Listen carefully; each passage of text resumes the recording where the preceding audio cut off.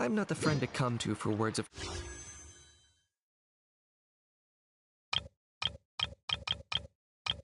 comfort or encouragement. But when it comes to weighing the costs of your actions, ask away.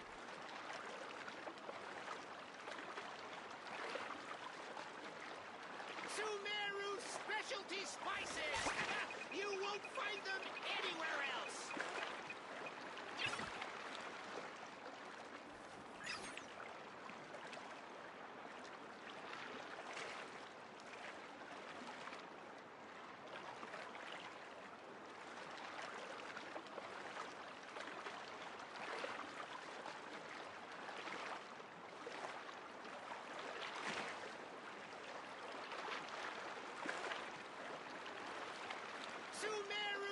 Here's how I allocate my energy on a job. 70% goes to investigating, 10% to making a final decision, and the remainder for execution.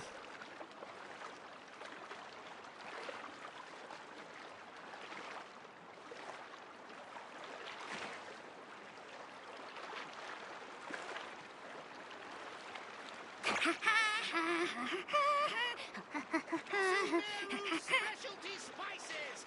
You won't find them anywhere else!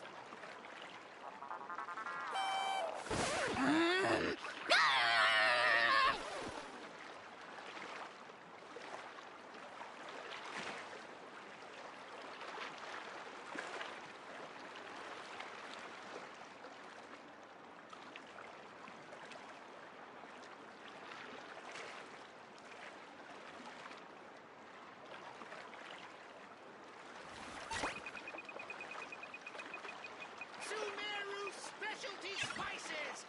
You won't find them anywhere else!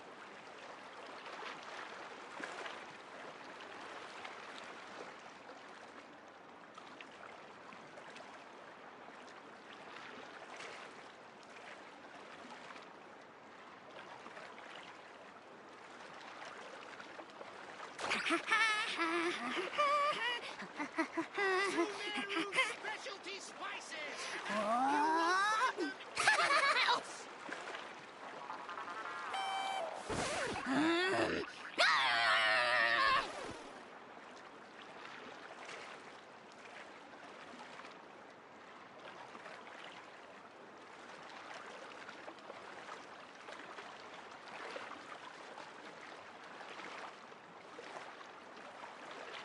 Ahau loves being antagonistic. Just ignore him when he's mouthing off. Don't let him get under your skin. I dare you to release me and say that to my face!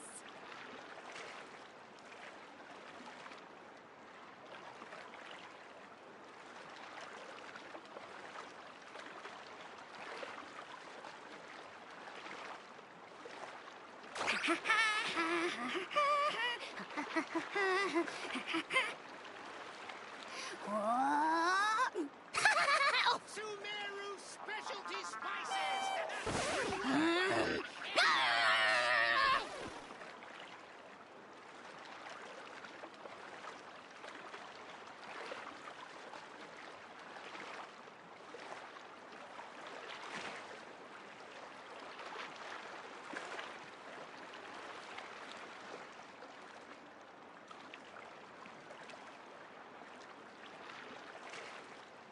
Sumeru specialty spices! You won't find them anywhere else!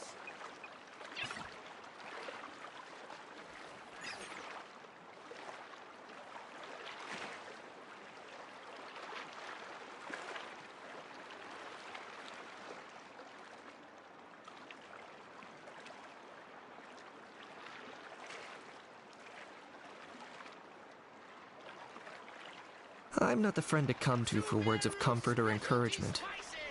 But when it comes to weighing the costs of your actions, ask away.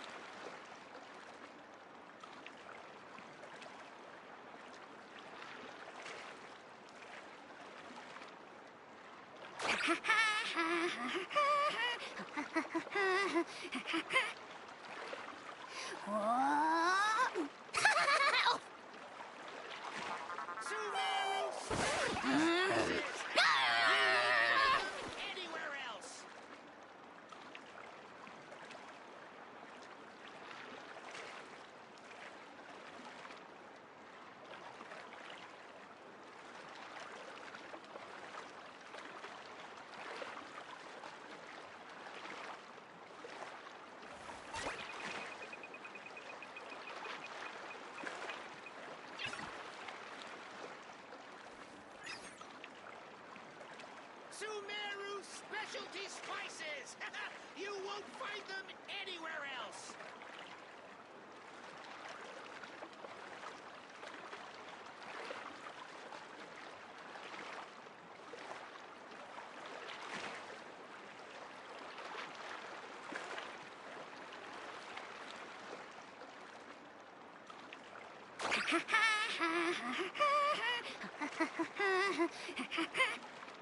Sumeru specialty spices! You won't find them anywhere else!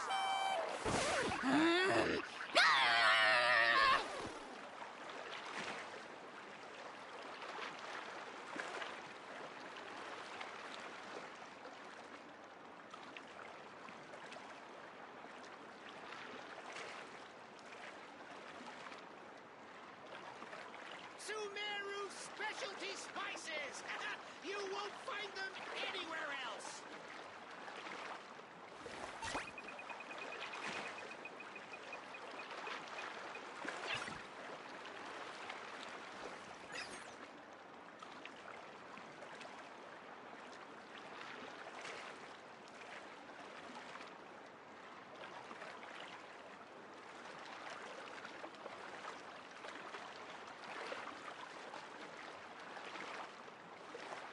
Sumeru specialty spices!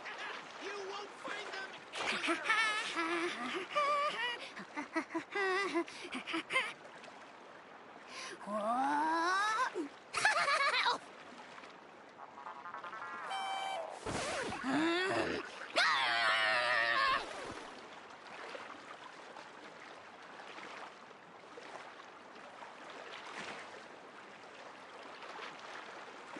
Sumeru specialty spices! You won't find them anywhere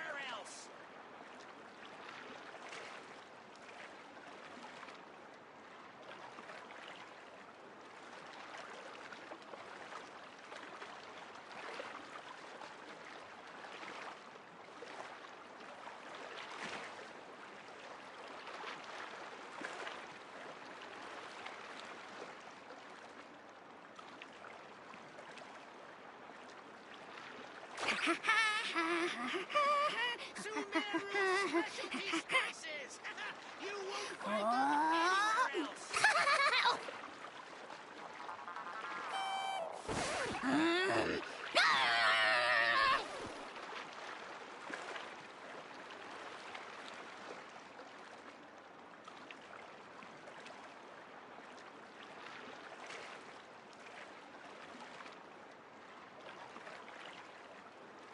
Sumeru specialty spices!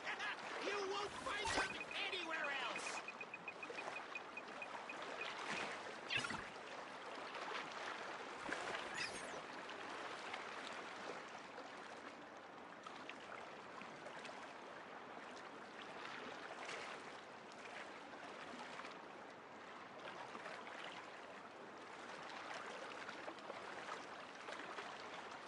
Sumeru specialty spices!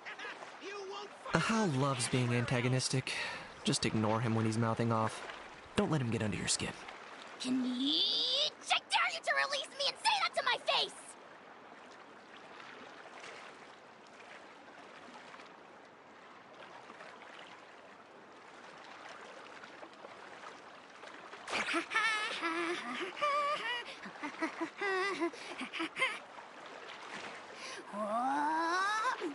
Sumeru specialty spices!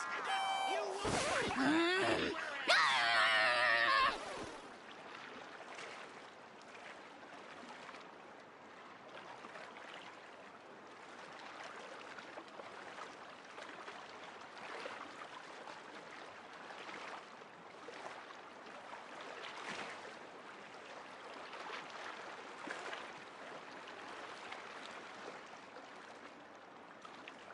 Sumeru specialty spices. I'm not the friend to come to for words of comfort or encouragement.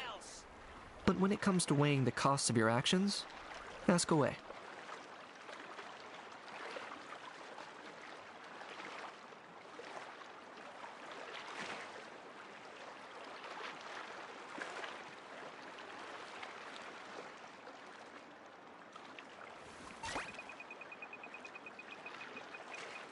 Sumeru specialty spices. You won't find them anywhere else.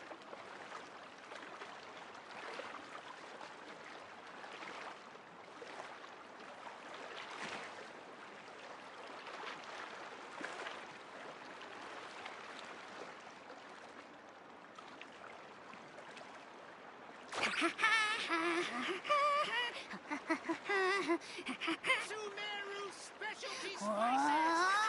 You won't find them anywhere else.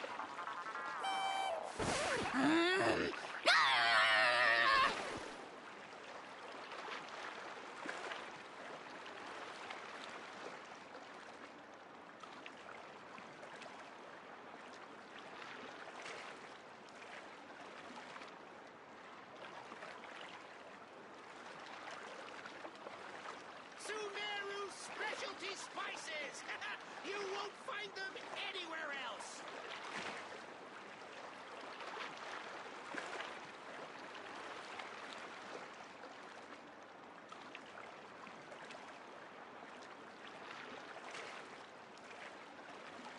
How loves being antagonistic.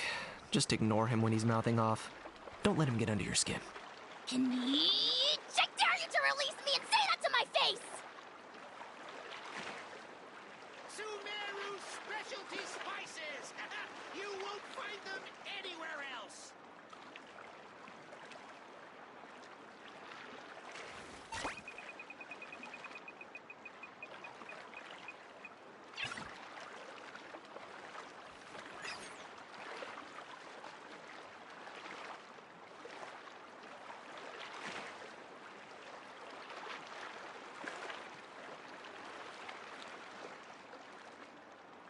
Sumeru specialty spices.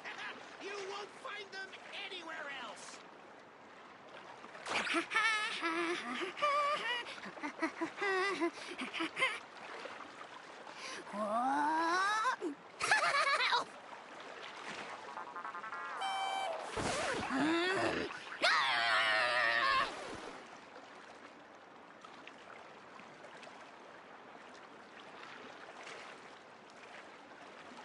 Sumeru specialty spices. You won't find them anywhere else.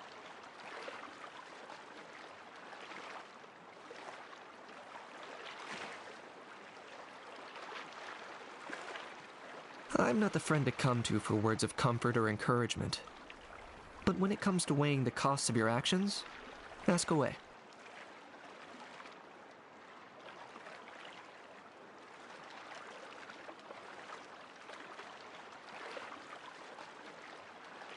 Sumeru specialty spices. You won't find them anywhere else.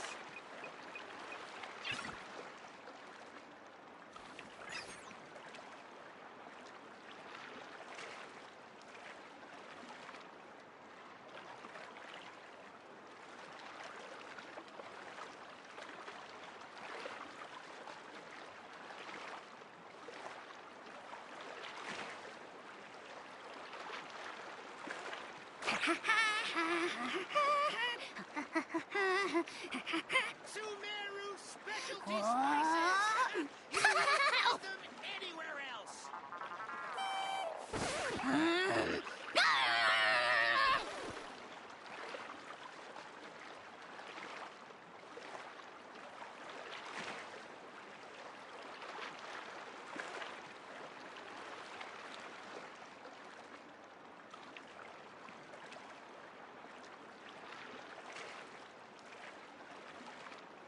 Sumeru specialty spices. You won't find them anywhere else.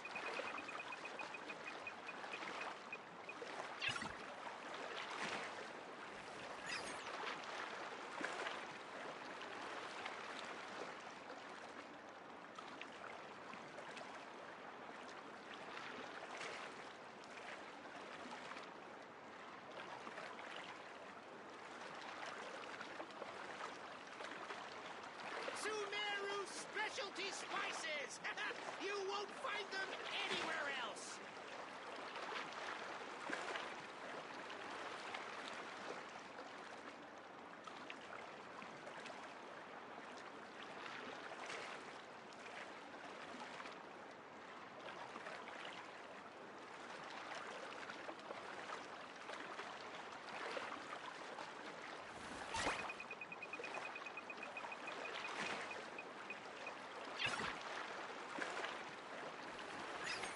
Sumeru specialty spices.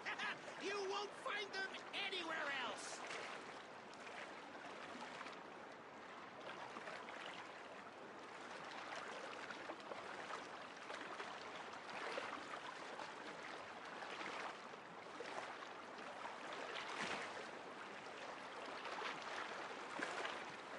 Here's how I allocate my energy on a job. 70% goes to investigating, 10% to making a final decision, and the remainder for execution. You won't find them anywhere else.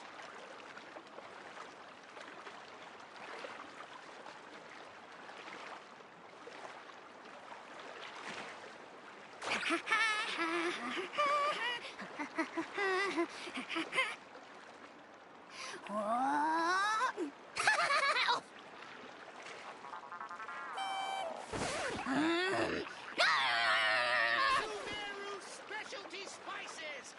You won't find them anywhere else.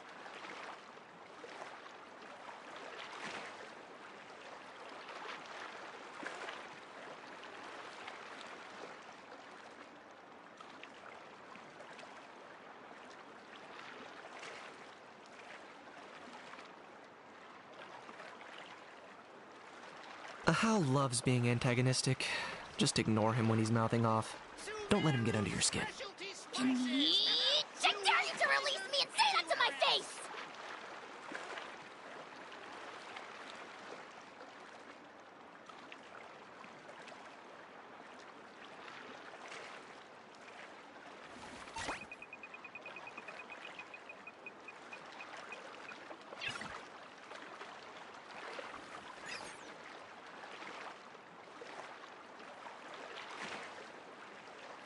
Sumeru specialty spices.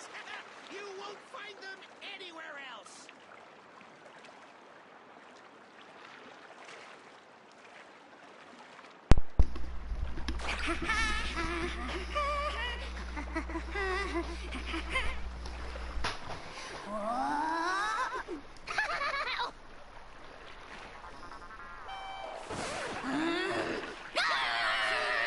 Specialty spices.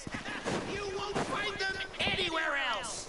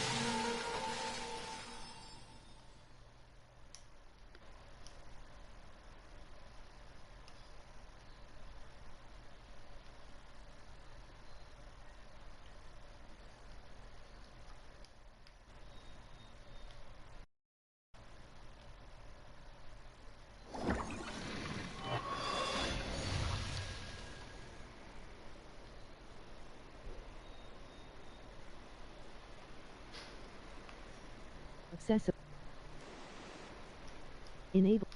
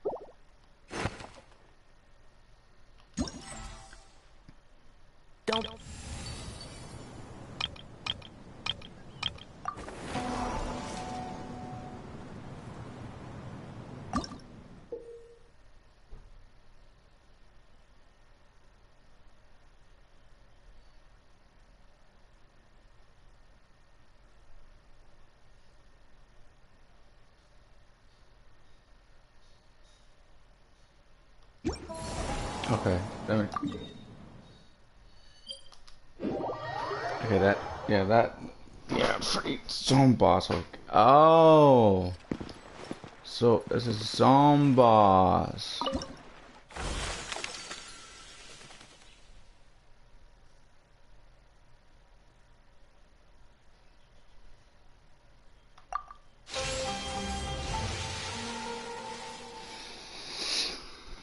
I love how people just keep me in the dark. I wish there's like a mic on here where people just talk.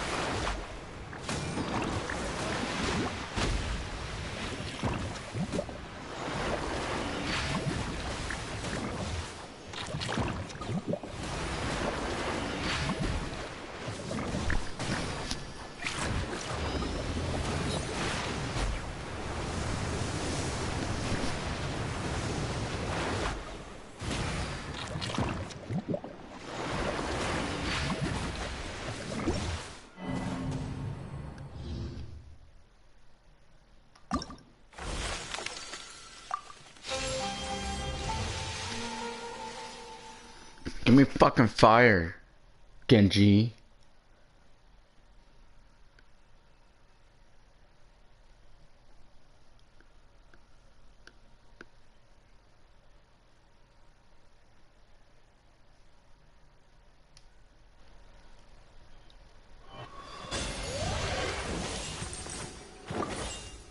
Yeah, that's right. Give me a fire, you fuck me, weirdo.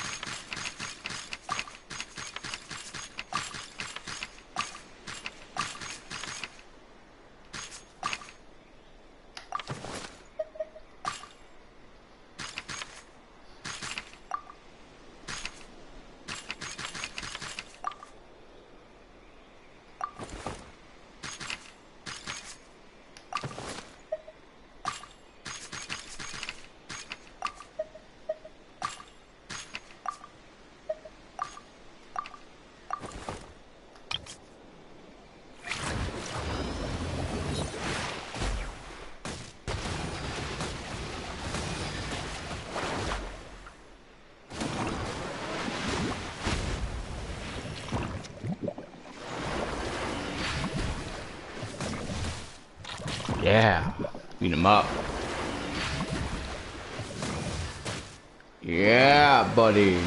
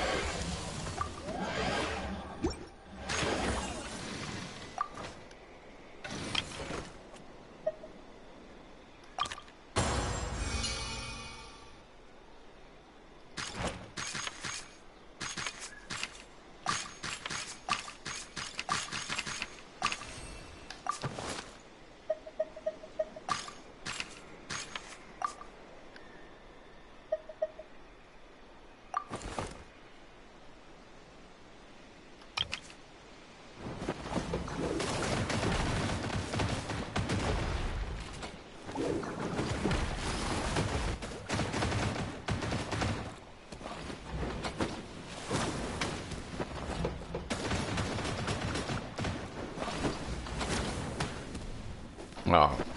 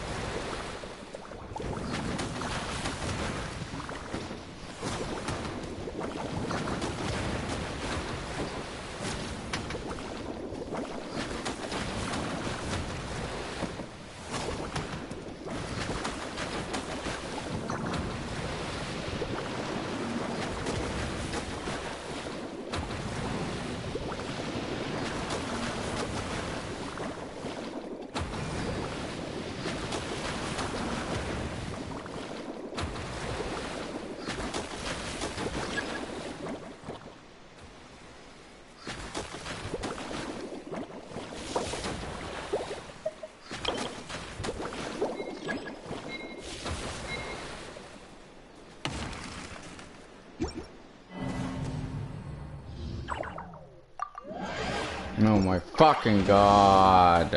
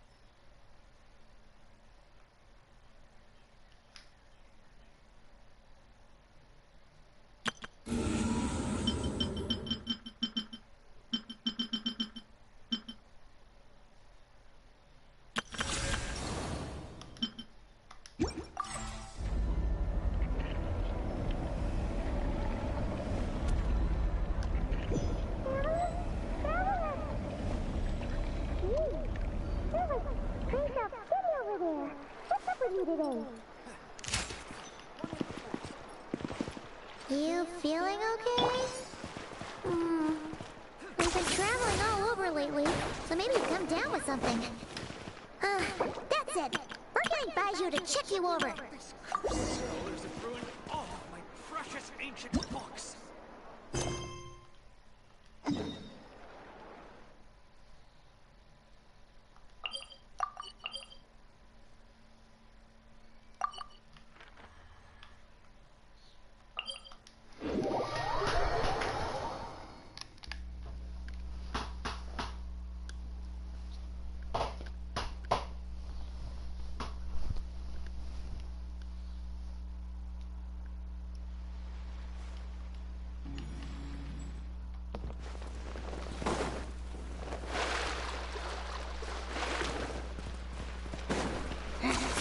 Points for agility. Oh. Baiju wasn't in his shop. Oh, you're looking for Dr. Baiju. He's resting today, but he said to send any patients to the back room. Ah, okay. Thanks. We'll head on through.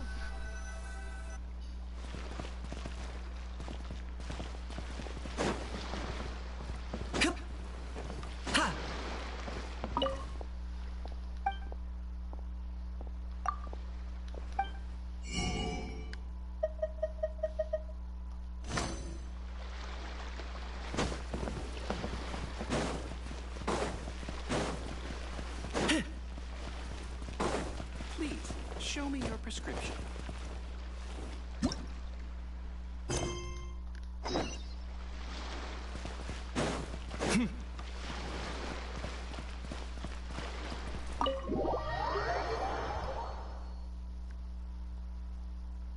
You have one job.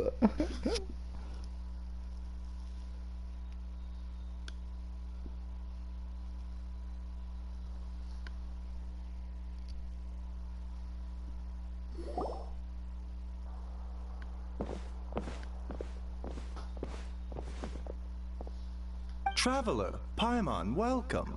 What can I do for you? It's the Traveler. He looks absolutely beat these days.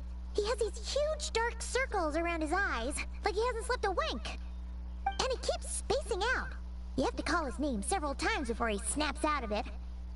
What do you think it is? Is he sick?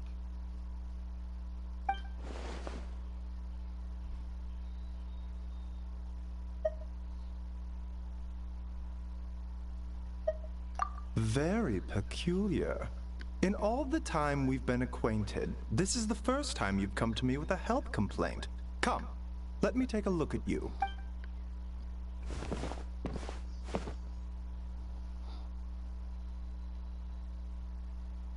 Okay, Paimon does not like that expression, Baiju. It's not serious, is it? Complexion is good, eyes are clear, breathing is steady, pulse is strong.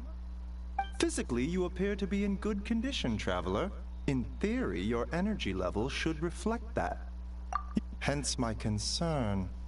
A clean bill of health is usually a good thing, but in this case, it likely means your situation is more complicated.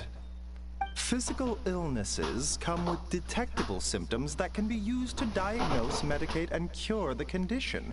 But afflictions of a non-physical nature, they fall outside a doctor's realm of expertise. Huh? What do you mean, non-physical nature? Curses, dark magic, it's hard to say. It could just as easily be a simple case of mental fatigue. Why don't you rest here for a bit? Whatever it is we're dealing with, clues to your condition are sure to reveal themselves in time. Once we know the root cause, we can administer the right treatment. In the meantime, Changsheng and I will review the relevant literature for afflictions that present with mental fatigue.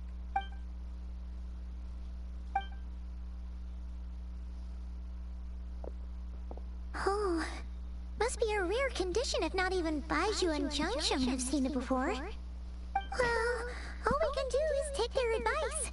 You look like you're about to collapse anyway. Just get some rest. Paimon will be right here by your side. Fingers crossed you'll be all better when you wake up.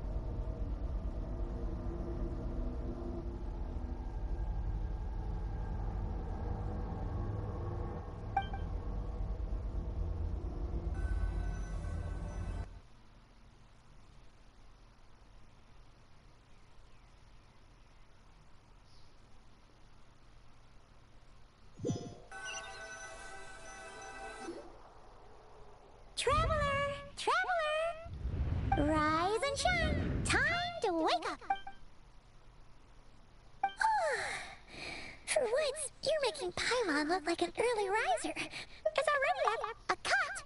What? Did you scratch yourself? Nope, nothing there. Okay, don't panic. Paimon heard that dreams tell us what we need by showing us the opposite. So, if you had a nightmare, maybe all you need is something to cheer you up.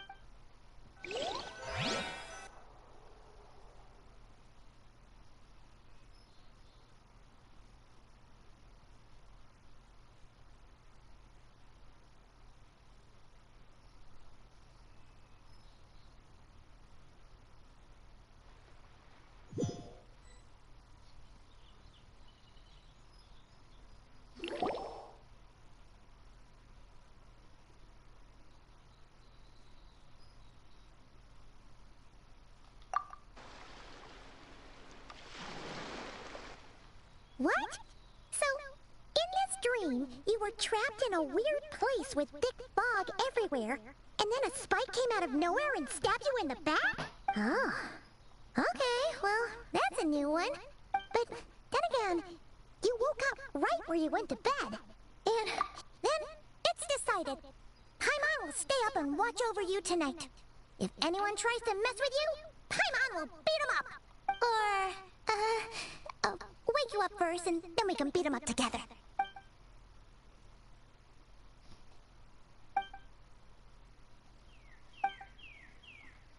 Something is missing. Did you just say something? The flesh remains whole, but the soul is incomplete. Left unresolved, the mind will wither away along with... Ah! What the... Wait! Paimon remembers you? Right! What are you doing here? The last time we saw you was at the Primordial Sea in Fontaine, right? But then we left and never learned where you went after that. Child's been looking everywhere for you, by the way. What brings you to Wanmin Restaurant of all places? Tell me, what is it that you saw? Tight-lipped, huh? I suppose that's fair.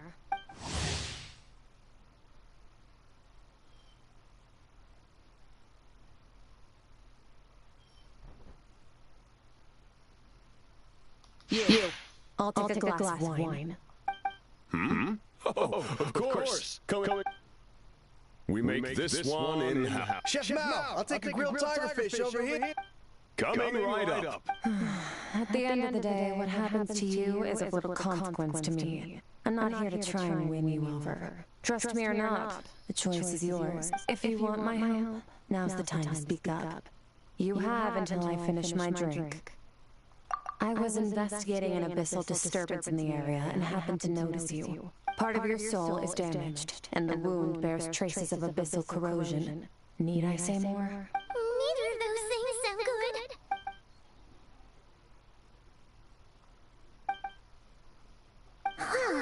Should we trust her? She mentioned an abyssal disturbance. Maybe that has something to do with what's going on with you.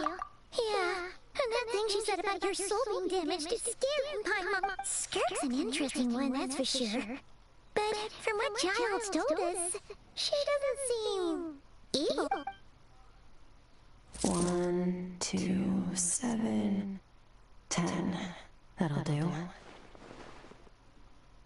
Well, have you made up your mind?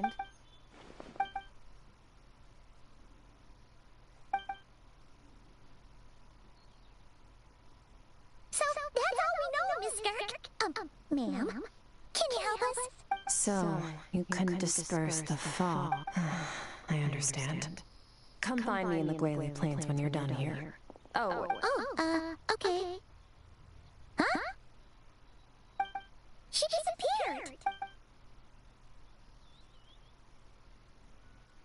Wait, hold on. You overpaid. Here's your change. Oh, no. This includes the drink, so it should be the right amount. I didn't think you two ordered a drink. We didn't. It was that lady who came and sat with us, remember? You brought it out to her yourself. You sure? I could have sworn there were only 2 of you at that table. What?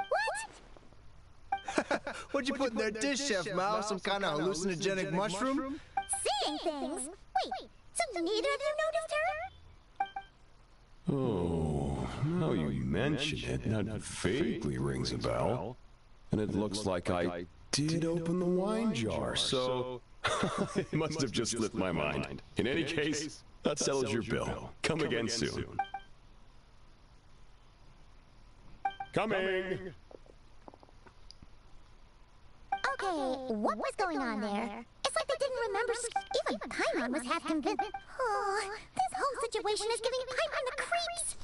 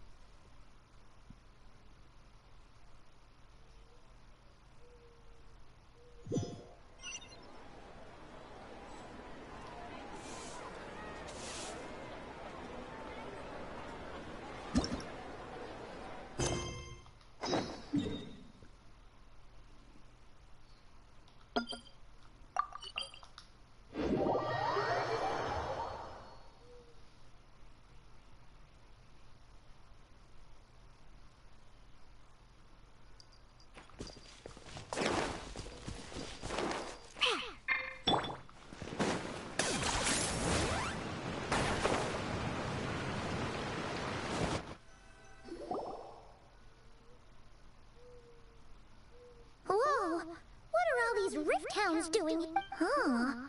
Looks like they're collecting something. Oh, let's go check it out.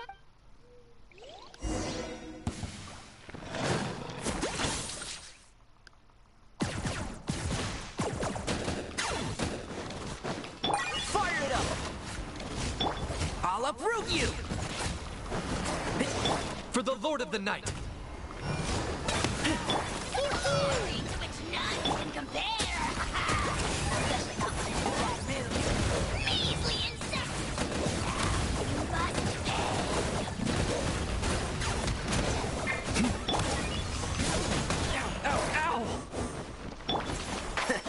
See? Yeah!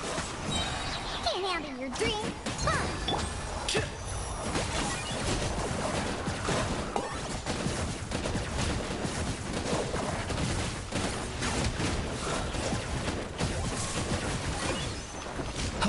Support fire! Let's nip that in the bud.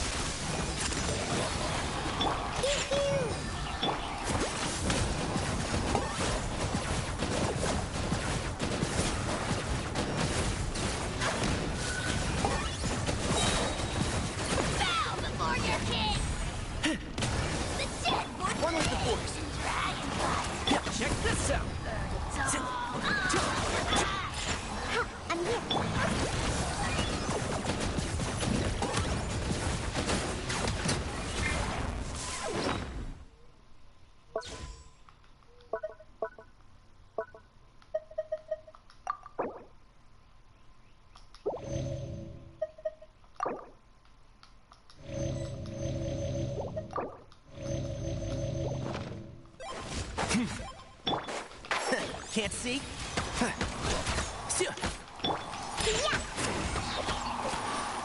Don't get too close.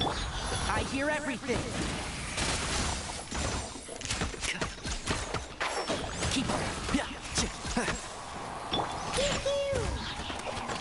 Let's go. Look at you, Foozle. Locked on.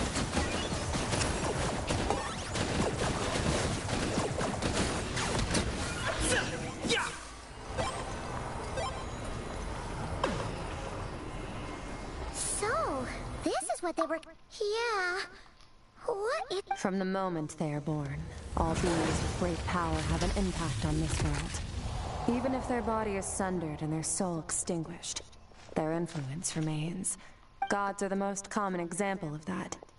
The remnants of gods who fell thousands of years ago remain buried deep within the... Together, these remnants form what you call god remains. And it appears... What are you doing? Nothing! Just wanted to make sure you were... real? She's definitely not a ghost traveler. Paimon poked her, and she's solid. Your life hangs in the balance, and that's what you're fixated on? Strange set of priorities. It was just a trick to avoid being perceived. If someone notices me, those memories are erased. Simple as that. Unlike you, I have no desire to establish a connection with the world. Now, can we please get back on track? Okay. Where were we? Right. The god remains. So, basically, there's now less of them here than there used to be, right? In our experience, god remains are 100% bad news. Maybe it's a good thing by human standards, but power doesn't come from nothing. And it doesn't just disappear for no reason. The remains aren't just gone. They were taken. Very clever, Traveler. You aren't the only one who had something taken from you. There are victims like you everywhere. The only difference being, you can speak, and the remains cannot. Something similar happened in Sumeru. Within the span of one night, countless consecrated beasts were slaughtered. Of course, god remains are just one of the targets. The culprit is chipping away at sources of power all over this world. Wait, you mean... this... 42 of them have died out in the past few months alone. In Conria, people believed that powerful individuals have corresponding Stella Fortuna. Even should that individual... Yet now, stars are disappearing from the skies entirely. Something has been leeching power from this world, like a parasite steals nutrients from a host. And now, it's no longer satisfied with the remains of the dead. This time, it only took a fragment of your soul. No one knows. All I know for certain is this. Getting back what you lost will not be easy. Considering how much power this entity has stolen, it must be a god-level being by now at least. So you're gonna help us, right? We're going to help each other. You are my ticket to uncovering this thing's truth. Well, great! You seem super strong. Don't get all mushy on me. All I'm doing is helping you get back to normal after a sudden crisis. And I should warn you, getting mixed up with me can have unforeseen consequences. We're on very different journeys. You don't want to be in my debt, trust me. You help me uncover the truth behind this entity, and I'll help you recover what you lost. This is a transaction. You would do well to remember that. Yeesh! You'd think she'd be... well, whatever. If that's how it's gonna be, then she doesn't deserve our friendship. What she does deserve is a super embarrassing nickname. Ah! Paimon's got it! Anyway, the important thing is that we get that piece of your soul back. So, let's follow her and see what sort of play...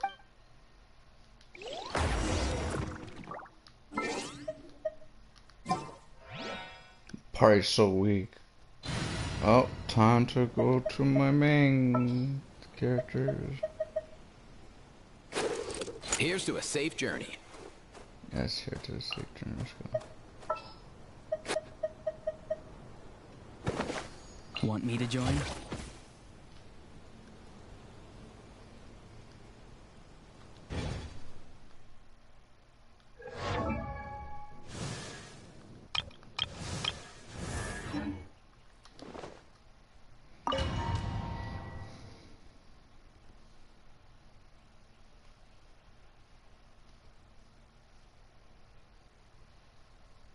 Hope there's treasures in here.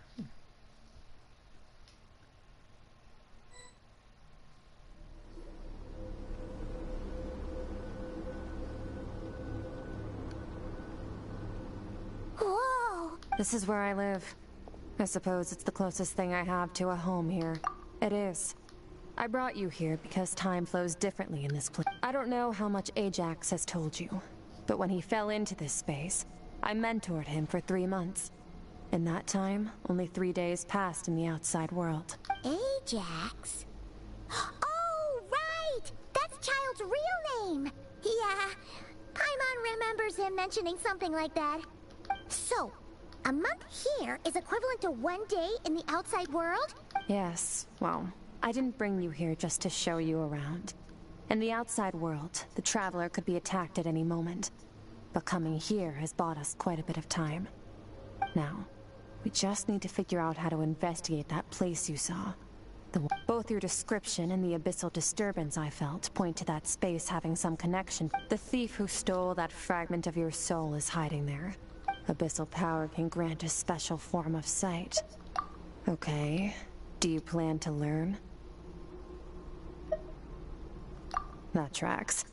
All the information you have suggests the— And you're saying that's not true? Depends on your perspective. Floods and hurricanes take countless lives too. But if one day you gain the power to control them, what was once a calamity is now just another tool in your arsenal. I'll respect your opinion though. Just means we have to turn to the second best option. A little abyss crystal that contains my power. Wear it on your head, and we'll be able to perform dream mirroring when we fall asleep. Dream mirroring? It means experiencing whatever the other person is dreaming. Everything they see, think, and feel. Since you haven't studied the art of using abyssal power, and have no plans to jump in the deep end right now, I'll have to do the investigating for you. With dream mirroring, every time you slip into a deep sleep, I'll see with my own eyes whatever scene plays out in your mind. Then, I can guide you through the dream environment, and we'll take back what was stolen from you. Huh. You make it sound so simple.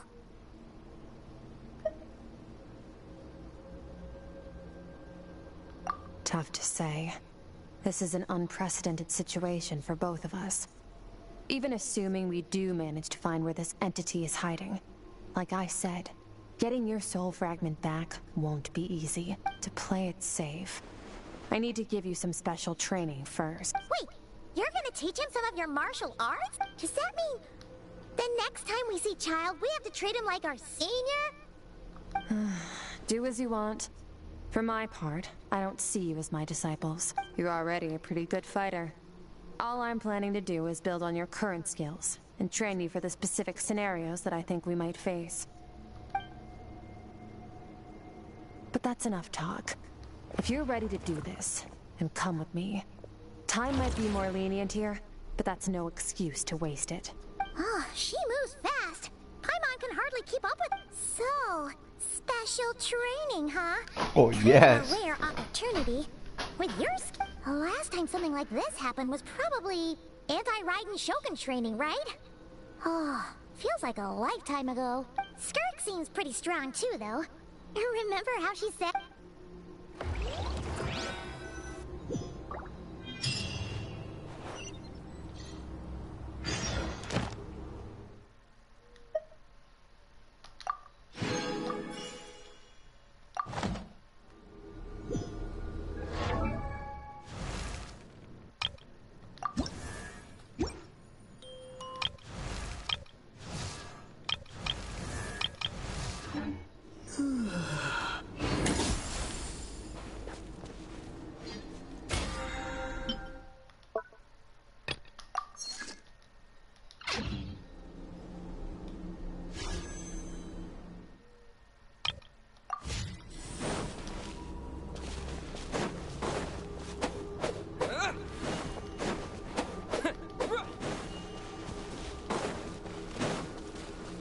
Oh, I can't go nowhere in here. Oh, it's just stupid, bro.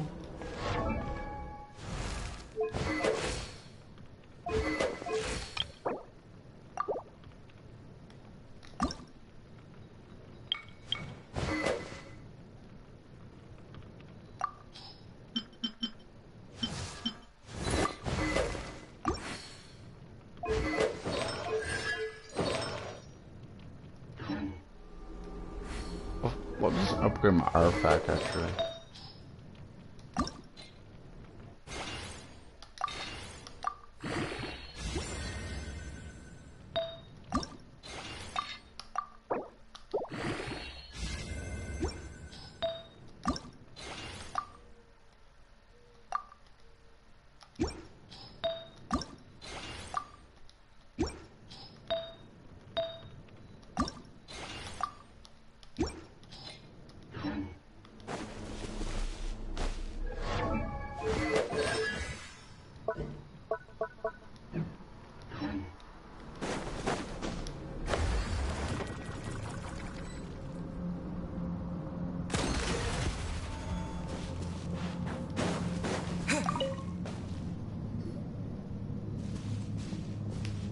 Ready?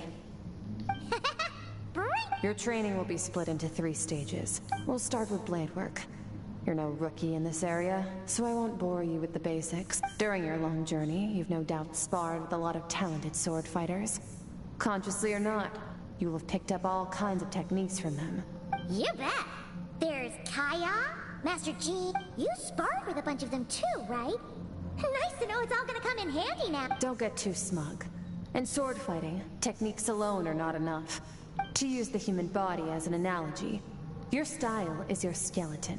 Improving your sword fighting is like growing that body. You need to do some introspection. Take a good, hard look at your past experiences, and figure out which parts of what you've learned are just techniques, and which parts can be used to form your own system of blade work. Only then will you get the full utility out of all your thoughts and observations along the way. Only then will every strike you deliver make perfect sense. Wait, is that it? Paimon thought you were gonna teach him some cool new moves. One day, you'll reach a new level of power where you realize that even that's as basic a trick as any. There are no shortcuts in the pursuit of power. Failure is your best teacher. That's all I have to say. Time to make a start. Train until you're satisfied with yourself. Now focus. Destroy the crystal columns as swiftly as you can.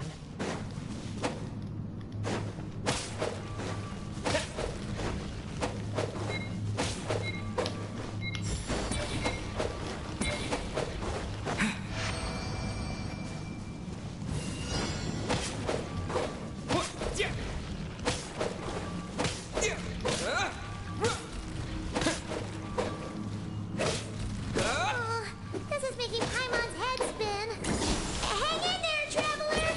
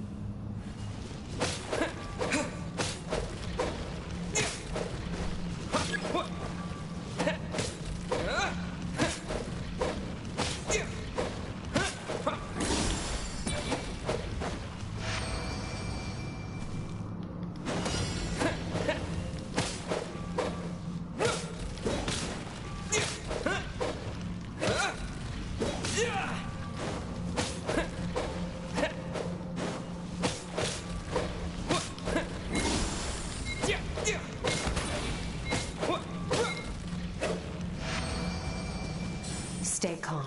Use your head. You have to keep it together.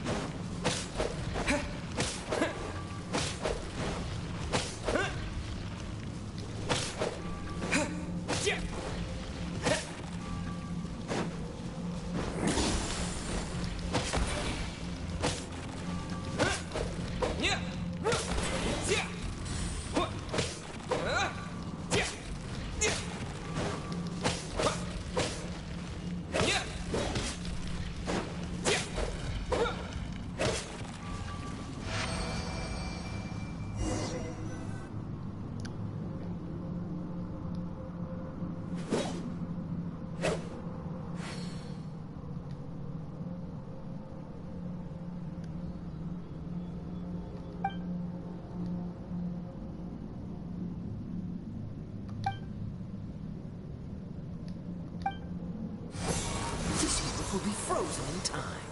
Cut to the chase. Consider a moment of true mastery that you've witnessed in another person, and ask yourself, what lies beneath the surface? Now take that and practice it right away with speed, skill, and strength. Step on up! Dance with the wings!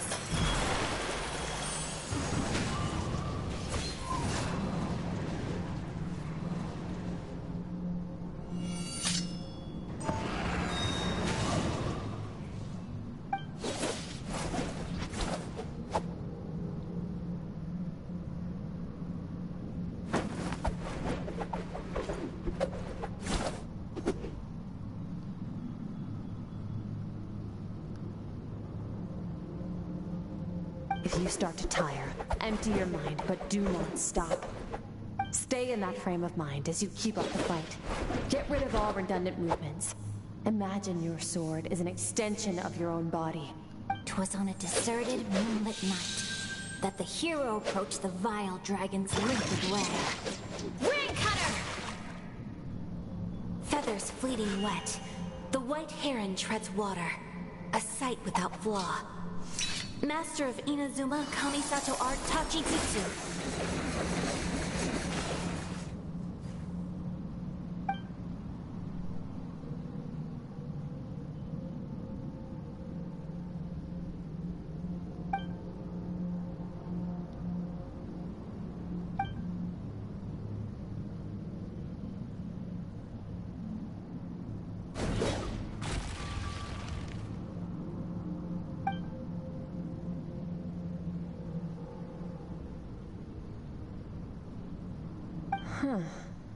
Looks like you've made some real progress.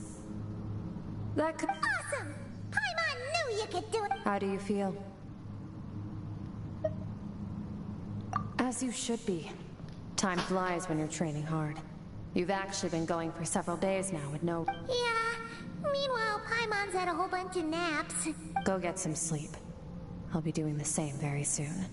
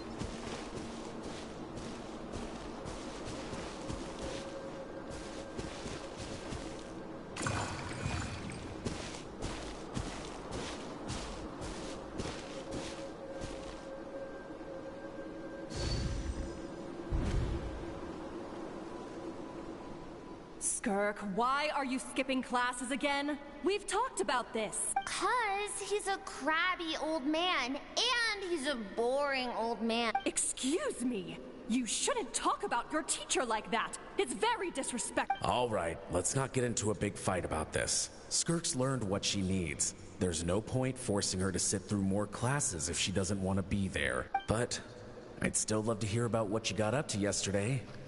Why don't you tell your dad all about it? I went diving swimming, and I saw this huge fish. I never knew they could get that big. It looked kind of dumb, though, with that stupid big fat head. I tried to shake its fin, but it just spat water at me. Oh, and today, I'm gonna go to that prairie up north. There's supposed to be this giant bird there that can spit fire. I bet if I climbed on its back, it could fly me all the way to the stars. Then I suppose your old dad should get one as a pet too. Otherwise, how are you gonna hear me call you for dinner up there in the stars? When it's time to eat, I'll come back on my own, Zilly. Anyway, gotta go. Bye, Mom. Bye, Dad. Wait! Put on a coat at least. You'll catch a cold. I'm talking to you, young lady. You spoil that child, you know. Ever since that merchant ship arrived, she practically lives outside. Always going on about exploring the beyond one day, whatever that means. Ah, let the kid do what makes her happy. Besides, we both know you're all bark and no bite. Come on, our little adventurer is gonna be hungry when she gets back. Let's get started on dinner.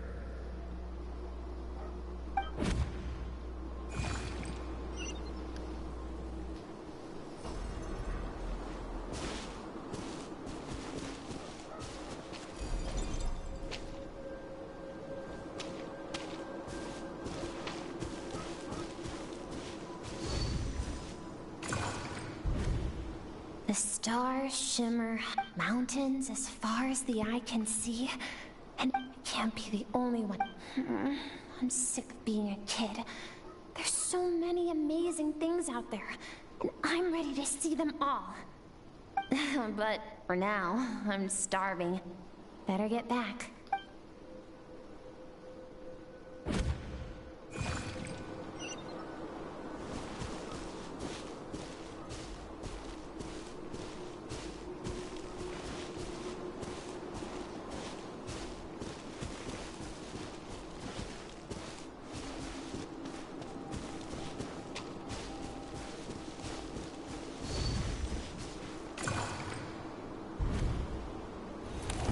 Don't let a single one of them get away! No, please, spare the children! Stay back! They're coming! Help! Eliminate the threat. Take them down. Don't be scared. Ah! This way! We'll never make it! Fire. There's fire everywhere. I told you we shouldn't have trusted these outsiders!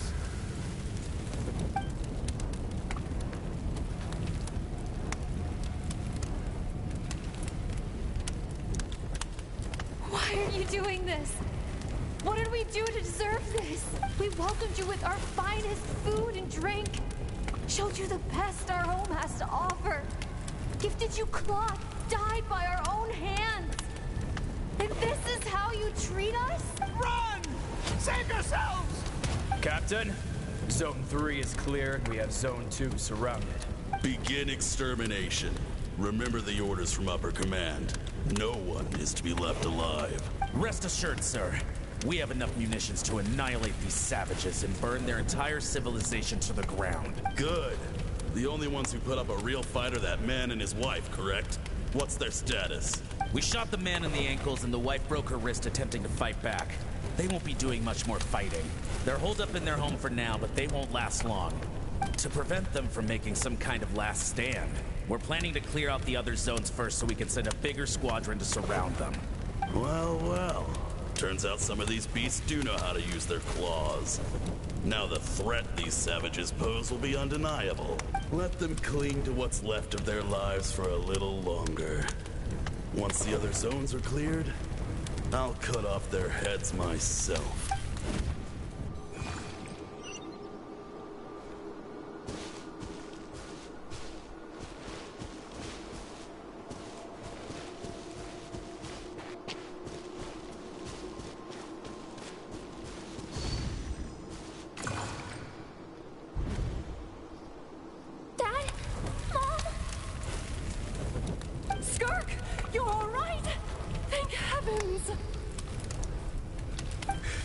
So happy to see you, sweet girl.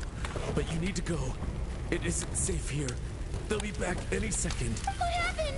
You're bleeding a lot. Dad? Mom? This is the place. Alert all units. Prepare to surround. Run, Skirk! Run as far away as you can! Don't trust anyone! Your dad and I, we're not afraid to stare death in the face, but we need you to survive. My clever girl, so curious. You're already so brave. I know you're going to grow up to be such a positive light in this world. Whenever you miss us, just play this song. Remember, life is a gift. Don't let darkness claim it. Break down the door! Look what we have here. You! Stop singing! Shut it! I said shut it or I'll make you! Fine. Have it your way!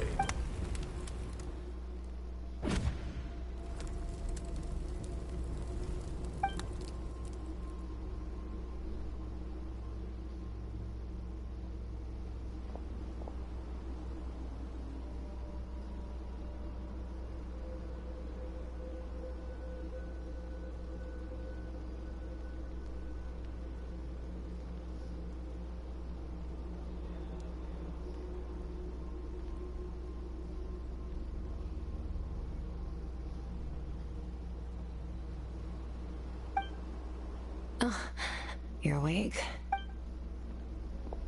I found a few clues while you were asleep, but it's only a start. Now, time for the second stage of your training. This time, the focus is elemental energy. Come find me when you're ready to begin.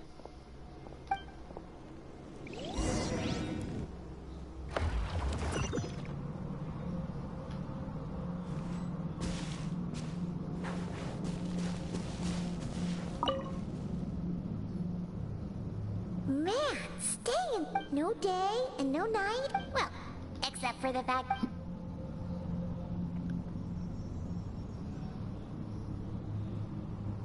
The way I see it, the pursuit of power is divided into three stages. The first is mastering the use of standard weapons. Next is the natural energy to that is, of course, elemental energy. But that's not abyssal power, yes. Also known as the power of the Void Realm. My master, Sirtologi, is a true expert. The elemental energy of Tivat, on the other hand, is derived from the power of the Light Realm. These two form a keen observation, traveler. Call it respecting local norms. The Abyss stands in direct conflict with the will of this world. So, to make my life easier, I disguise my power to make it appear cryo-like in nature. It's a technique I learned from some Conrian ruins, known as the Seven Shifting Serpent. If you ever change your mind about delving into abyssal power, I can teach it to you. So I've heard. You seem to have a knack for removing abyssal power. But is purification really what's going on? Just thinking out loud. Let's focus on your elemental training. That's what's gonna help us if the situation gets true growth comes from adversity. So, it's time to push yourself to the limit, and then keep pushing. This is the only way to advance at pace. Use the power of Animo to clear the field as fast as you can.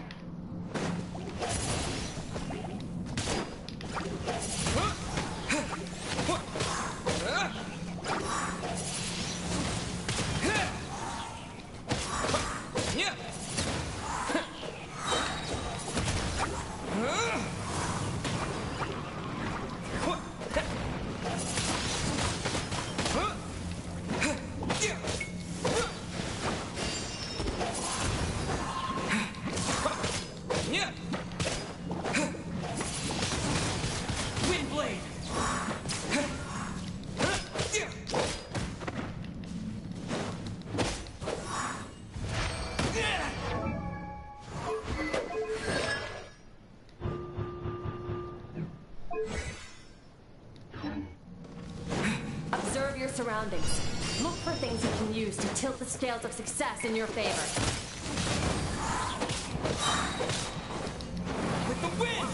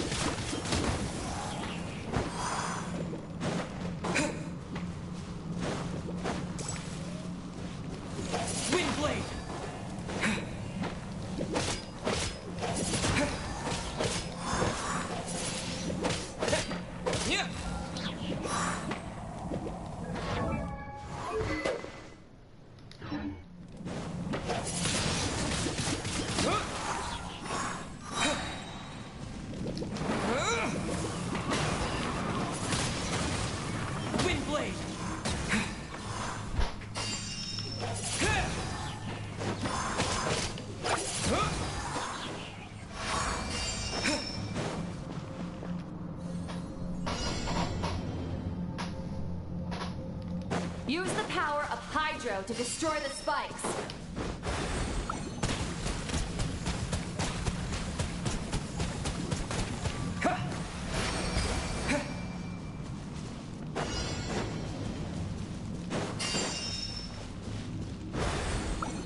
Faster! Don't give them a chance to strike you. You need to be quicker than you were in your dream. You can't afford another injury like that.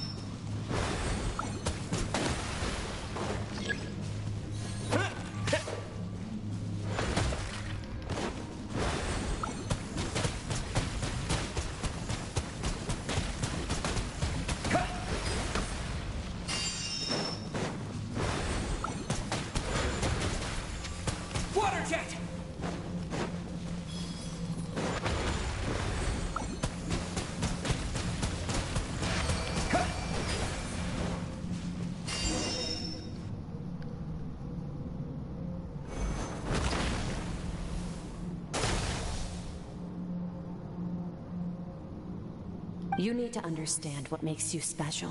The ability to wield elemental energy without a vision and switch between the elements at will.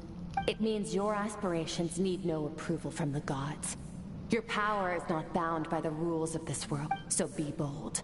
Do not be afraid to chart your own path.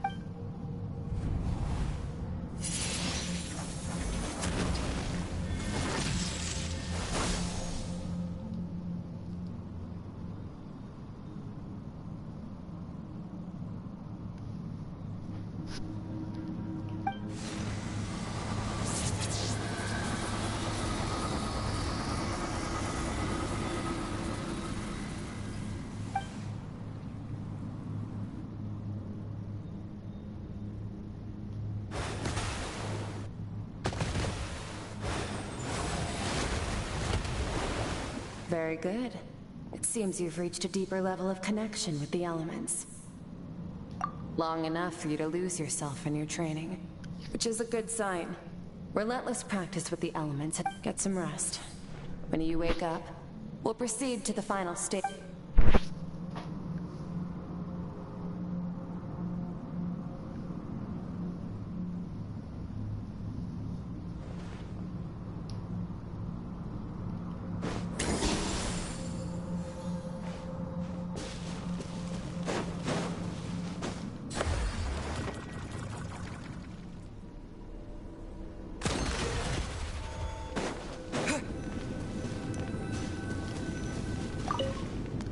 They should let me keep that elemental.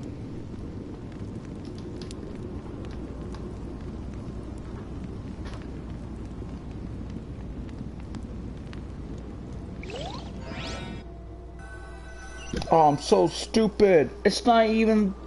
Oh, it's not even an artifact. It's a fucking... Ah.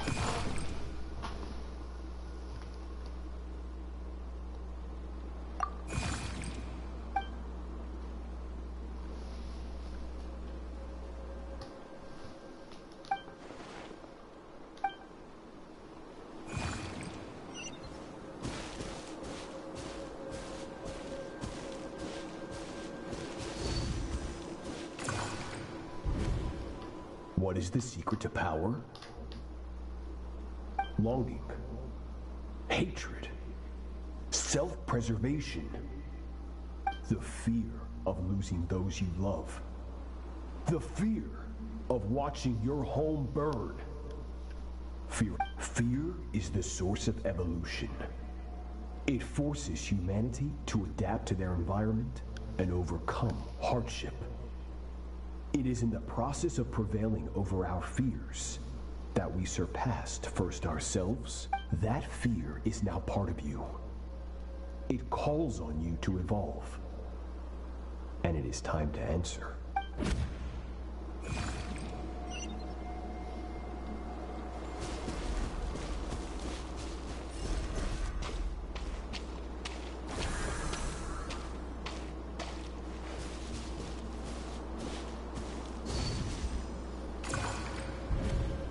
Any minute spent missing home is a minute wasted.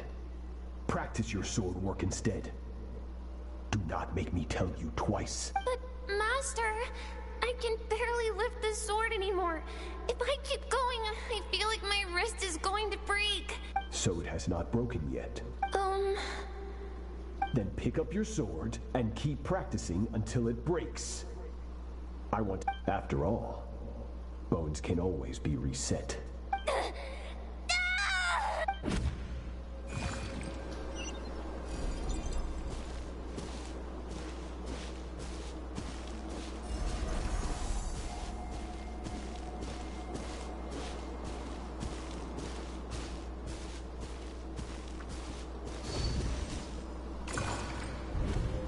Good, Skirk. Once again, you survived. How do you feel? Cold and pain. These are signs that you are adapting to the abyss. Each time the flesh is torn and the spirit crushed, each time you claw back from the brink of death, you become stronger. I now understand why these people sought to destroy your homeland. Your potential goes beyond even what I could have anticipated. But you still have much to learn in your pursuit of strength. Your mind is rife with distractions. From now on, I shall show no mercy in your training. You must learn to shut out all the pointless emotion, crush the self that makes you weak, and become master over your physical form. Get up, Skirk. Wipe the blood off your face. Cut away the rotten parts of your flesh. And mend what is broken. Then take up your sword. Yes, Master.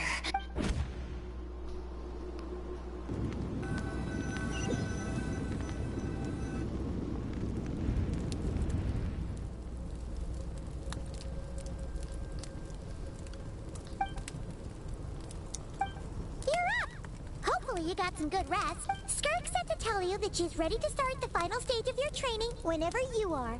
So, wanna head over now? Or...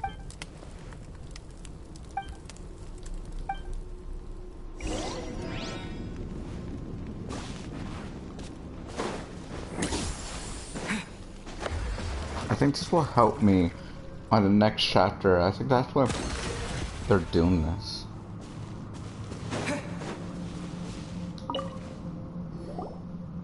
From your training so far, you have gained better command of the sword. That's only part of it. Now, it's time to focus on how you react under pressure. Ready?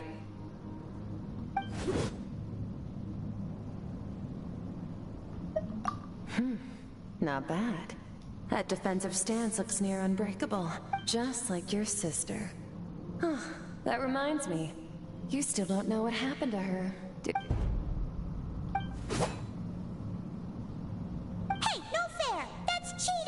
You think every opponent has the same moral? Strong emotions will always arise in combat.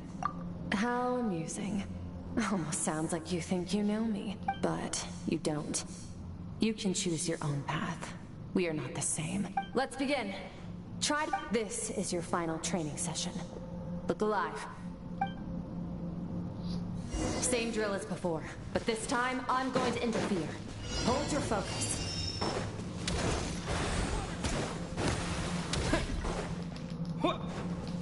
Water jet! Go!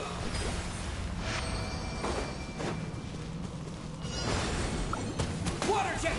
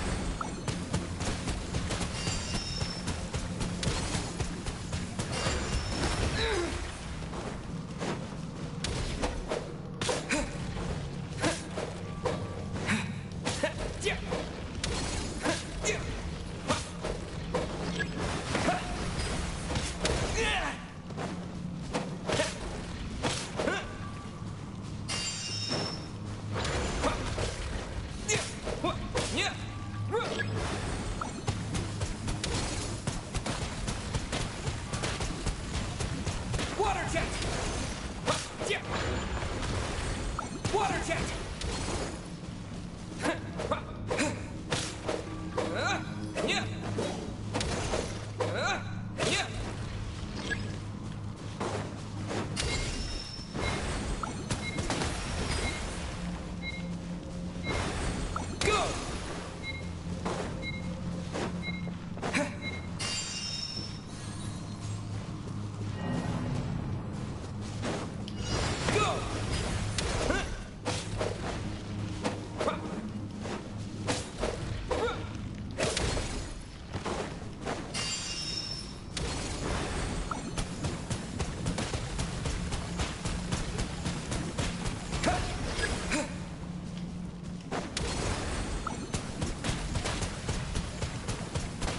Water jet! Water jet!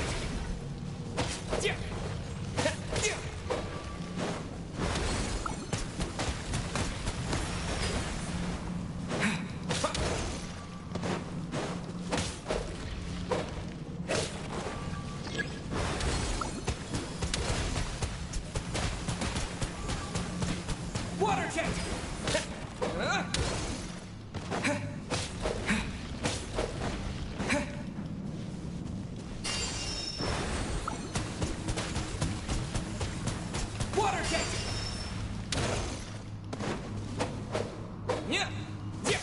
Not bad.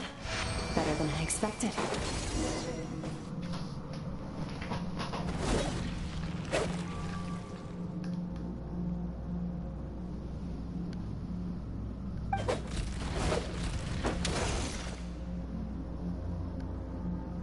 You're getting the hang of it.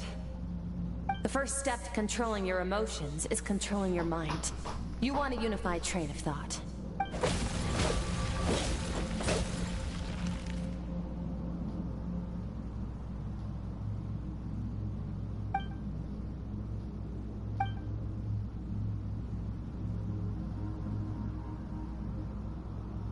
Your mind is rife with distractions. From now on, I shall show no mercy in your training. You must learn to shut out all the pointless emotion. Crush the self that makes you weak, and become master over your physical form.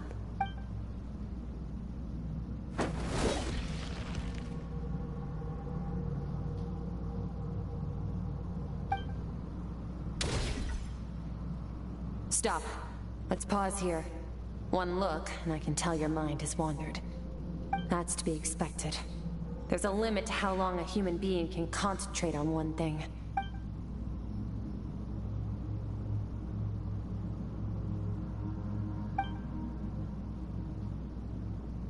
Get some rest.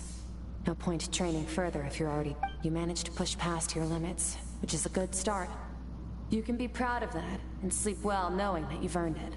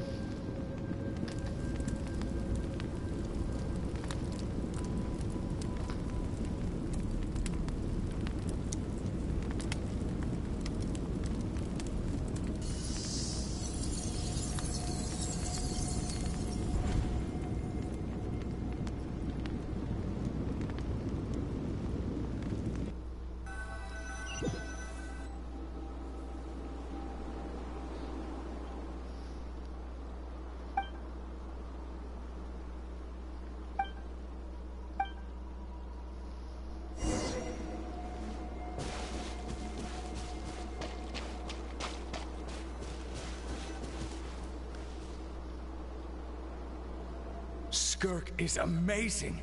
She faced down that terrifying giant and cut its head clean off. Oh, she got hurt though, didn't she? I heard it was pretty bad. Yeah, well, that's a given. But the moment she was on the mend, she got right back to practicing her sword work. I heard Master suffered a grave injury once too. Lost an arm and a leg and still came back stronger than ever. Skirk's becoming more like him by the day. Incredible. I wonder if I'll ever reach their level. They're always so resolute, so unshakable.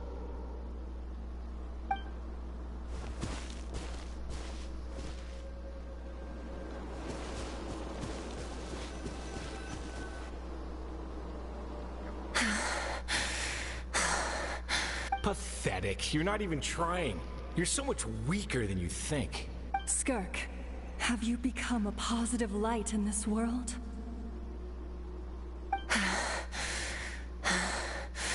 Do you even remember how many of us perished in that fire? How many bodies were left to rot on the scorched earth? Keep your gaze fixed on your blade. You don't deserve to rest. I have so many questions. I just want to jump in a spaceship, explore the whole universe. Now, you must bid farewell to who you were in the past and become someone stronger. Run! Skirk, run! Only death awaits us here. Keep running, and don't ever look back.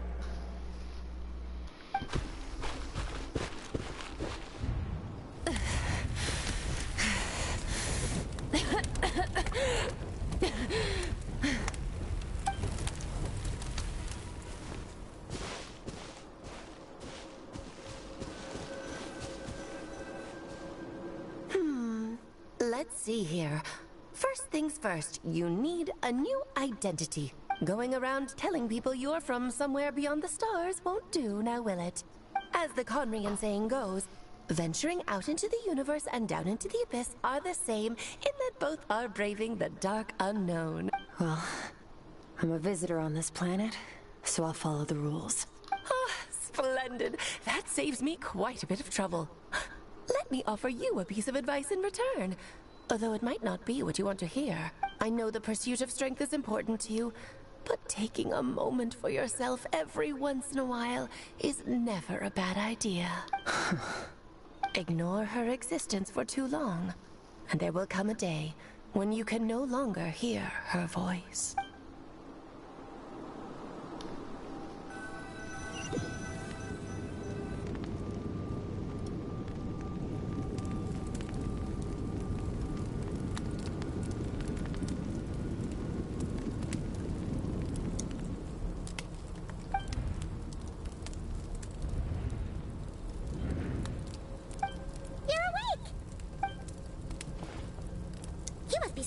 Right?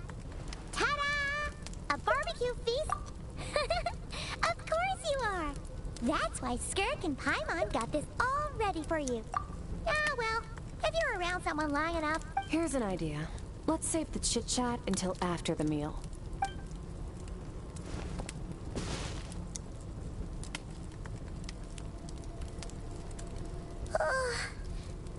Okay. It's Paimon's turn to sleep now. Wake her up when it's time to go.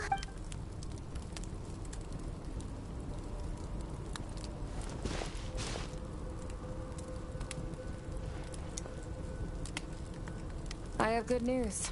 First, your training is complete. You have what it takes to wield immense power. Now it's just a matter of putting it into practice. Continue to learn from your journey and hone your skills against formidable opponents. Second, I've located the culprit we've been searching for. Next, we just need to retrieve the missing part of your soul. When Ajax trained with me, you and I might never meet again, Traveler. So if there's anything you want to ask me, now's your opportunity. Just like Ajax, I'll answer 3 of your questions.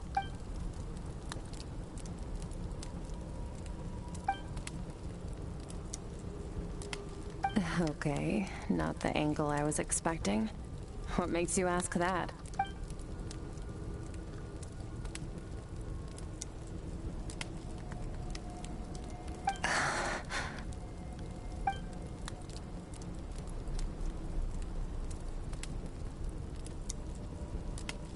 knew that was a possible side effect. Closed off my mind to you for that exact reason. Even with the dream mirroring, you should have seen nothing but endless darkness.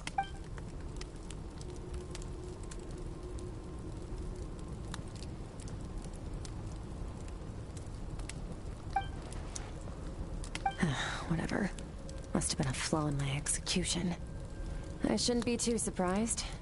Due to some recent circumstances, my self-control has been lacking as of late. Since you've seen what you've seen, there's no reason to hide the truth. All I ask is that you keep it a secret. No, I'm not from Teyvat. I'm from a different planet. And there was a time when I journeyed through the stars. A lot like you in somewhat. No, we're different in that respect. You're influencing the fate of this world. But me, I'm just passing through. Several hundred years ago, my master, Sertologi, opened the border between worlds and sent me here. But this is not my home. And one day, I'll return to the vast unknown of space.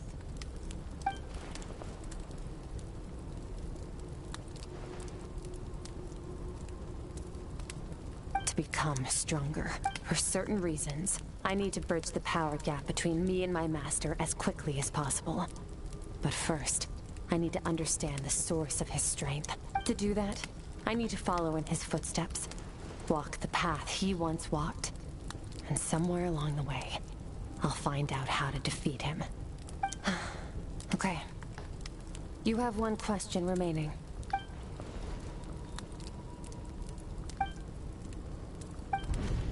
You make it sound so easy. Ever since the incident I experienced there, I've never stopped searching for Master Skirk and that unknown abyss. But it's been years now, and I've still found nothing.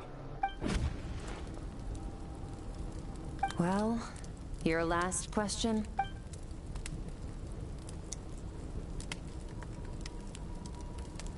Ajax. His situation is different than yours. Before you ever crossed paths with me, you'd already encountered many formidable people, studied their techniques, and developed your own skill set. So, during your training, all I had to do was build upon that foundation. But Ajax was so young when he came to me. A complete blank canvas. Children can't help but imitate their role model. Once Ajax has enough strength in his own right, I will allow us to meet again. Until then, let that motivate him to reach his full potential.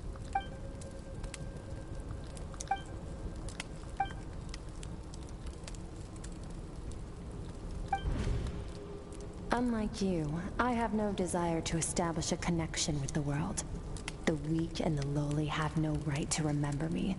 They're lucky they only have a few missing memories to show for it.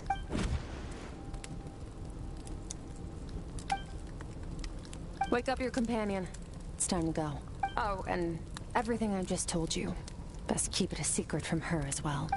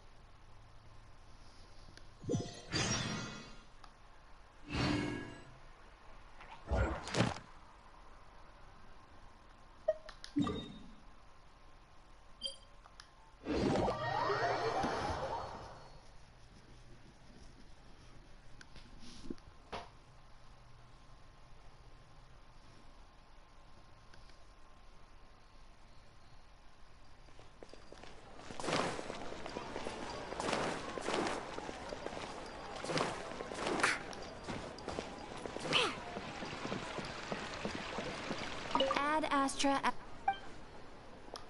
Thank you for complete. Ad Astra.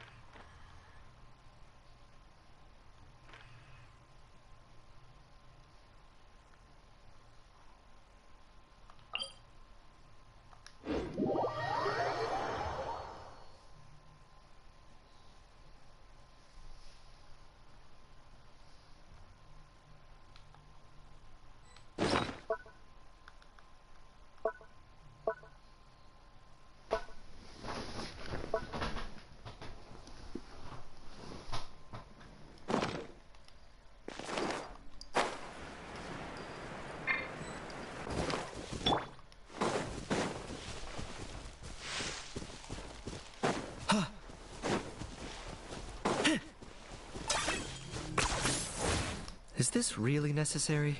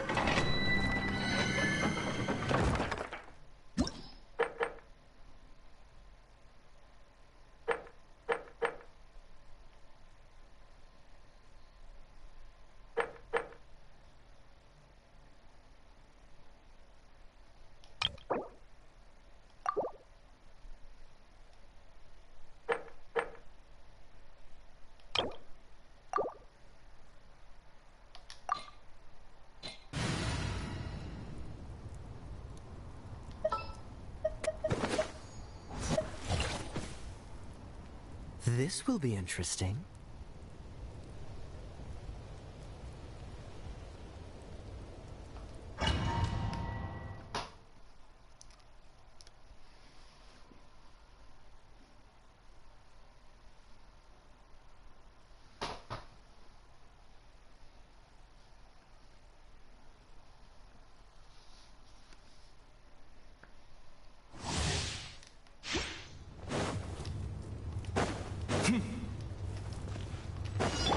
Mind the wind.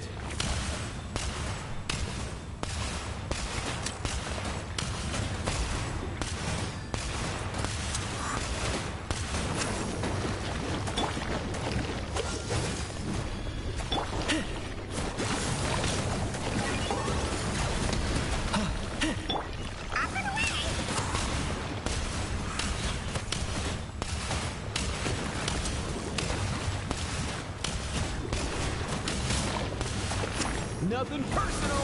Ow, why can't you play nice? Not too far now. Let's go.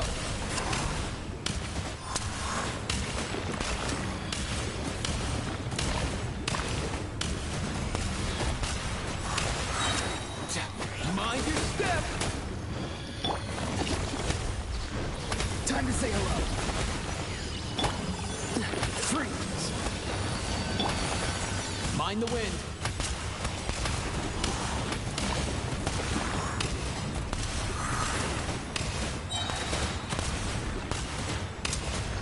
Nothing personal. This moment will be frozen in time. Shadow of the past, mind to command.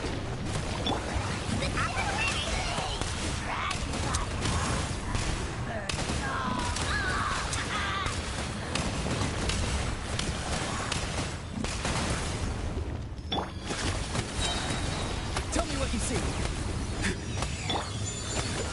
What's the hurt?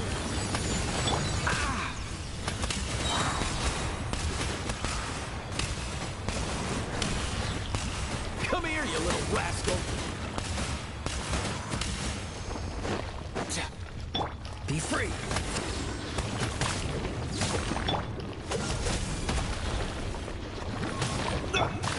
Let's go. I could have saved. Kill yourself, nigga. Kill yourself.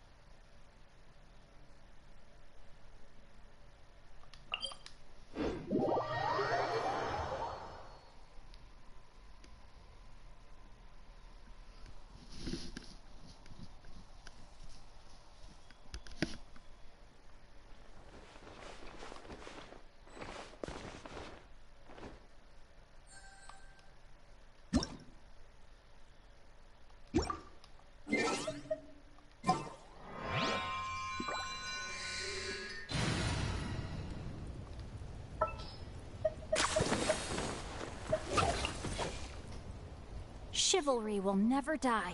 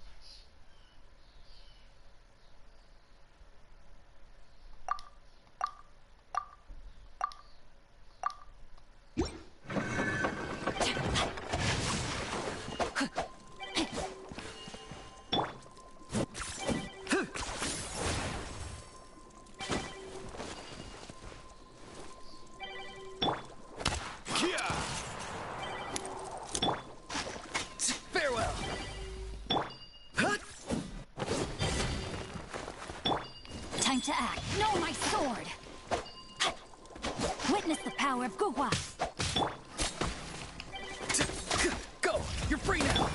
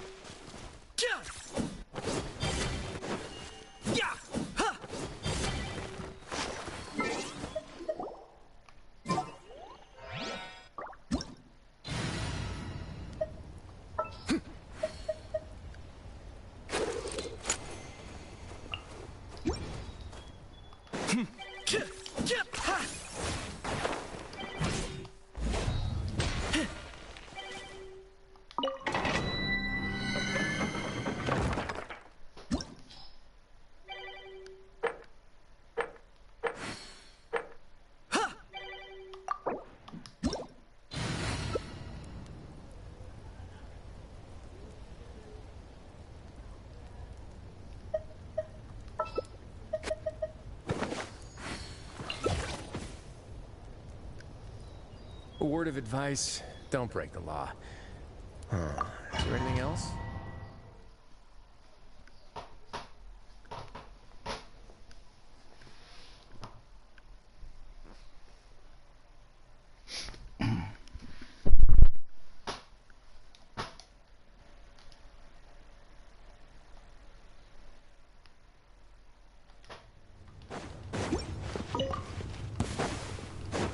Let's go. Target acquired. Mind your step!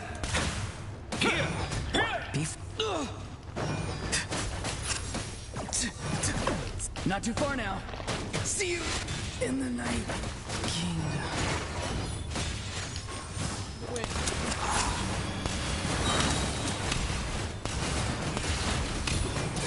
Come here, you little rascal!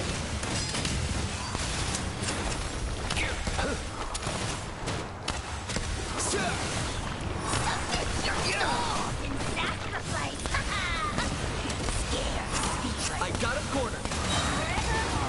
Nothing personal. Sorry, I couldn't.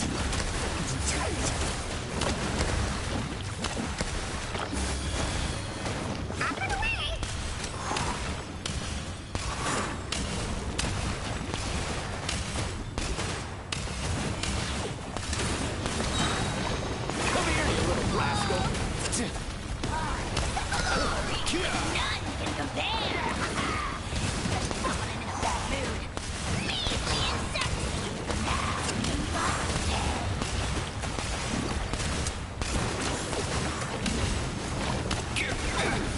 Don't turn back.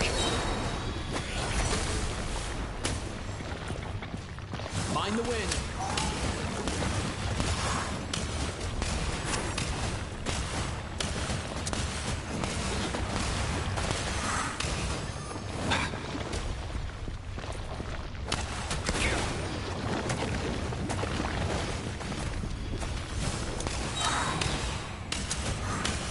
Mind your step!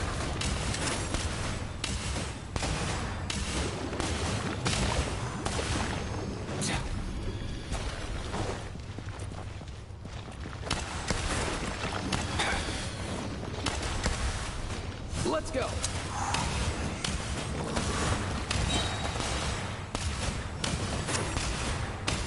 Nothing personal!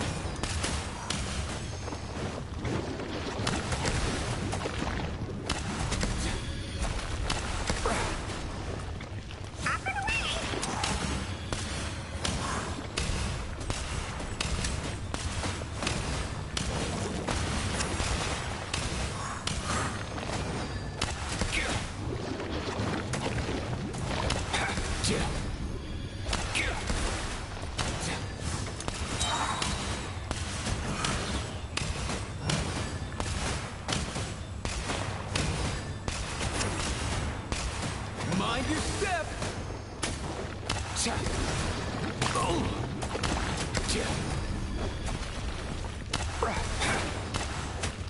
Mind the wind.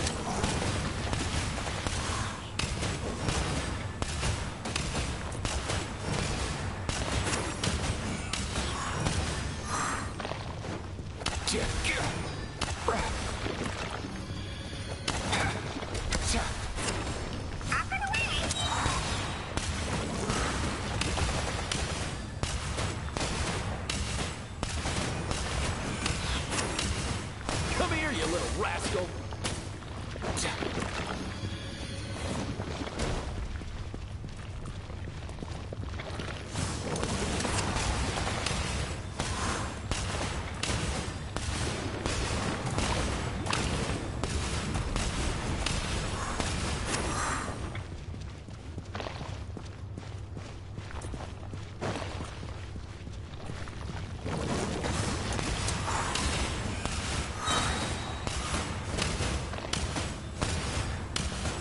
Nothing personal!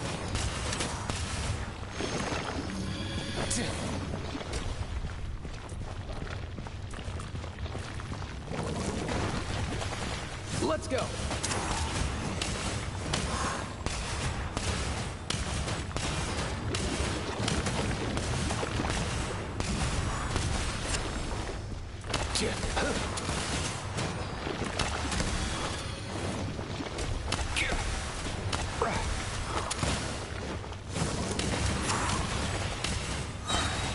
Come here, you little rascal!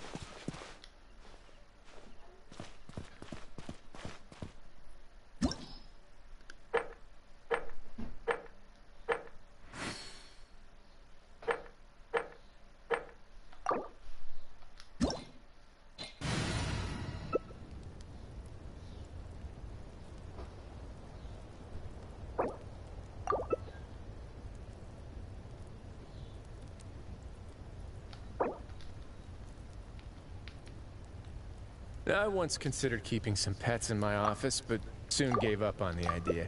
It's just not right to keep small animals where they won't be able to see the sun.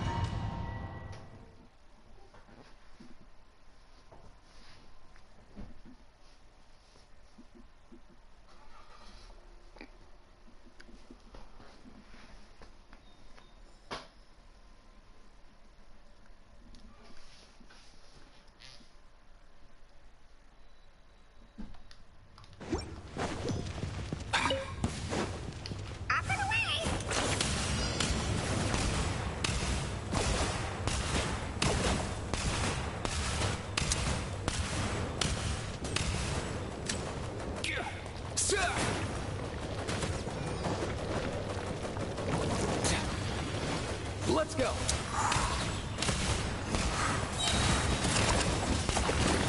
Mind your step.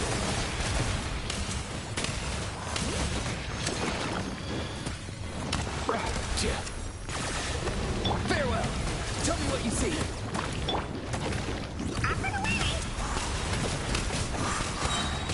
Come here, you little rascal.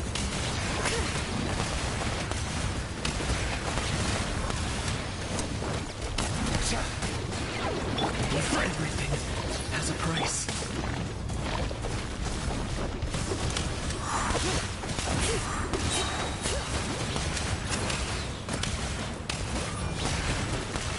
Mind your step. Go. You're free now. Leave it to me.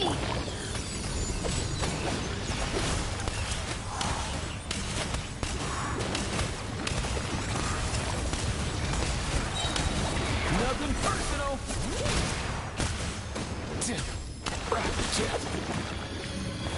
Oh! Not too far now.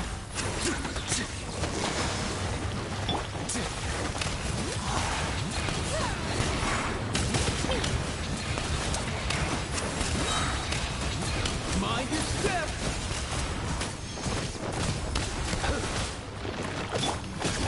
Time to say hello. Mind the wind.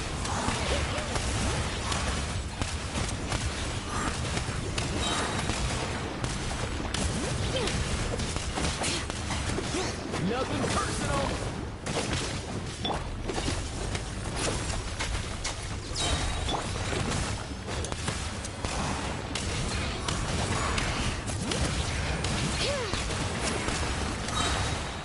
Mind your step. Go. You're free now. You're free.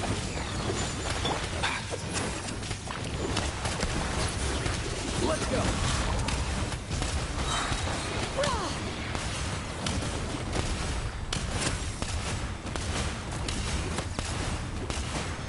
Nothing personal.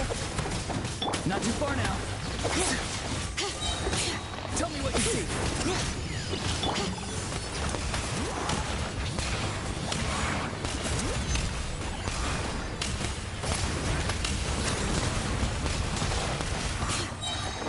Mind your step.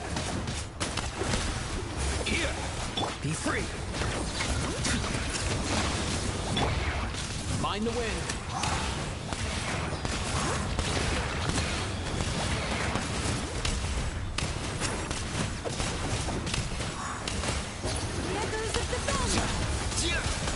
Farewell. Time to say hello. Come here, you little rascal. Let's go.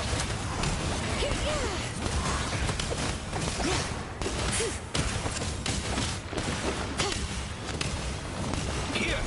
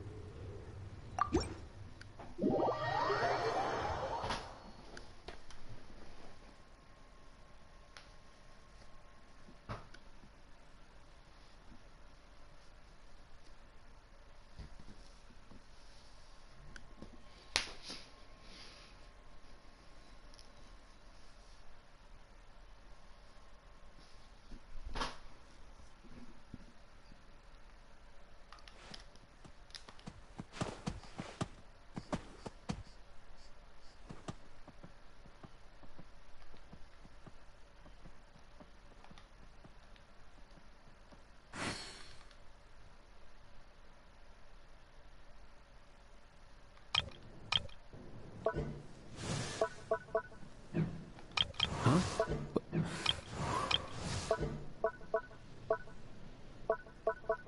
Hey, get back!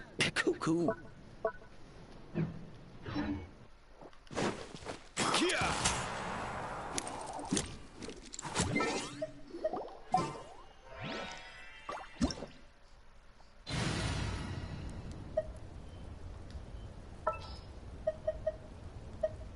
If you ever see any stickers on my back, do me a favor and take them off. The Malazines like to play pranks sometimes. Okay.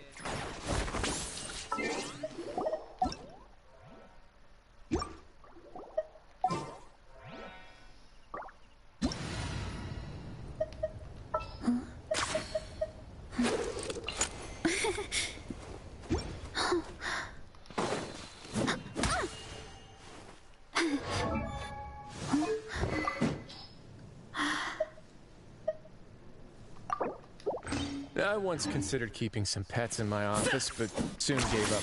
You really are a one-trick pony, you know.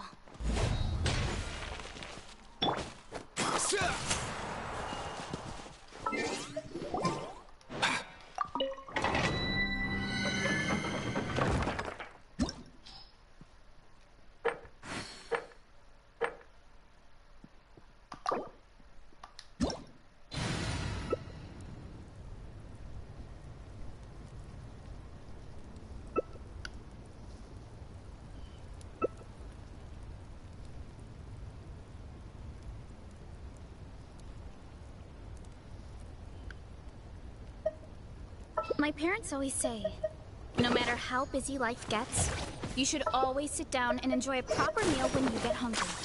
What I like to do is stack my plate up high, then squash it all down.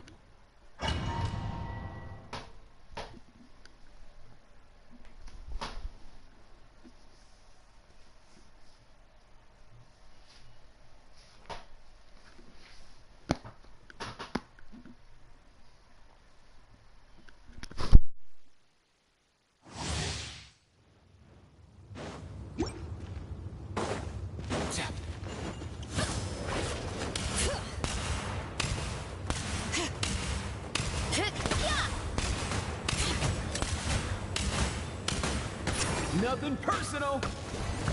Not too far now. Tell me what you see. Let's go.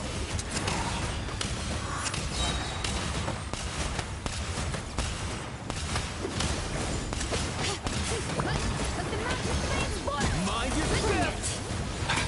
He's free. Go. You're free now.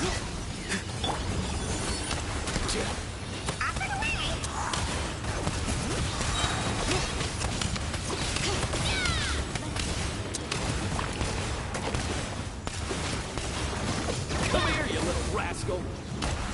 Yeah. Time to say hello.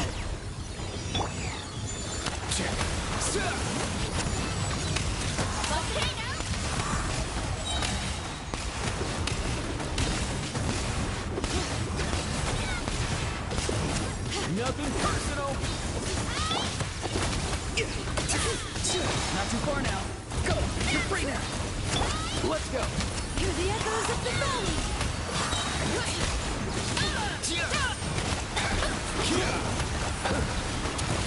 Mind your step.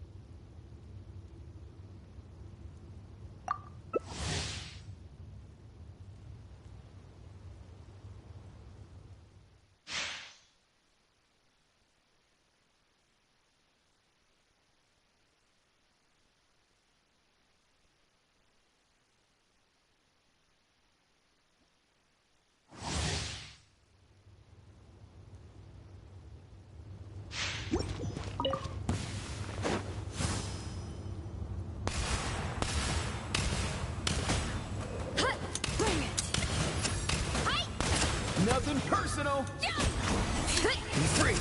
Tell me what you see. Not too far now. Find the wind.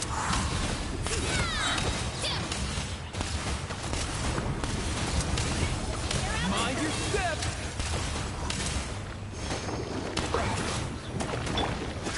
Time to say hello.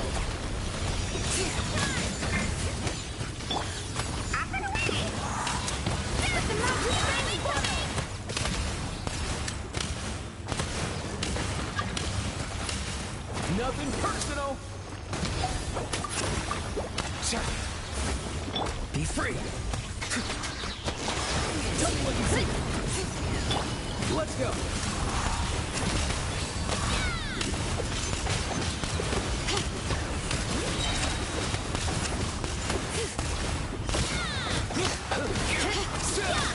Come here, you little rascal. Farewell. Time to say hello.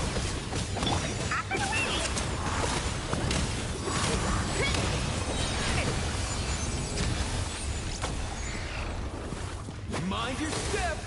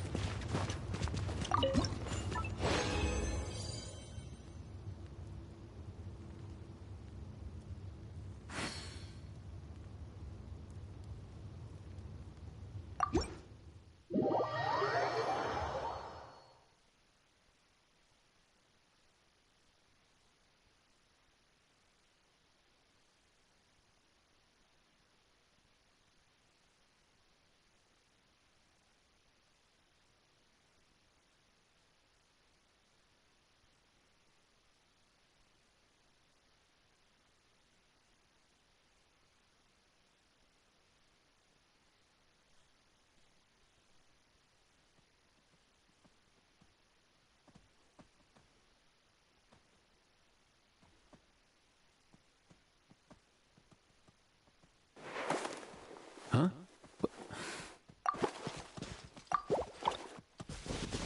Kia!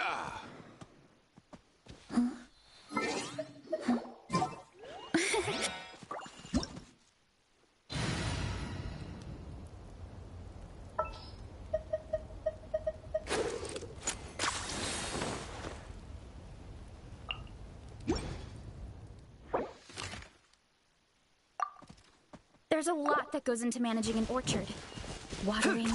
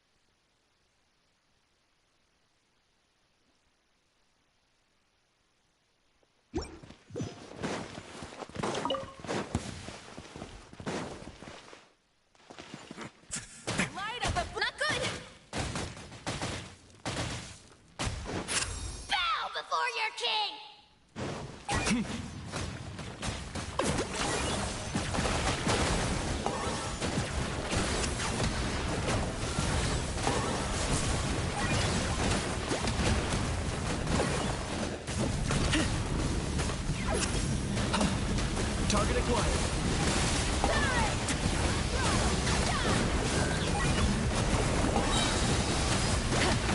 Shadow of the past, mind to commit.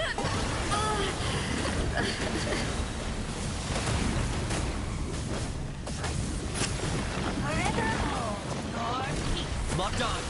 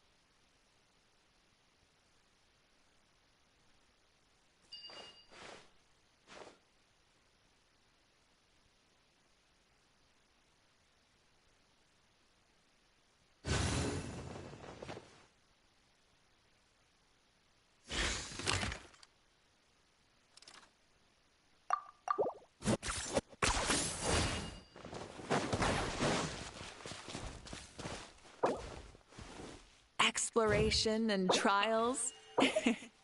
Adventuring is right up my alley.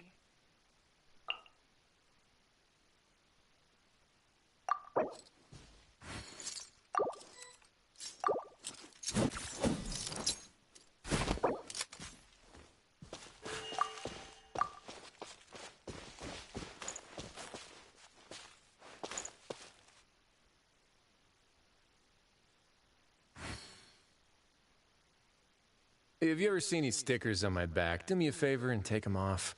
Malazines like to play pranks sometimes.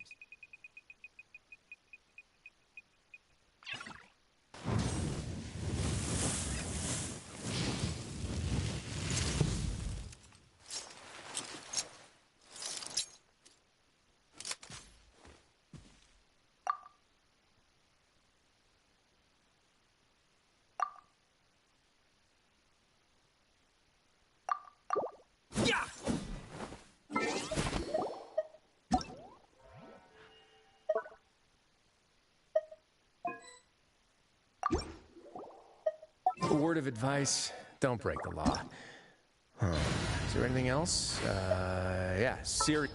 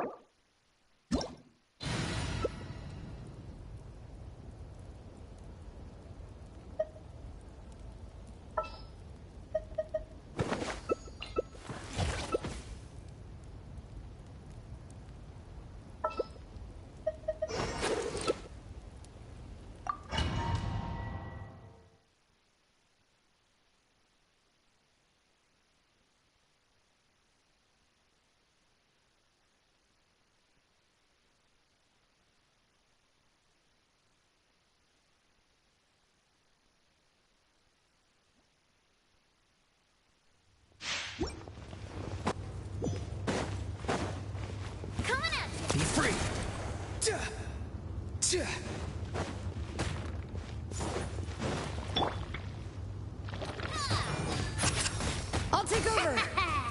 Pleasure doing business with you. Not too far now.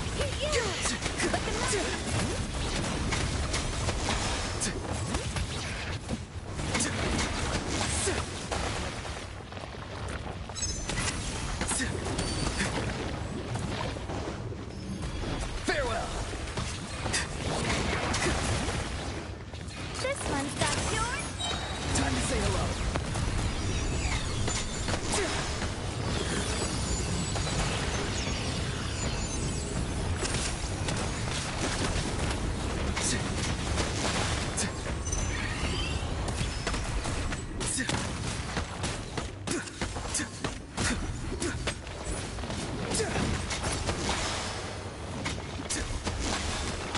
Not too far now. Go! You're free now!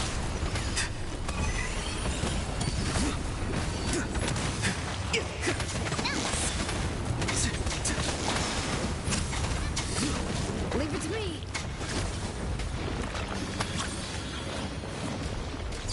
Running crazy.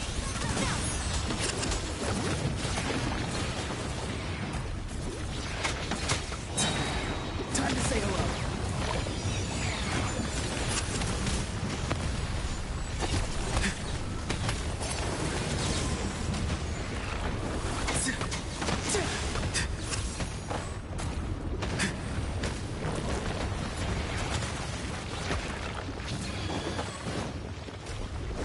Not too far now.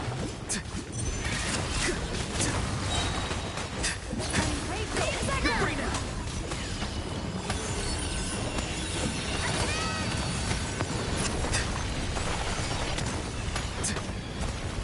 Farewell.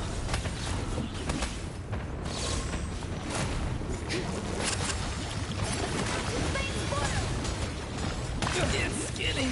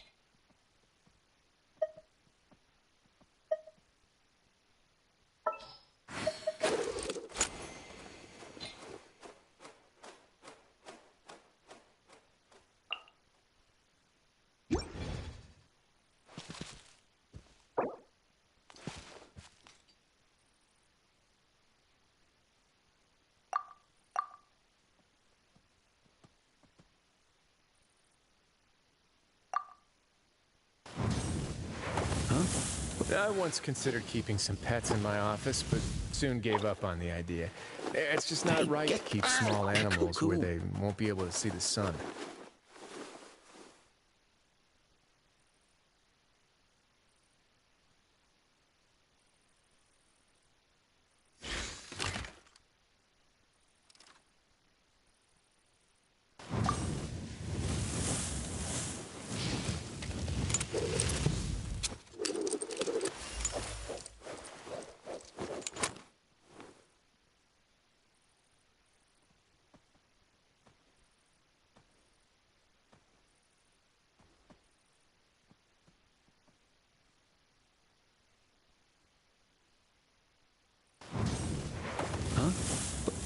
Have you ever seen these stickers on my back? Do me a favor and take them off.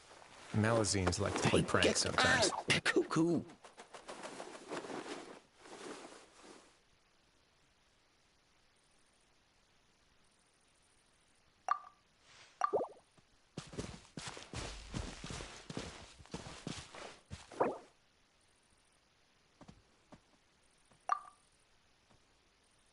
Exploration and trials. Adventuring is right up my alley.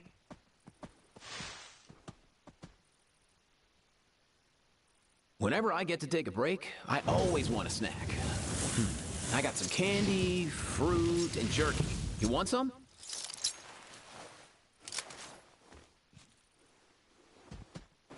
Huh?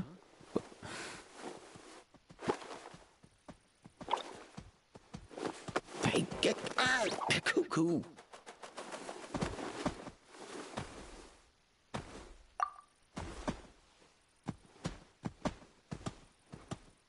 Many insects have a compulsion to follow the light, and humans are the same.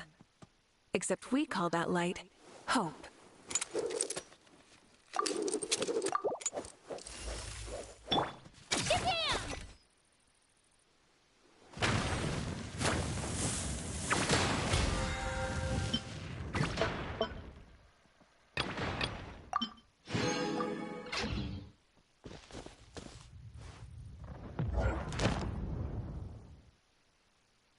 A word of advice, don't break the law. Is there anything else? Yeah, seriously, don't break the law.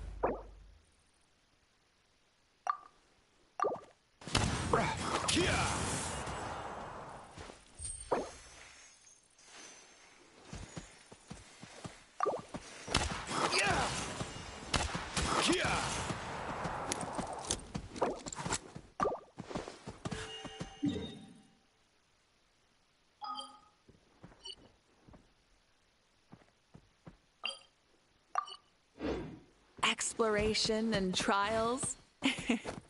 Adventuring is right up my alley.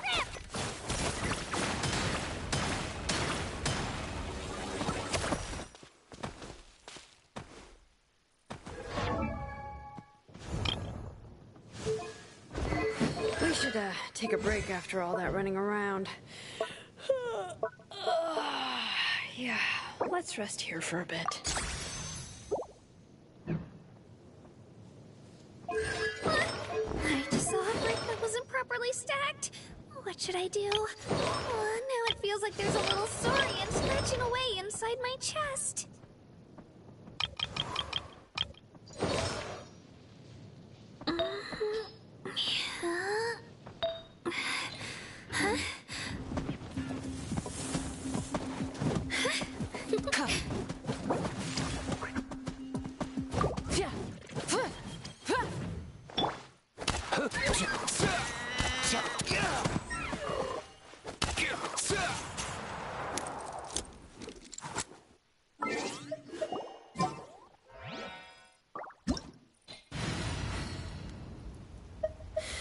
How many forging commissions do I still have to finish? Let's see.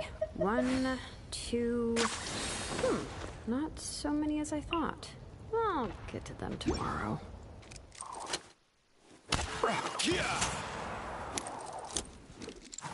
Let's go.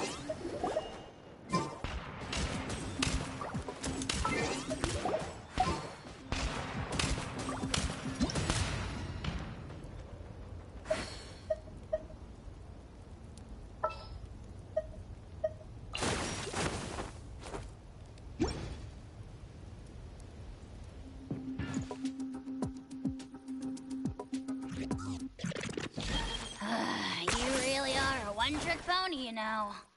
Huh?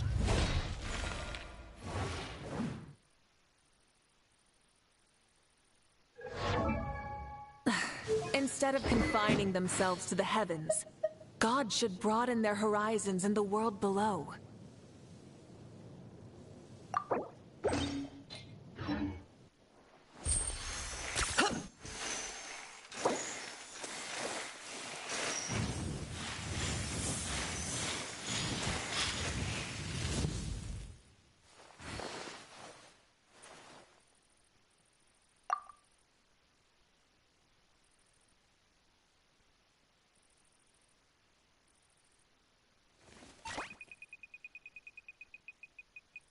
Exploration and trials.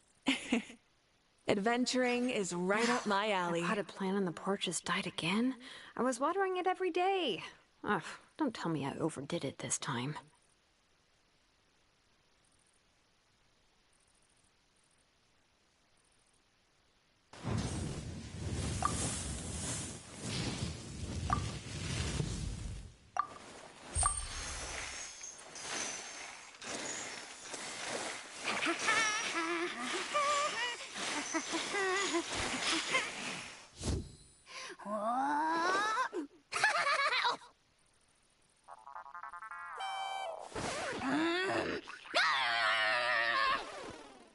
Many insects have a compulsion to follow the light, and humans are the same.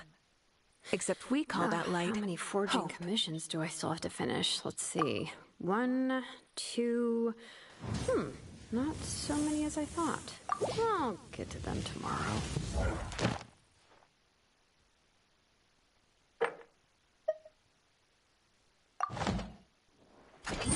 Yeah! Ha!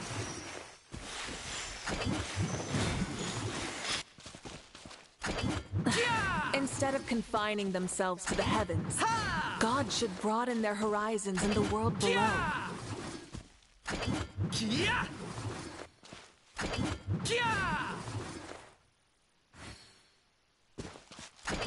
Ha!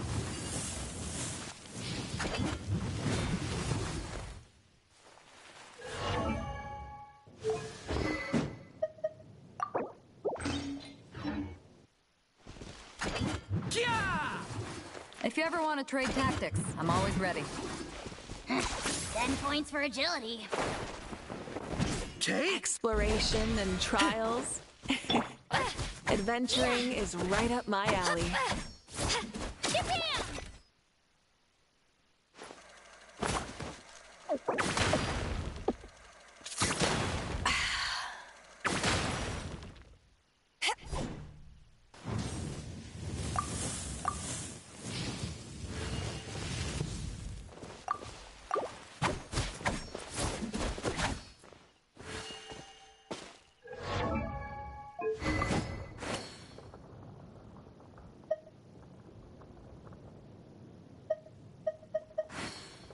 Many insects have a compulsion to follow the light, and humans are the same. Except we call that light If you ever want to trade tactics, I'm always ready.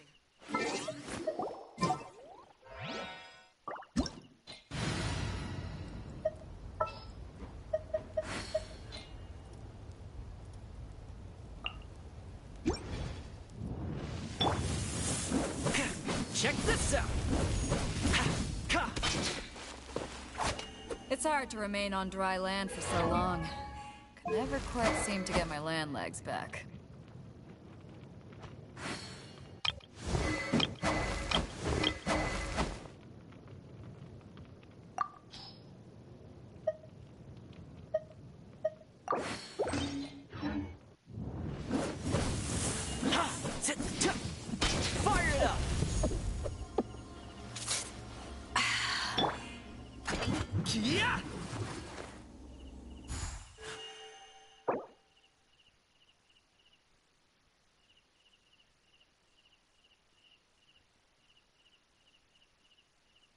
exploration and trials. Adventuring is right up my Cold alley. beer after a hard day's work. Nothing like it.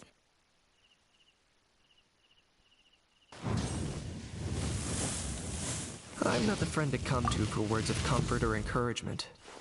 If you But ever when want it to comes to trade weighing the tactics, cost I'm of your always ready. actions, ask away.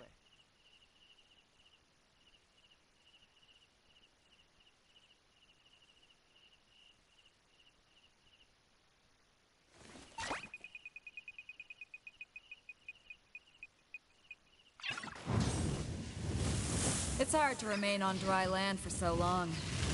Never quite seem to get my land legs back.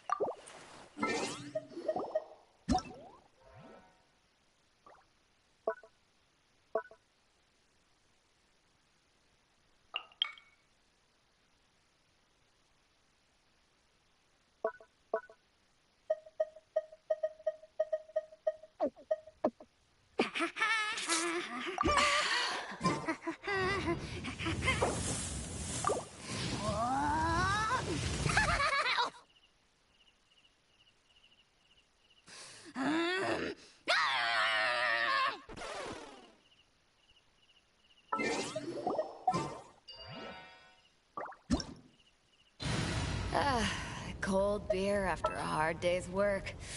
Nothing like it.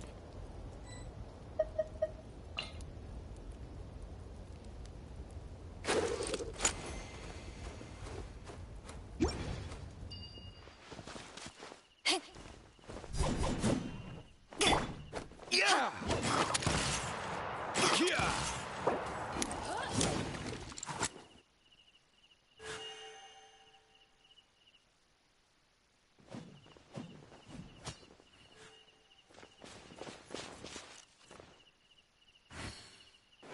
Huh?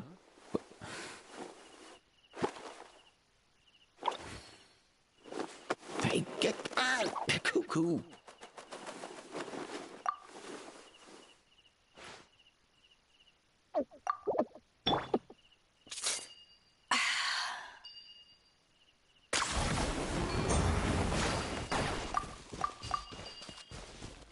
Locked on.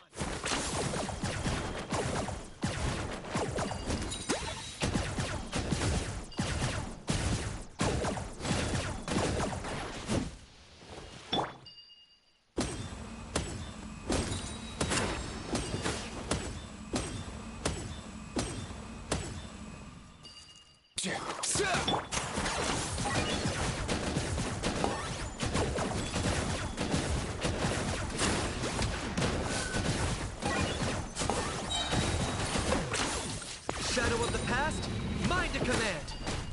Nothing personal.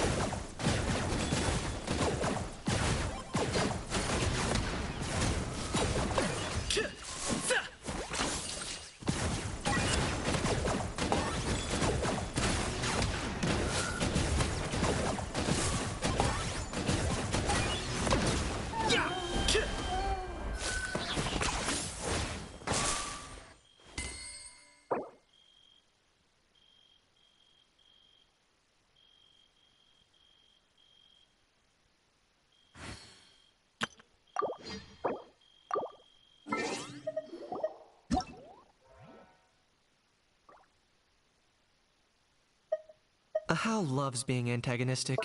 Just ignore him when he's mouthing off. Don't let him get under your skin. Can you? I dare you to release me and say that to my face!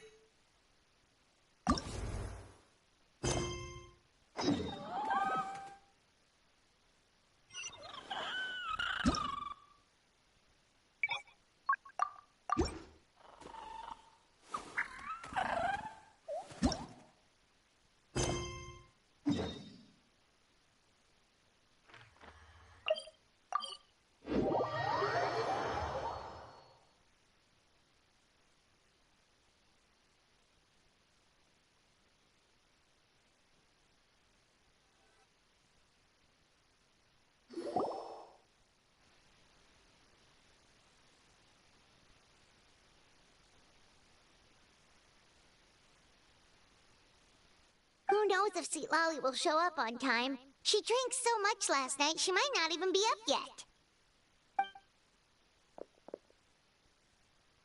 Ahem. Sweet Lolly! No need to sound so surprised. Drinking is just a way to pass the time. I mastered the art of moderation long ago. Last night doesn't count. It was a minor slip-up, that's all. Anyway, I gave everything a lot of thought, and I think you're right about something. The Battle of Seven Colors holds the key to a lot of the answers I've been... So that's why you're here so early. Traveler, great shaman. Sorry to keep you waiting. Shall we head out?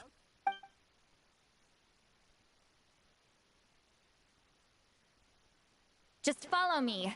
I'll confirm the location myself. Of course.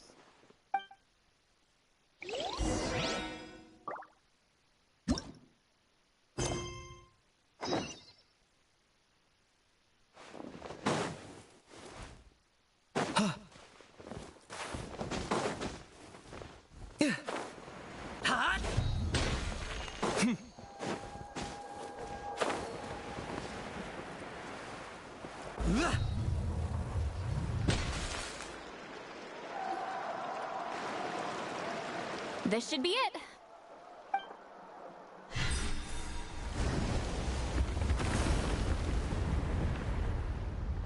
So the battlefield is inside this place. That could explain a lot of our academic questions. Don't lose focus. Once we get to the actual site of the battle, all the evidence needed for publication will be at our fingertips. Everyone ready?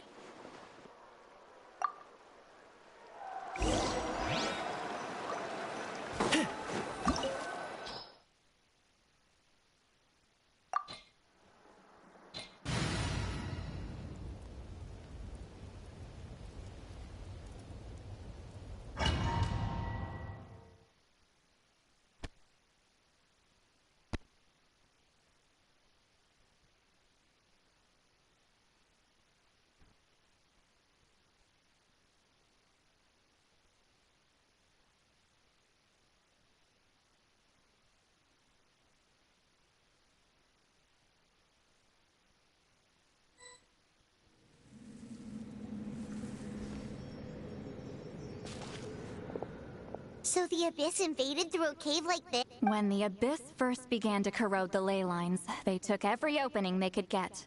All the items here should be useful for our research. You're not to touch a single one without my nod of approval. I don't support invasive excavation techniques either. Ah, of course. I'll defer to the experts on this matter. Well, shall we continue?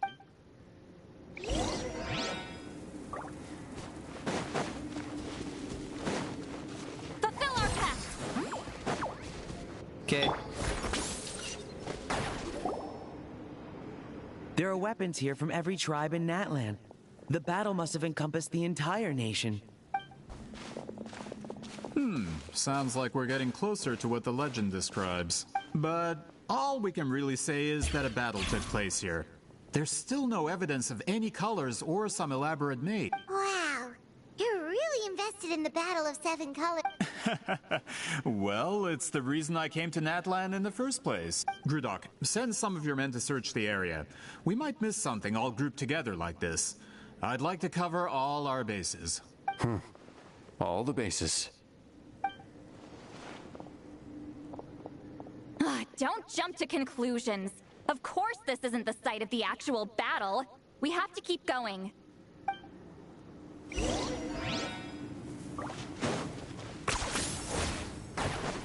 This wall is in our way! I might have an idea.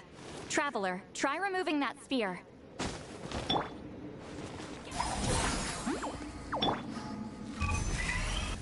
Be free!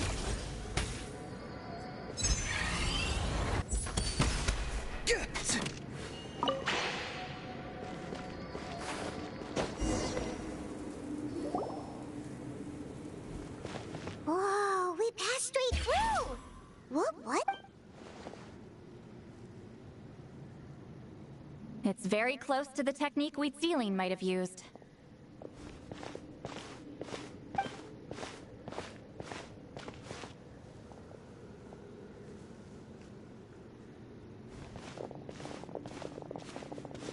That's it?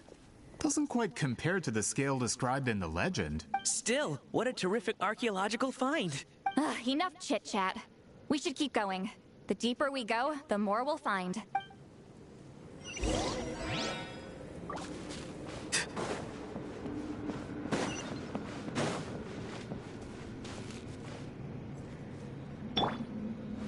Show no mercy!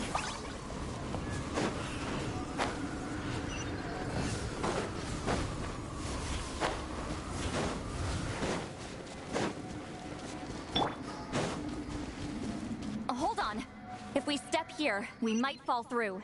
You mean there are traps in here? Remember how we were able to pass through the wall just now? It must have been because... Whoa, you're right. We can keep going now.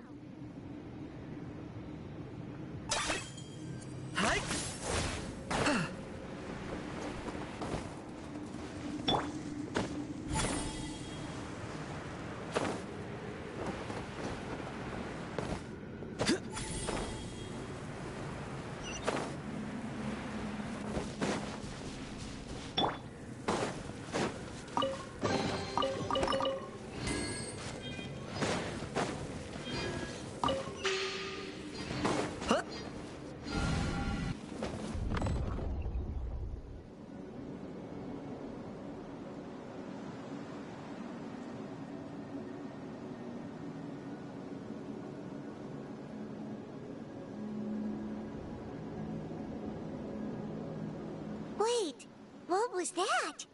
What is this place? Look! A maze made of colors. It's real. I can't believe it. Hold on. The quality of this space. This isn't reality. It's a realm of memory. Huh? No. This is a space constructed using memories as a medium. Correct? Wheat ceiling? What? No. It's just a trace of her consciousness left behind after creating this space. Friends, this is my question to you. What is our strongest weapon against the Abyss? In my opinion, it's memory. After all, is it not after losing the capacity for memory, love, and compassion that our enemies fell to the Abyss? That is why, with our memories, we possess a power the Abyss cannot hope to match. I have discovered the perfect medium for us to wield. The more cherished the memory, guided by vibrant colors, without that capacity. So, be brave, my friends, and march forward. Any ideas, Sweet Lolly? Sounds like she left a tutorial. Not surprising.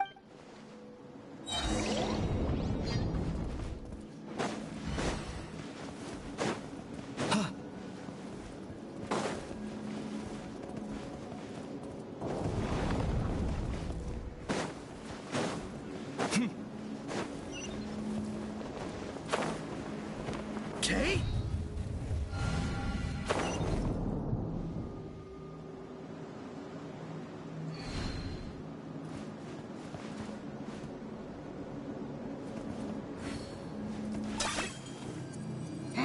10 points for agility.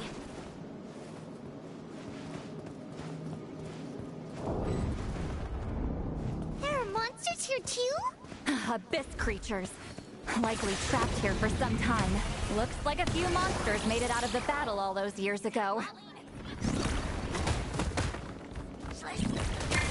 Forever hold. Come here, you little rascal.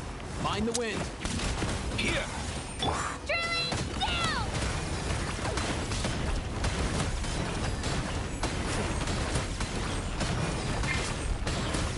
Time to say hello. Fulfill our pact!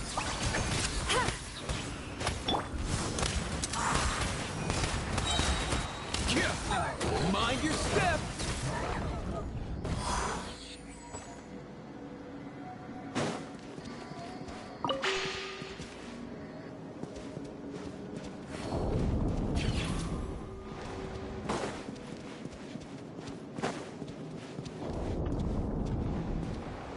What's with these color-changing blocks? You and Sweet Lolly fell through all of a sudden. You scared Paimon half to death. Must be one of the mechanics of the maze. I'm guessing the purpose is to help allies navigate this place. Oh no! More monsters? Ah, shoot. They're blocking the way forward. Let's get rid of them. You two! Time to end them! Right here! Clear the area! Tell me what you see.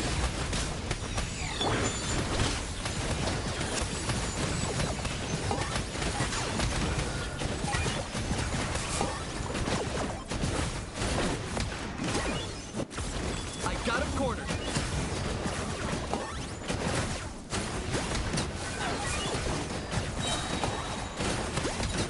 Shadow of the past, mind to command. Nothing personal. Mind the wind. Show no mercy! Lolly, eat Papa! Get him!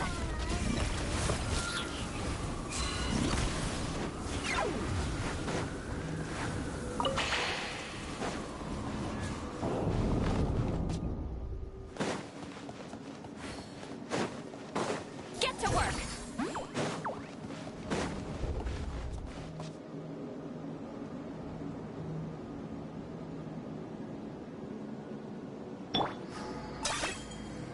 This place is so pretty. If not for those monsters, Paimon would have never guessed this was a battlefield. The showmanship's not bad, I'll give her that.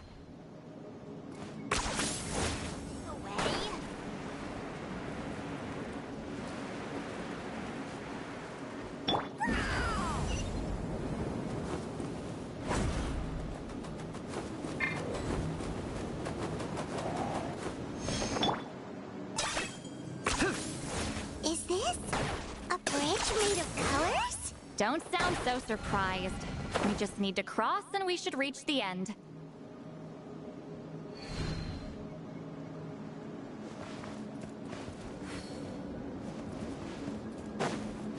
Hi.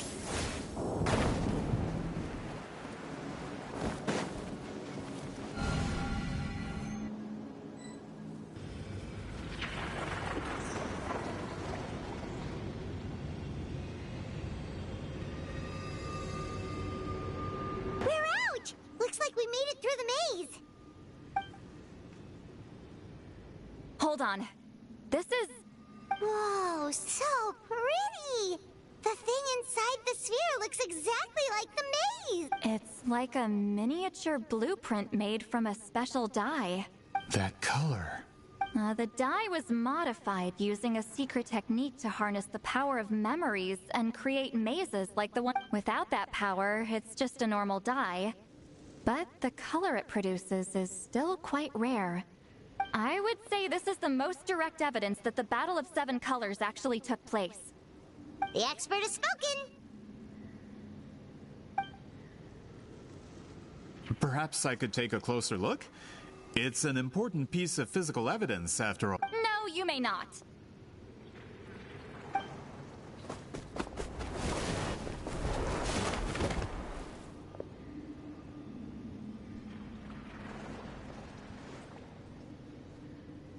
What are you doing? You noticed my signal. Not bad, traveler. Huh. So, you've been watching me. A self-proclaimed book merchant who's never heard of Shogun Almighty reborn as Raiden with unlimited power? Please, that work was a commercial success across Teyvat. I knew you were fishy, but I didn't expect you to pull something like this. Monsieur Montluçon, we just need a few pictures for our research, not the artifact itself. What if it gets damaged or destroyed? Shut it! I couldn't care less about preserving this piece of trash. I would destroy it right now if I could. But then there would be no evidence to prove the battle took place! What if that was my goal all along? What? Huh! Pretending to be a book merchant, pretending to promote the history of Natlan and its heroes, was the only way to get information out of the people in this tribe! But, make no mistake, I'm no lowly merchant. I am the future owner of the largest printing company in all of Teyvat! But the dye in that sphere ruined all my plans before they could even get off the ground. We've received a report that your advertisement in the paper makes false claims. Fontaine Law demands it be taken down immediately. False claims? The dye I advertised is an unprecedented innovation. Unfortunately, its qualities are neither unprecedented nor unmatched. According to the lady who made the report, she saw a woven scroll in Natlan made with a similar dye. Even more miraculous, that substance dates back hundreds of years. How? Creating this dye is the culmination of my entire life's work. You're telling me I'm hundreds of years too late? Calm down, sir. Sorry, it's just... I know this product will be a hit. The economic boost to Fontaine will be huge. We just need to advertise it as written. Fontaine's publishing industry is one of the best in the world. All we need to do is publish something in the paper, and all of Teyvat will think it was our invention first. We don't need to worry about more reports. Fontaine is far more advanced than Natlan. No one will believe such an innovative product could come from a place like that. That goes against all of Fontaine's advertisement regulations. We can't do that. What if I give you a portion of the profits? All you have to do is let the advertisement stay. You're trying to bribe me? Careful. I'm dangerously close to reporting this to Monsieur Novelette. Oh. I knew if I was just allowed to market my product, it would be a hit. A bestseller even. I would be a giant in the printing industry. But now, no one will see it as anything more than a poor imitation marketed centuries too late. No matter how good the product actually is, not a single one will sell. I will never accept that someone from this backwoods, ignorant nation could come up with that dye. Not 200 years before me! Even when the truth is right in front of you? Ha! Truth is in the eye of the beholder. I'm already in the printing industry. I can go into publishing, no problem. All I have to do is destroy this sphere, write a detailed report about my findings, and publish it around the world. Then, the so-called truth becomes your word against mine. Once my report is accepted as fact, no one can accuse me of making false claims. That's awful. What happened to restoring the truth of history? That plan hasn't changed. I will continue to spread my truth for all of Teyvat to see. Ah, you mean a hero of Natlan who's not actually from Natlan? And a great shaman who, according to rumor, abandoned her tribe long ago? From a practical perspective, there's no reason for either of you to stand against me. Shows what you know. Oh, since you like rumors so much, have you heard the one about what happens to people who get on my bad side? Ah, the wrath of Granny Itzley. Like I said, our interests aren't at odds. I knew from the beginning that you would accept my invitation, considering Wheat Zealine was your rival. You've lived longer than her, you're far stronger than her, and yet, she has always been more revered than you. Now, that can change. With the backing of the printing industry, I can take any book and send it to all four corners of Teyvat. This part of Natlan's history will be mine to tell. And in my version, I can erase the Battle of Seven Colors. You can be the one to have all the glory. That's not real history. That's a no, then? Your history means nothing to me. But it's not allowed to stand in the way of my Mora. Done running your mouth? Good. Before handing you over to the tribe, I think I'll have my way with you first. If this comes to a fight, per my contract, you're gonna have to go through me. That's right. I didn't pay all that Mora for nothing. Wait, aren't you subordinates of the captain? Why are you helping someone who wants to erase Natlan's history? The captain. You actually bought that? United in the pursuit of Mora, we travel the land to collect debts. Our loyalty is to Regrader, his interests, and his wealth. Regrader? The captain means nothing to them. They serve a different harbinger altogether. Regrader! This man has the potential to become a giant in the printing industry and disrupt Fontaine's economic system. This aligns with Regrader's interests. It's all been a lie from the very beginning! I don't care who you serve. When it comes to punishment, I don't discriminate.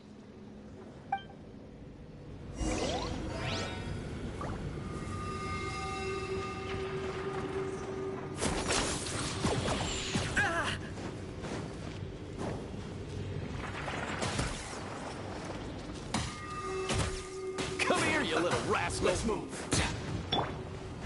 You two! Time to end them! Right here! Drilling down!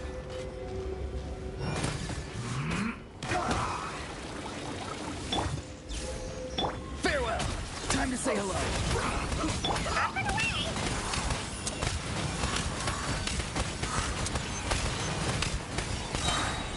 Mind your step! Quickly. Target acquired.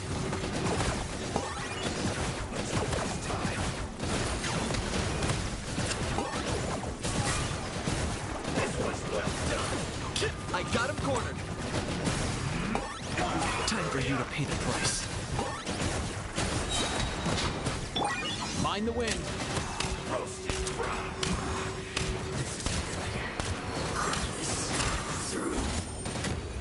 No escape.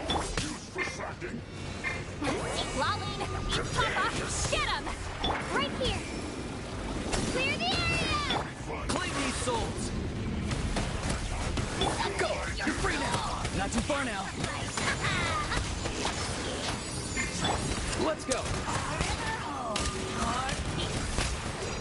Nothing personal!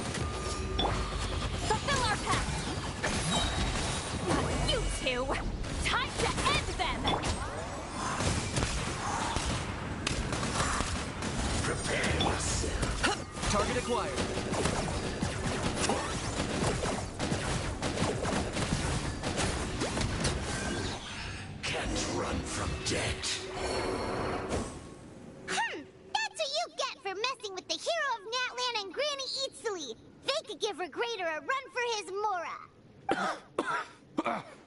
When did this person get so strong? Looks like the men following the captain failed to update us on the latest intelligence. Not good. This is becoming more trouble than it's worth. You're on your own. Hey, what about our contract? Your boss signed it himself. Our boss never signs a contract without loopholes. Even a veteran businessman like yourself fell into his trap. That's what makes him the best. Go home and read the fine print. All I did was trigger the exculpatory clause. You? The other stipulations have been fulfilled. I set up explosives around the cave, strong enough to destroy this place, as instructed. Oh, and for security purposes, all explosives have been rigged to blow at a specific time. Shouldn't be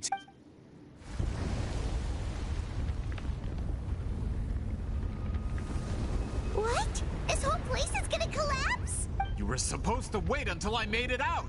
Are you trying to kill me? That depends on how fast you can run. I'm off.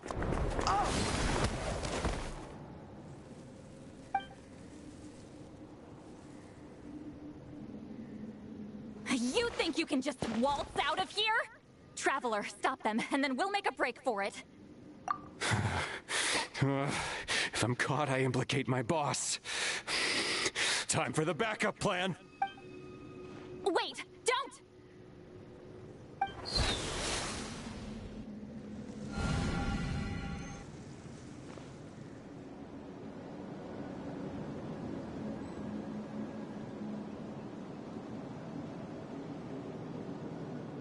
Where are we?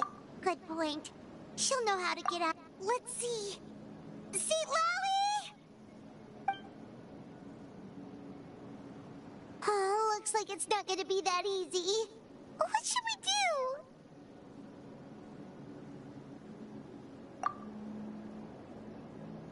The special color? The one you... You're right. Lead the way, Traveler.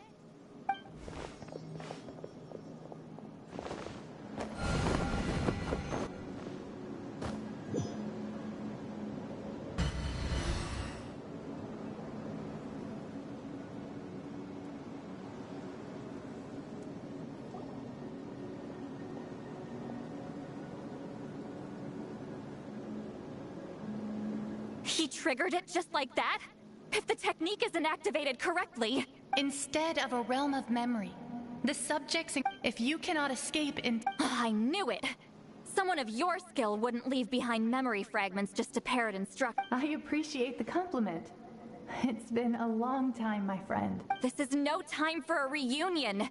The cave outside is about to collapse. I know time flows differently in this place, but that still doesn't leave us much time. Can you help me get out? You misunderstand, Seat Lolly. I'm nothing more than a fragment of memory. There's not much I can do. What do you mean? This space can be manipulated, right? The exit of your maze. I remember its structure. If I create an exit here, I can leave. You just need to tell me how to manipulate this space. The maze you saw earlier was constructed using the memories of many warriors of Natlan. When people leave deep impressions, these connections are That is how I created my maze.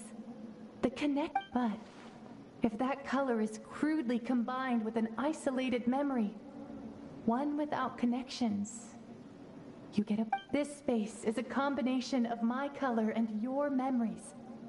There is no way to alter or construct anything within it, because there are no connections at your disposal.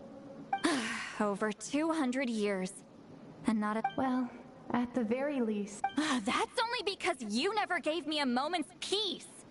Still, it's a shame you're not around. You said it yourself. A memory fragment can't be used to create the connections I need. Seat Lolly. But now that I have the chance to talk to you again, I need you to give me an answer. Your special technique. You didn't pass it on to your students. You passed it on to the rival you could never beat. Me. What I want to know is, why? So you figured it out. After what I saw in the maze and everything you just told me, I'm certain the technique at the center of all this. But you never brought up the fact that you used it to win a battle. From your description, it might as well have been a simple color trick. I'm getting the feeling you always meant for me to come here. But if this is a foreshadowed event, I'm not happy with the narrative setup. Citlali, ever since you learned that technique, you've been able to see a special color, haven't you? You mean... That color is the core of the technique. But it isn't my invention. It's something I discovered in the work of our ancestors. More specifically, you could call it the color of memory. In truth, passing on the technique is a process of using that color to... Yes, the technique has the power to decide victory. But in my opinion, you are fated to live, so I wanted to leave a little color behind. Your color, you mean? One day, you too will want to leave behind your color in someone else's memory. When that day comes, you will understand my decision. I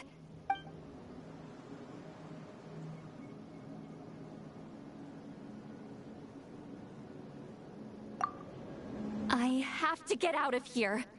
That's the only way to rescue them.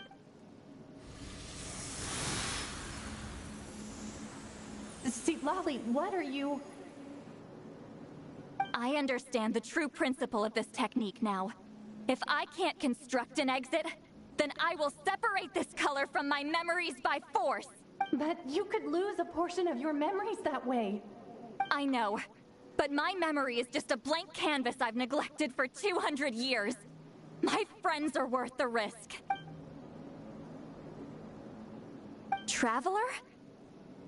When you entered the realm of memory I constructed, I used your memories to learn about your recent experiences. I have a feeling you're the one who will be saved this time. After 200 years, someone has appeared by your side. The kind of person I could have never anticipated. The Night Kingdom harbors Natlan's memories, and the Traveler's connection to that realm is incredibly strong, surpassing even the shamans who worship the Lord of the Night. This means that, even without your tutelage, he can see the color of memories. What did you say? Although he doesn't know how to wield it, he unknowingly left behind a trace of color in your memories. That was enough to guide him to this space. You now have a connection at your disposal. Well, Citlali, it looks like part of this was foreshadowed, but the rest is a surprise. Traveler? Traveler! That's Citlali's voice! She's just up ahead! This is goodbye, my friend. Your memories over the past 200 years are much more than a blank canvas. Wheat ceiling. Citlali! Paimon! Traveler!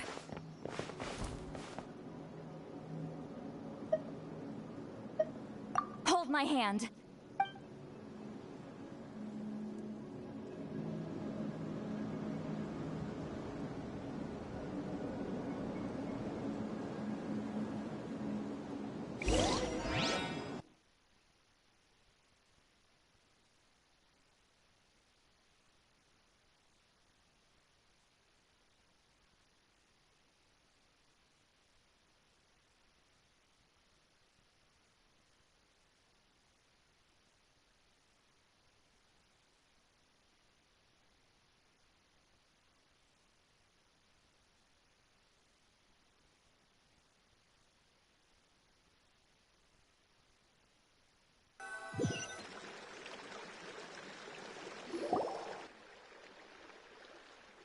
Did we teleport out?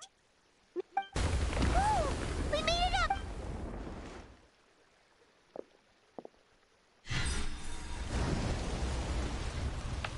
Wonder what happened to the Fatui guy and the other.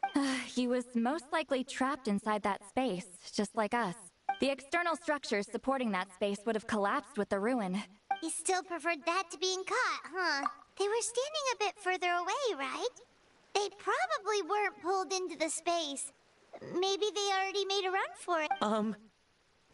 Hello. It's one of Malu Son's employees! Quick, restrain him!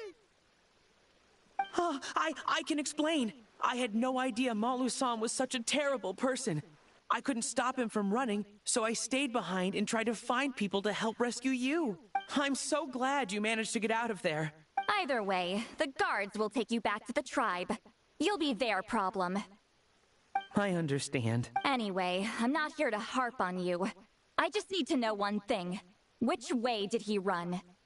He went that way, but I'm not sure if you can catch up. That way? Unless he suddenly grows a pair of wings, I think we're okay.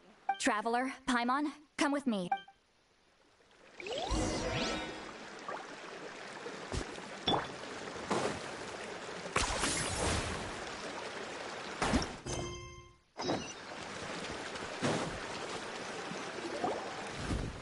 Hey, it's Elder Tlapo and a group of Victomisaurs!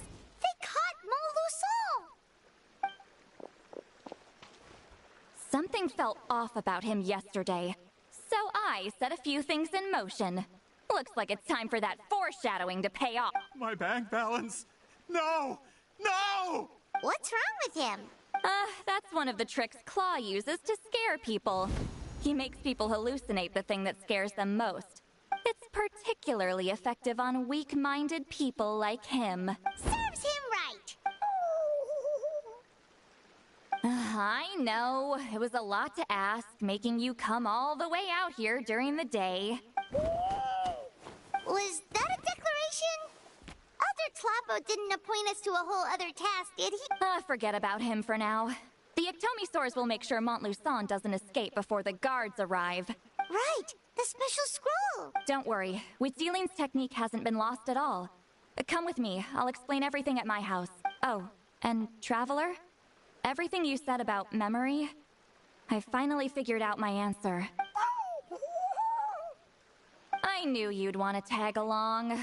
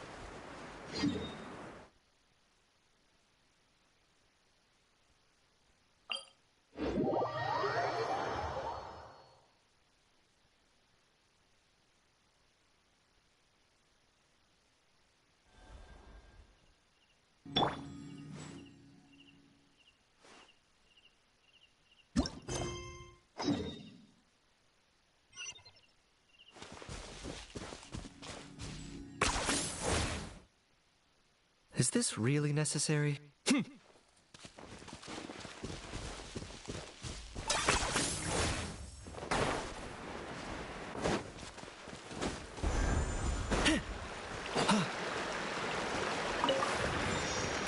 you running away?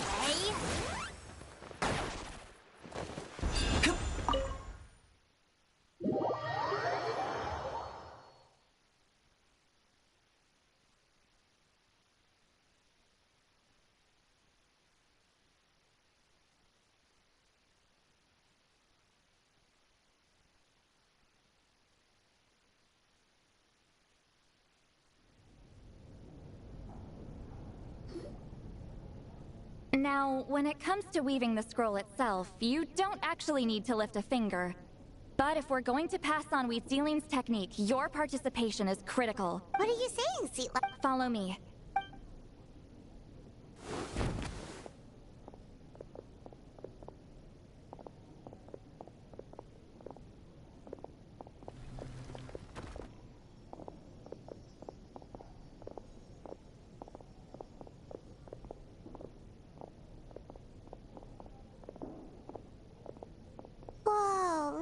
this place. Do you weave scrolls too? Scrolls. Scrolls? I thought you were going to show me your masterpiece. That I am, old friend. The technique I'm about to show you directly relates to woven scrolls. Fine. What is it? Something that can turn the tide of war or prevent a great disaster? You probably want to challenge me, right? I know you don't have the strength for a real fight, so I'll let you beat me with words. Old friend, my life is nearing its end. I'm afraid I don't have time for another match. Hey! Don't worry. I trust in the belief of our tribe that death is not the end, but the beginning of a new existence in the Night Kingdom, where everything is made of memories. So, do you know why our ancestors insisted on using colorful, woven scrolls to because history is the memory of a people. We give our scrolls an orange hue, so the dead can still feel the warmth of the settings. We decorate them with kernels of grain fruit, so the dead can still enjoy the abundance of our harvests. I know that, but... As your friend, I admit... I don't have long, Sipali. Oh, I'm not sure I can truly explain my decision. But I know you will understand one day. For now, will you accept my final request? Just this once. I understand now, Wheat Zealine. Just like you said I would. Claw, help me move this outside. I'm going to color it. Traveler, Paimon, come with me.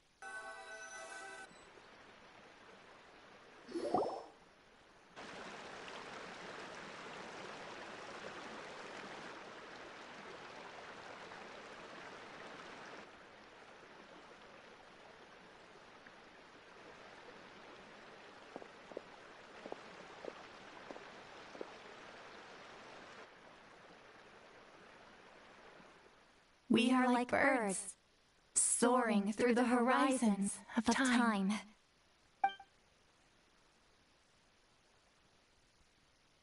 I linger between brushes of memory, seeking the color of my final journey.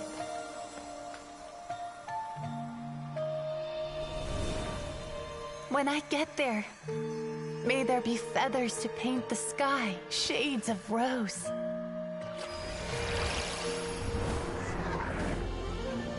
And fields of green to beckon adventurous souls. And azure oceans with which to sail into the unknown. And volcanoes too, where, despite the danger, hidden treasure waits to be found. And graffiti art, of course. Without that color, just imagine the dullness of night. Anything else? In the end, I hope everyone remembers my color too.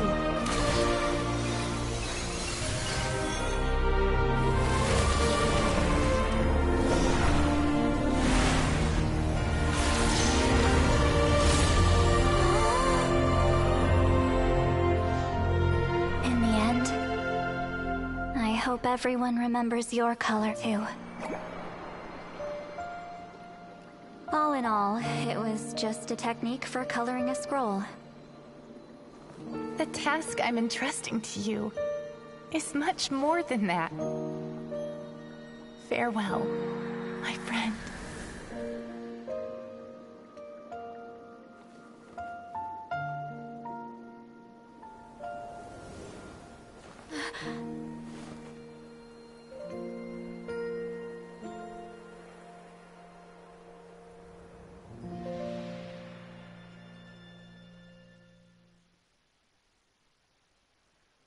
I knew you would understand. This is the special scroll. How did you know how to weave it, Seat Lolly? Hold on! You've lived for more than 200 years. You know how to weave the special scroll. That must mean... You're the one behind the gifts from the spirit! Oh, well, it's not like I wanted to interact with the appointed. So whenever I delivered the scroll, I used illusions to confuse them. The fact that it turned into some kind of divine intervention is... You've carried the duty alone for all these years? Even if you don't like interacting with people, why not teach someone else how to do it? Traveler, you can see the special color, right? The essence of that color is memory. That means completing the special scroll is a process of searching for color within your memories. Passing the technique on to someone means sharing your memories with them. You need to leave traces of your color in their memory, and they must do the same. Even though I only confirmed that today, I've had... And, well, ever since Sweet Ceiling died, I haven't wanted to form that kind of connection with people. Oh, yeah. It was her final wish. But Claw never stopped appointing new candidates to weave the scroll, despite knowing I knew exactly what he was doing. And yeah, if I ever did share my memories with someone, I guess that person would be a friend. But it never got to that point. This time, though, you win, Claw. Take this. I guess it's my response to what you told me the other night. What is it? If I had to choose my color, it would be the color of this handkerchief. Countless people exist in my memories, and I know one day that will be my fate, too. Since you have a long lifespan, you're the perfect candidate to bear this memory, and carry my color in your mind.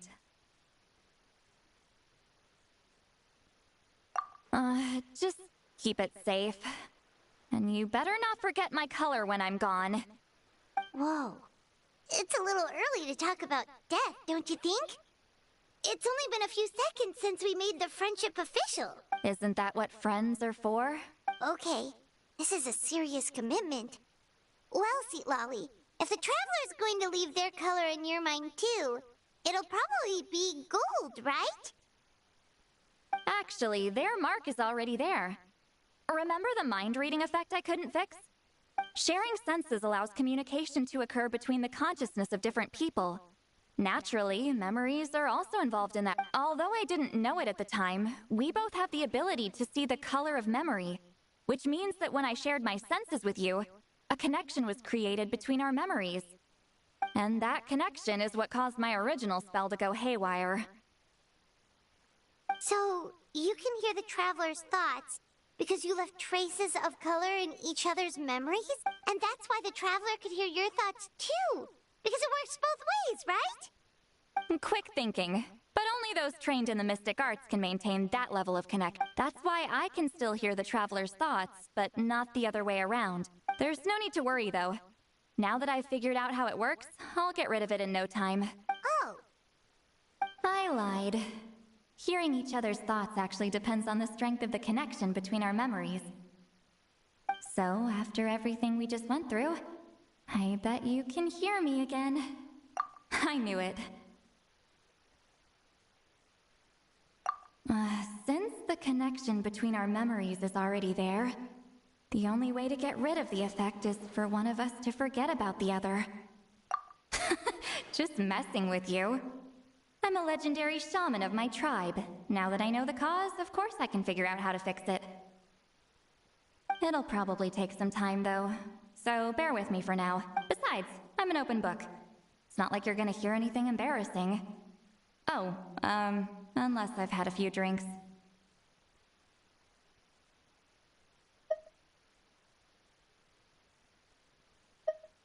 A shame? I mean, if you ever miss this whole telepathy mess, I could always share my senses with you again. No promises, though. Some thoughts are better kept to yourself.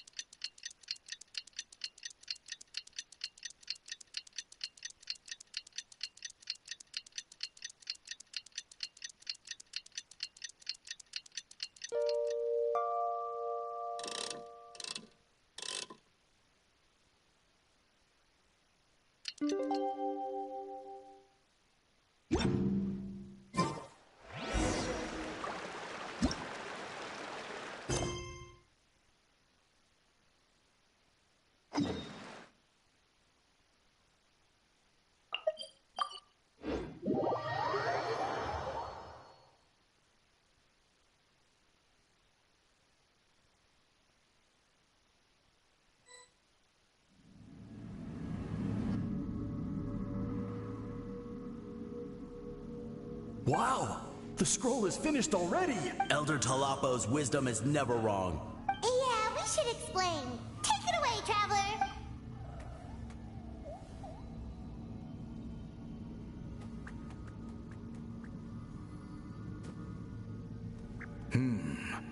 I see. You don't look surprised at all. It makes perfect sense. History is the memory. Now, it's just a matter of preserving this secret. From your description... Well, yeah. In that case, I must work with our priests to reinvent the technique based on the principles you described. After all, memories are precious things, meant to be shared. You completed your task admirably. Finding a way to carry on that legacy is now our duty. All right, we'll leave that to you. And please pass along my thanks to Granny Eastly. We interrogated the Fontanian merchant she apprehended. He hired people to spread misinformation about the Battle of Seven Colors. The recent friction within the tribe. We now have a record of his crimes. So he was behind the controversy in the first place. Anyway, that clears it up. People don't just question their history out of nowhere. Until we meet again.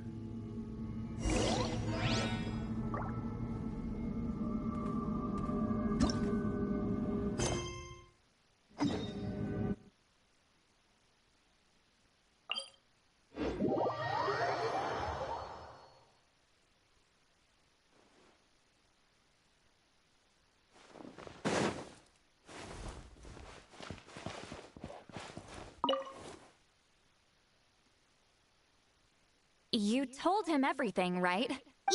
We left out the part about your contribution, but it kinda seemed like Chief Biram saw through us. You could have just said it was a gift from the spirits. I guess he is different from the previous chiefs. But if he figures out it was me all these years, I'm in for a world of trouble. There you are. I've been looking everywhere for you. Oh, it's the other Fontanian researcher. He wasn't taken away with his boss? Please, call me Allier. After questioning, the tribe absolved me of any serious wrongdoing, so I'll be heading back to Fontaine soon. No employer means no funding, after all. But I wanted to finish my investigation first. I'd like to ask some questions about Huitzilin. I want people outside of Natlan to hear her story. But my understanding still has some holes. Questions? Why should I let an Outlander tell our story? Don't misunderstand. I have no intention of twisting your history or using it to make a profit. It's just honest curiosity. I believe amazing stories deserve to be shared with the world. All right, you can ask your questions, but be quick. I have important plans after. Important plans? Oh, thank you very much.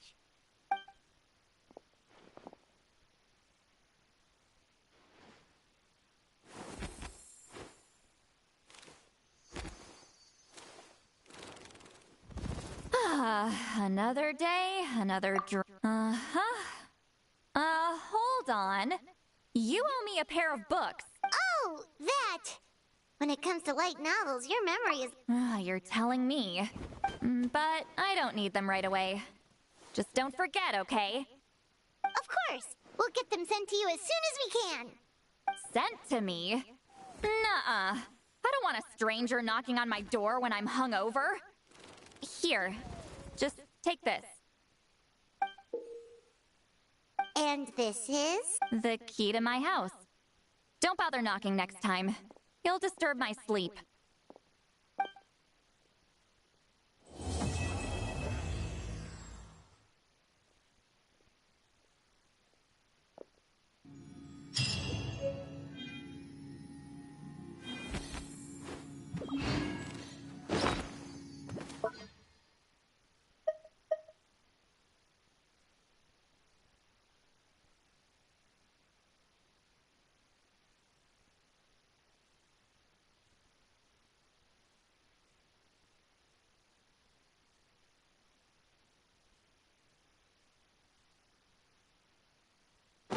Here's how I allocate my energy on a job. 70%.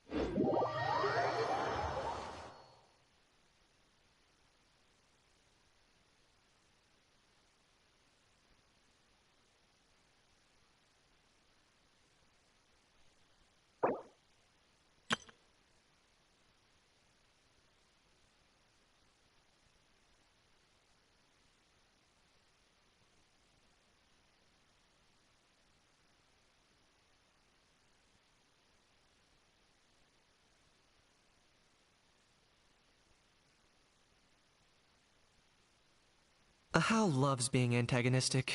Just ignore him when he's mouthing off. Don't let him get under your skin. Can you... I dare you to release me and say that to my face!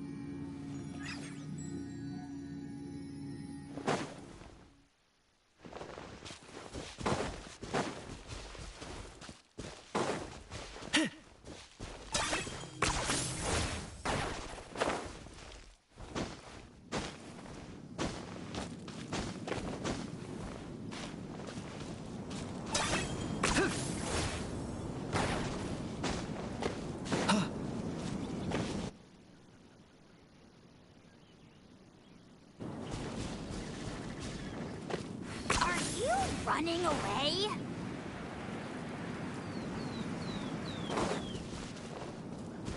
Hi.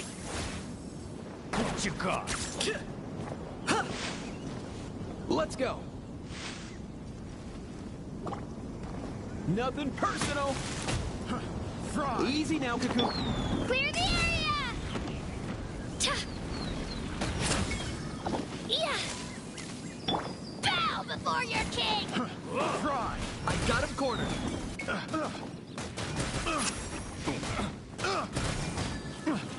You're so great. Locked on. Two can play at that game.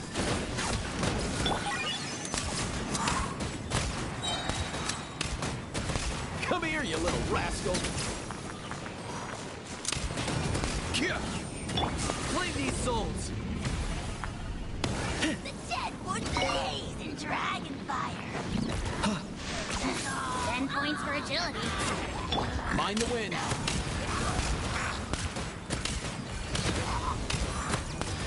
Here. Get back! Let her rip!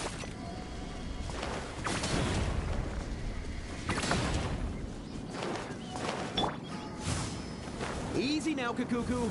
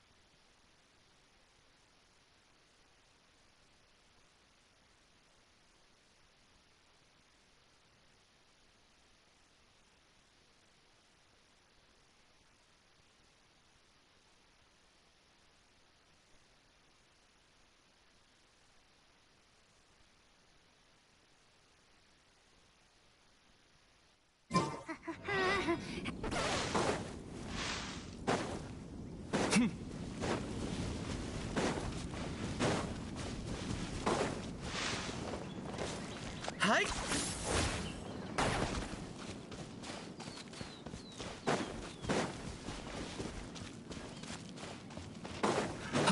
Target acquired. Another test subject. Not too far now. Go! You're free now! That tingle?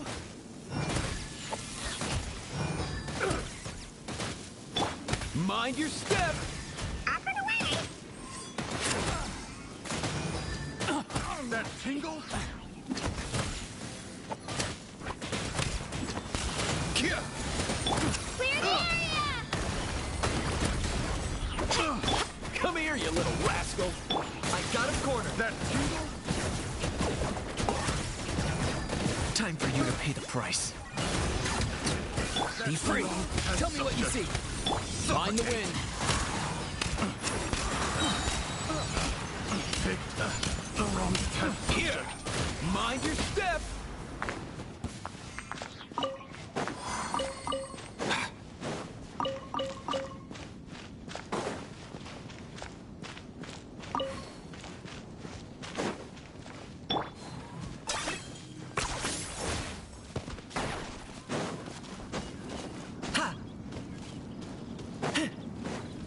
Are you running away?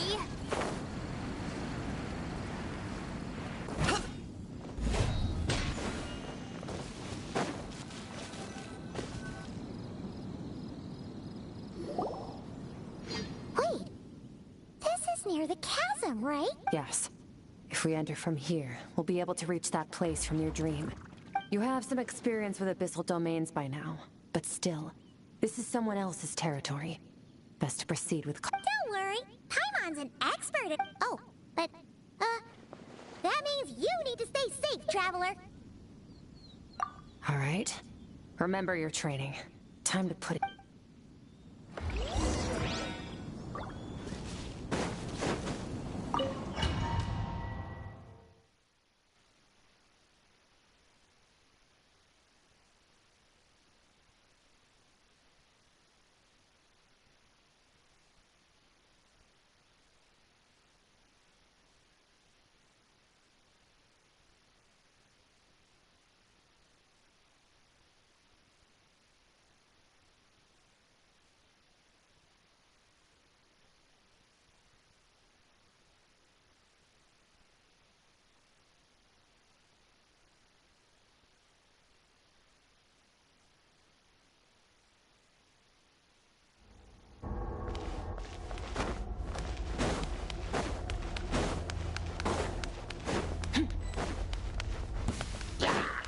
Merciless.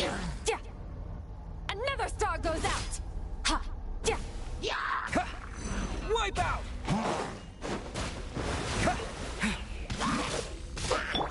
Extinguish! Mine to wield.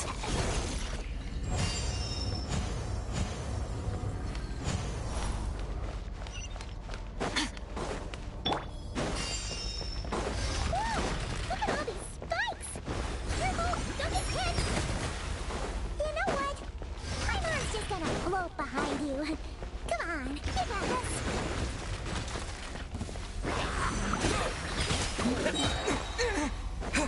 Bombs away! Annihilate.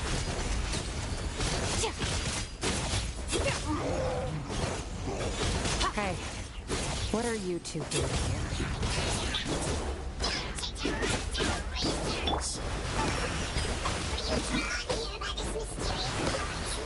Dust.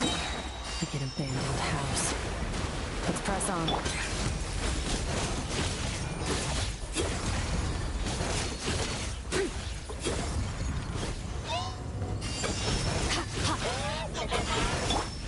Go!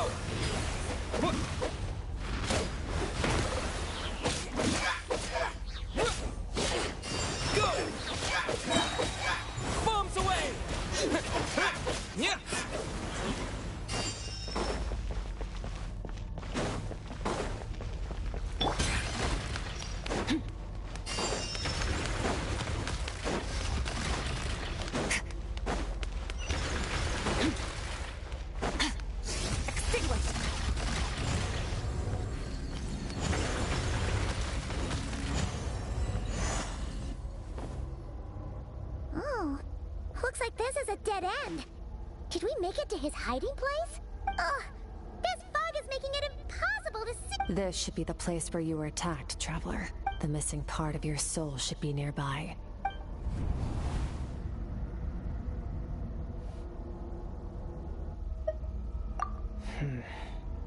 Our opponent must have covered us.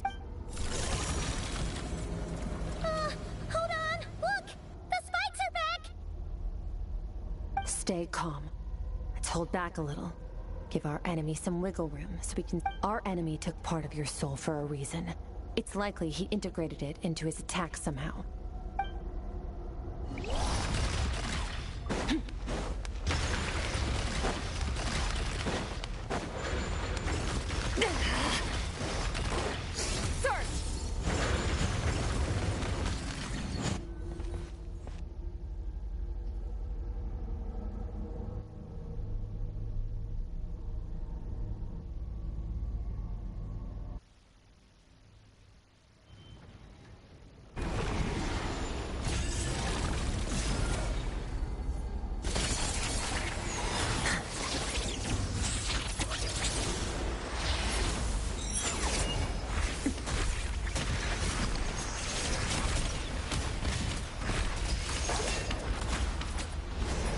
From the start, the attacks have been focused on me.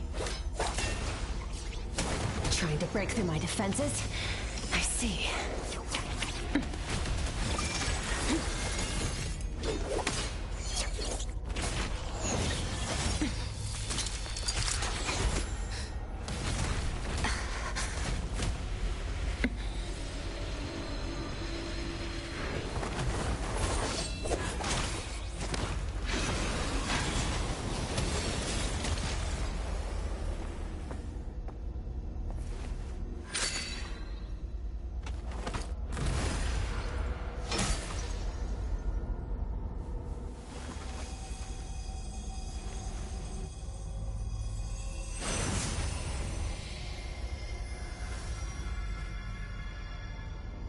There. I got it back.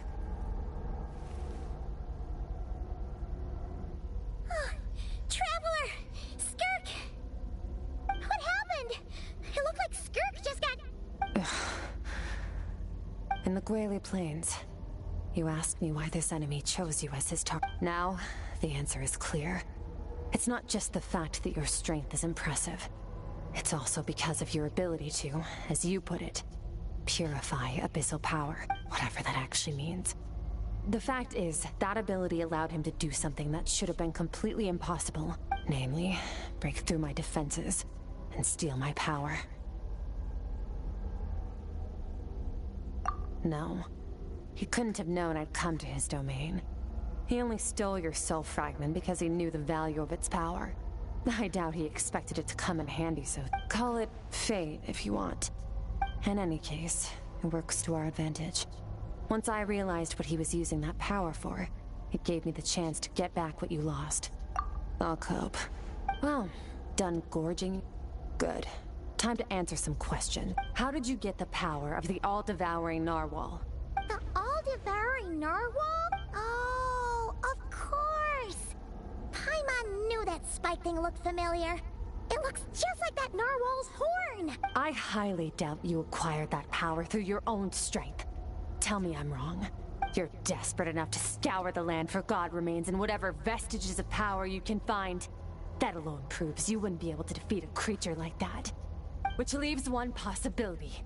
You know my master, the Foul, Sertologi. The Foul?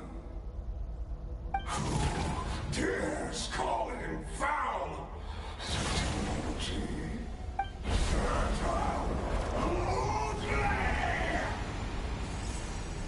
What's wrong? Bit off more power than you can chew? You're struggling to hold a basic conversation. Just a little longer. Look! It's back! Those obsessed with power were ready to devour it before abandoning their pursuit. Keep calm and use reason to decide the best course of action.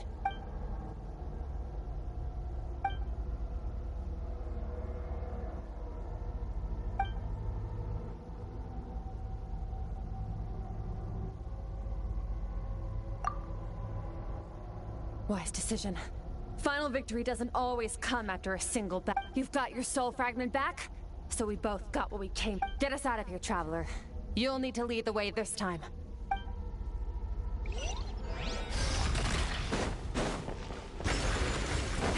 Skirk, is your shoulder gonna be okay? The wound is minor. It'll heal in no time. You should focus on getting out of here alive instead.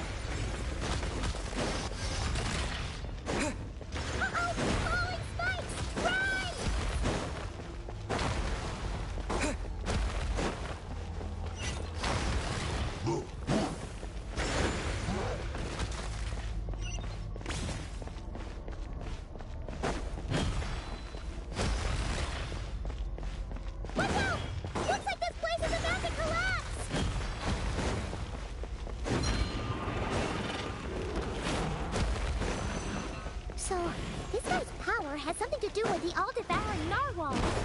Did you know that all along, Skirk? I had my suspicions. That's why I decided to investigate in the first place. But...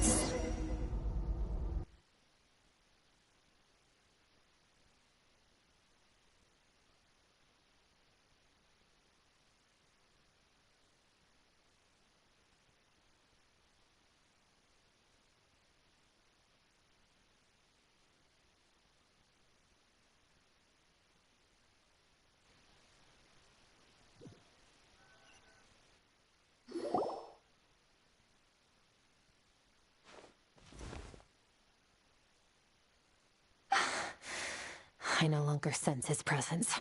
Weaklings like him will find that my power is not so easily controlled. He won't be leaving that place until he's managed to digest it. You seem surprised. I suppose that's fair. You've seen but a fraction of what that whale is capable of. That gaping maw could swallow a planet whole. It's called the all-devouring narwhal for a reason. Devouring is what it does best. Yeah. When we had our run-in with that thing, Neverlet mentioned that it has an instinct to... Your dragon friend recognized the nature of its abilities and used the power of Hydro to protect you. That worked because it was in a satiated state, so it was somewhat less aggressive than usual. It's a different story when it has no more power to feed off of. That's when its true voracious nature kicks in. It could devour everything on the planet in that state, but I hadn't counted on there being anyone left on this planet capable of wielding its power. Exactly. It told me everything I needed to know. Hence why I said we both got what we came for. And I believe that brings our transaction to an end. Now that you're whole again, you can get back to your own journey. I'll handle the rest of this situation myself. No way! We can't leave now! Something was stolen from you because of us! We have to help you get it back! This isn't my first taste of failure or losing power. When you fall, you get back up again and become stronger. That's how it is. But what if that monster finds you before you're all better? Plus, how are you gonna get home? So, sticking with us for the time being doesn't sound so bad, does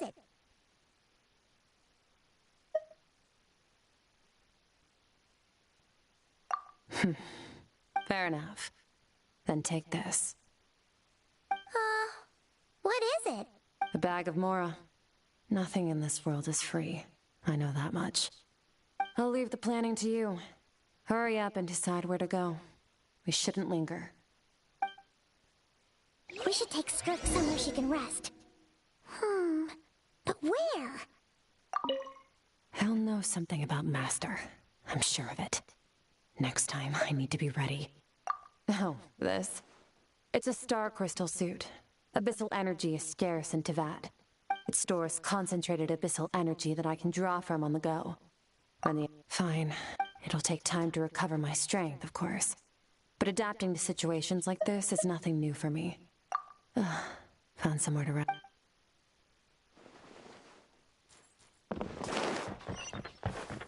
Paimon gets the feeling Skirk wouldn't like being around a lot of people. Oh wait! Baiju said we could rest in the back room of the pharmacy, didn't he? Let's head there!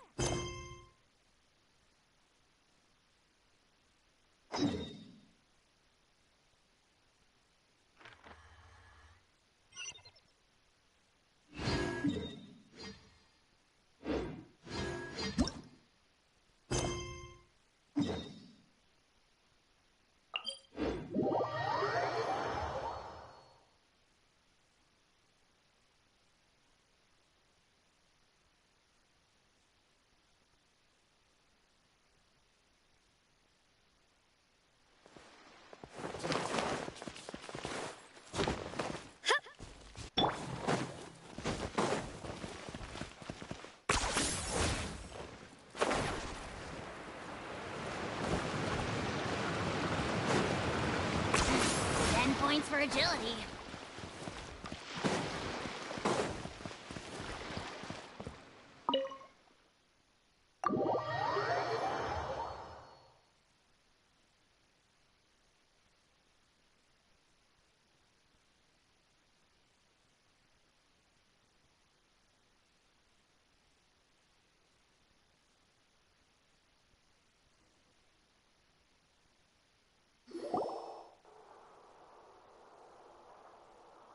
Huh. This bag from... Does she have a job or something? Wait, no. After what we saw at Wamin Restaurant, that seems impossible. Can you imagine? It would go something like... I'll be collecting my paycheck now, boss. Oh, sure thing. Wait, who are you? Can't hold a job if you make everyone forget about you. So, what did you do to get all this Mora? Claimed some buried treasure, took care of a few monsters that were causing trouble. Nothing untoward.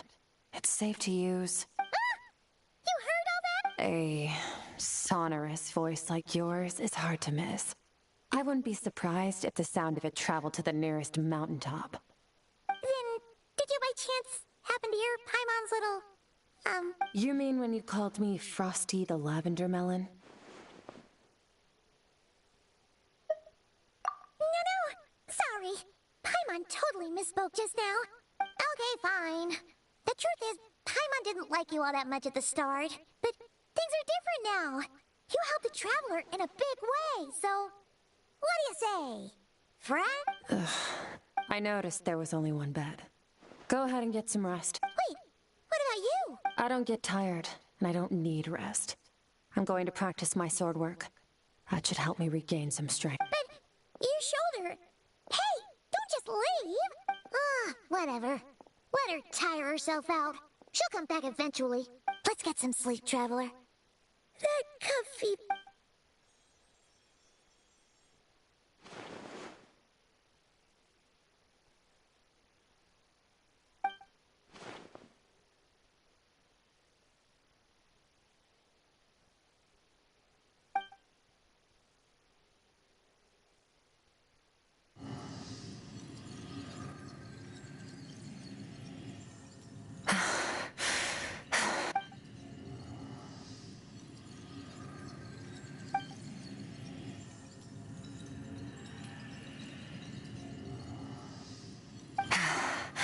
Quiet.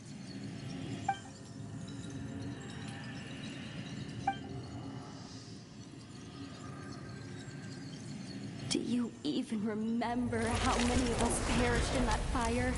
How many bodies were left to rot on the scorched earth? Keep your gaze fixed on your blade. You don't deserve to rest. Run, Skirk. Run!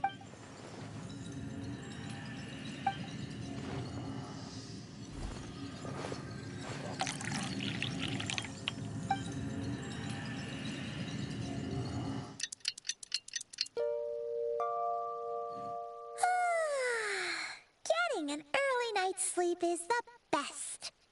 Wait, Skirk? Have you been sitting out here the whole night? The bed's all yours if you want it. About 60%. Maybe 70. Ooh! Paimon thought it would take at least a couple of days. That was fast. No. Not fast enough. That's 20% less than last time. No. I think the problem's with me. I need to meditate for the next 2... Ooh, sounds intense. Well... Thanks. See you in 2 days.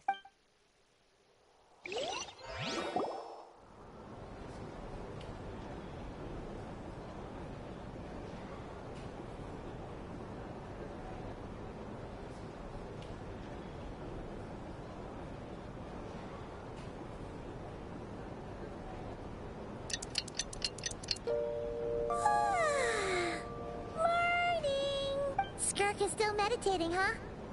It's been 2 days already. Shouldn't she be awake by... Paimon can't think of anything we can do to help. Be right back.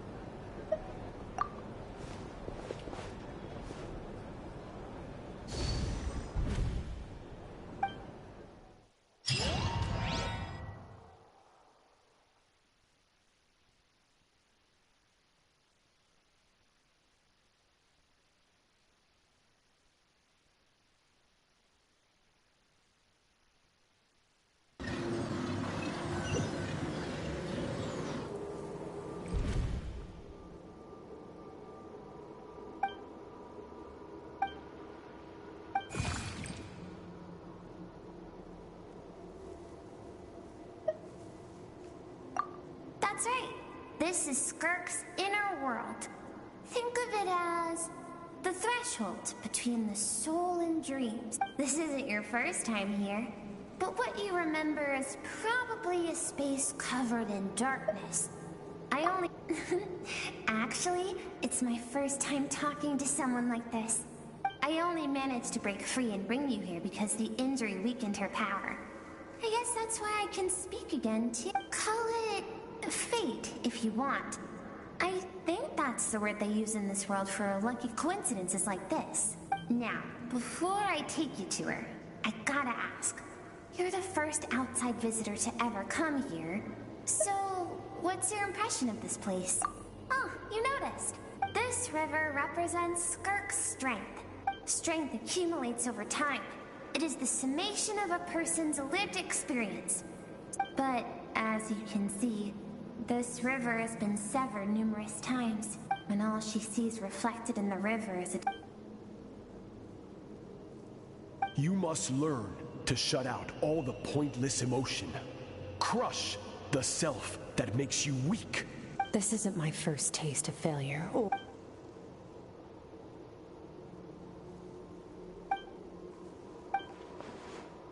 The answer to one mystery invites another question, I see.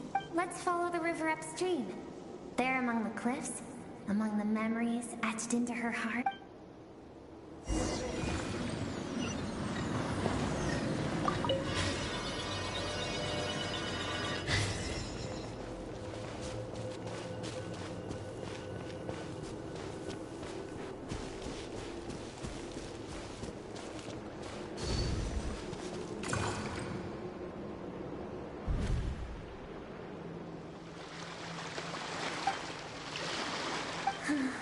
I've always thought that, even when falling leaves don't come from the same tree, like meteors, you both made a journey through the stars. Both travelers who have landed on a planet that is not your home. Yet, when she first noticed your presence, although she hesitated for a moment, she still chose to walk away, indifferent as ever.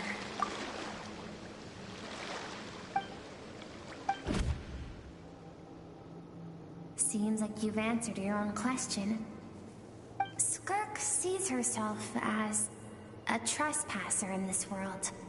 She's made a conscious choice to avoid altering its path. But the reason for that decision stems from events much earlier on in her life. Let's keep going. It's still a long way to the source of the...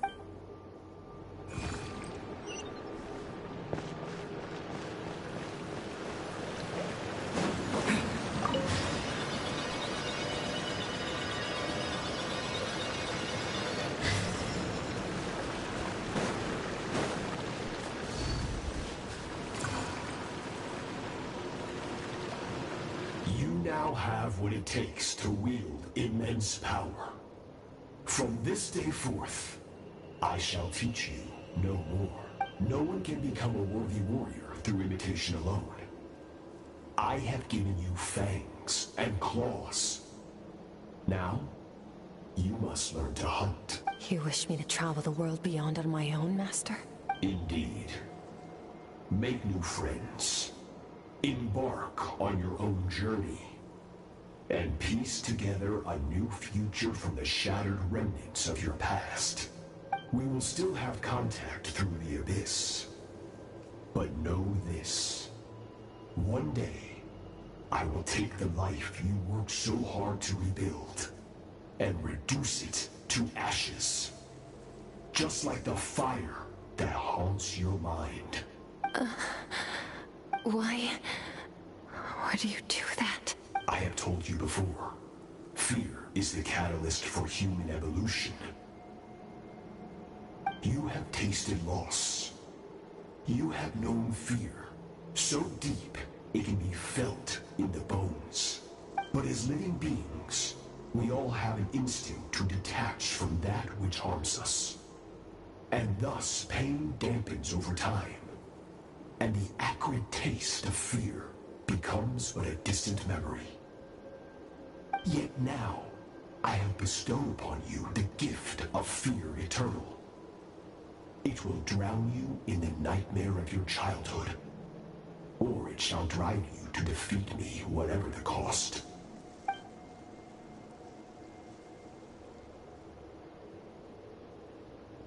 That is what Skirk's master, the foul Sertologi, looked like at one point in time. Of course, as a higher being, physical form is a triviality to him. He could appear as a beast, a human, or even a monster that defies description. For certain reasons, I need to bridge the power gap between me and my master as quickly as possible. But first, I need to understand the source of his strength. To do that, I need to follow in his footsteps, walk the path he once walked, and somewhere along the way, I'll find out how to defeat him. I'll let you in on a little secret. The real Sertologi, the scope of his power is impossible to understand until you experience it firsthand. It is absolute. The power to crush all things. Shall we keep going?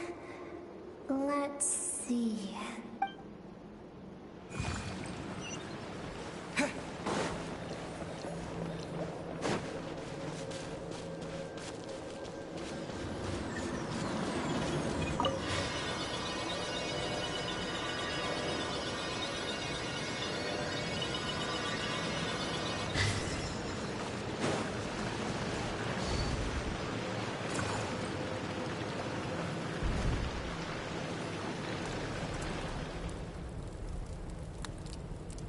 We've made it quite a ways already.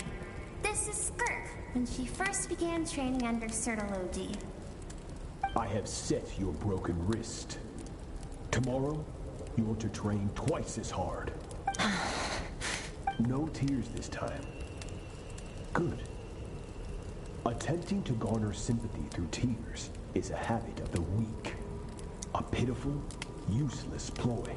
Can I ask a question, Master? Why did you save me? I keep thinking, maybe it would be better if I had died. I wouldn't be haunted by that fire all the time. I wouldn't have to go on like this. I saved you because I have a plan for you. It has been too long since I fought a battle that demanded my full strength, and I hunger for it. Every so-called genius and prodigy I have faced has crumbled like sand underfoot. Before me, even fate bends the knee. So, I will teach you everything I know. Train you by whatever means necessary, in the hope that one day, you might surprise me. But I don't want to draw my sword against you, Master. What you want matters little. Among the boundless sea of stars, the cries of the weak are but faint murmurs that disappear into the void. You of all people know that well. Yes, Master. From that day forward, all she knew was grueling training. After some time, her talent bloomed, and she gained control over her emotions, like her master. It was not that human emotion disappeared from her heart, but that reason came to dictate all she was allowed to feel. I suppose it...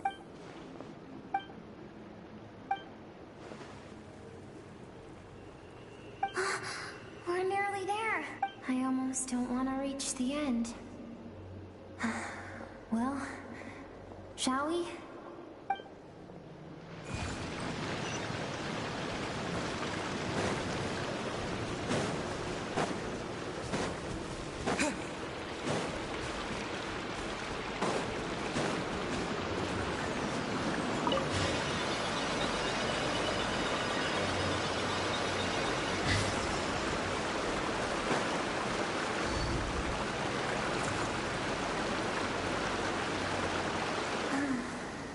These are Skirk's happiest memory. What a simple and carefree time it was.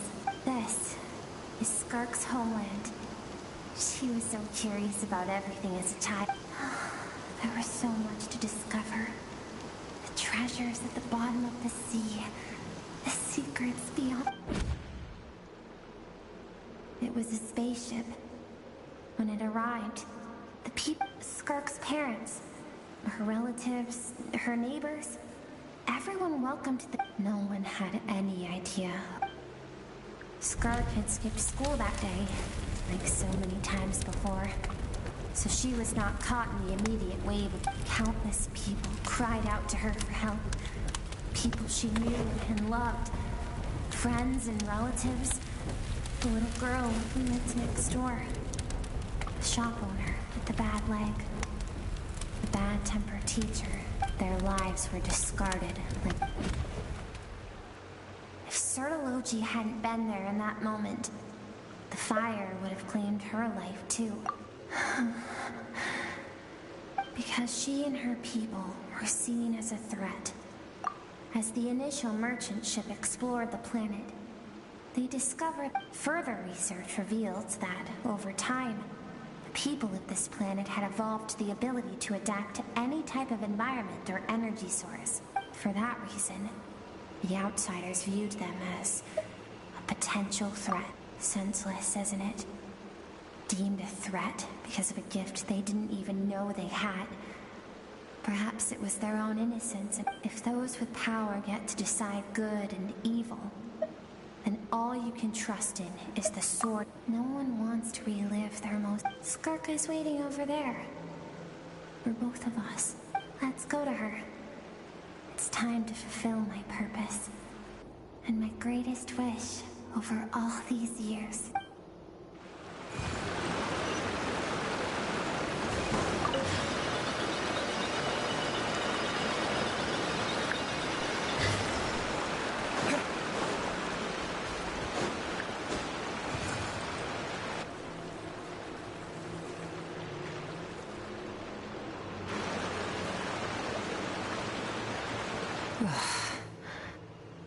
So all this, just so you could bring him here.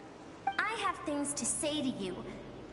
Well, to me. I want someone to witness our reconciliation, even if it takes an argument to get there. And he is the best choice in this moment. Her suppressed emotional self. The version of herself she keeps locked in the recesses of her mind, stifled by reason. All those rejected impulses, those discarded aspects of your past selves, they are a part of me now. I am who you used to be. Someone you have refused to face for too long. So, I came to face you instead. You're wrong. I have faced you all along. And that's exactly why I keep you locked here. Your existence makes me weak. Moments of joy and longing are when we are most vulnerable. Don't forget, it was a penchant for goodness over reason that doomed our homeland in the... Even so, learning from the mistakes of the past doesn't have to mean erasing everything. Strip yourself of your so-called weaknesses, emotions like kindness and empathy, and what makes you any different from the ruthless soldiers who slaughtered our people? The difference is that I'm doing what is right, what is necessary. I allow you to exist, but with limited freedom. That is the greatest kindness I can offer. I have shouldered everything you couldn't carry. I rose above the numbness and emptiness, and it was cold, unfeeling reason that brought me this far. It made me who I am. It made me strong. That is the problem. I want to shoulder those things together. On the grand scale of the entire universe, maybe our feelings are vanishingly small, but why should that mean they don't matter? Emotion gives warmth to the cold expanse of space. It gives meaning to the world around us. Think back to those nights of gazing at the stars, those afternoons of exploring the unknown. Think back, and let them grant you peace.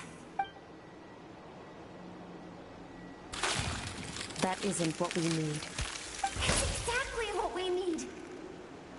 Aren't you curious about why recovering your strength has taken longer than normal this time? Finally, you get to the important part. That is the only answer I came here to find. Then look around. You cast aside your dreams and curiosity. And in doing so, you lost your original motivation. You've severed all connection to who you used to be.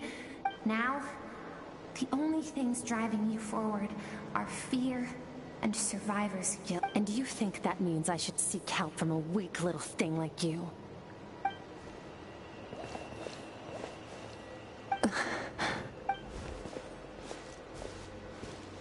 Thank you for saying that.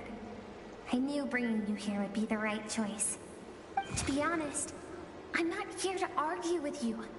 This isn't about who's right or wrong, but what is right at one point in time isn't always right forever. And I know that among the voices that haunt you, mine is there too. All those unfulfilled hopes are like knives to the heart. And I don't want you to hurt anymore. I keep thinking, maybe it would be better if I had died. I wouldn't be haunted by that fire all the time.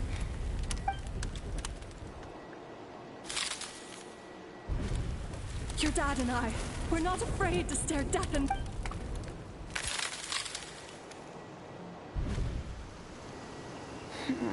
I'm sick of being a kid. There's so many amazing things out there.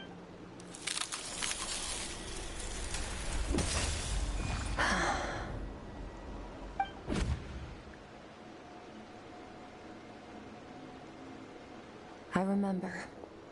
There was a song Mom and Dad dancing water. I am not the dancing water. I should be thanking you.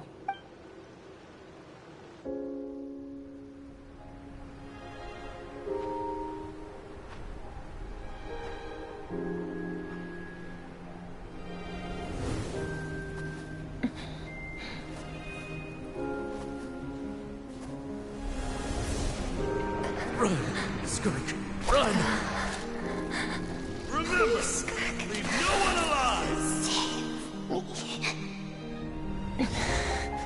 Heed my words, Skirk.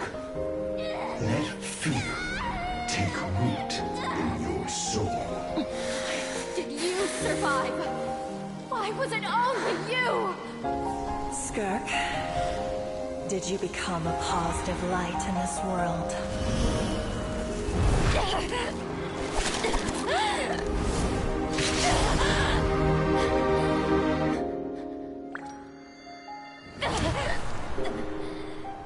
Hey, this doesn't have to be the end.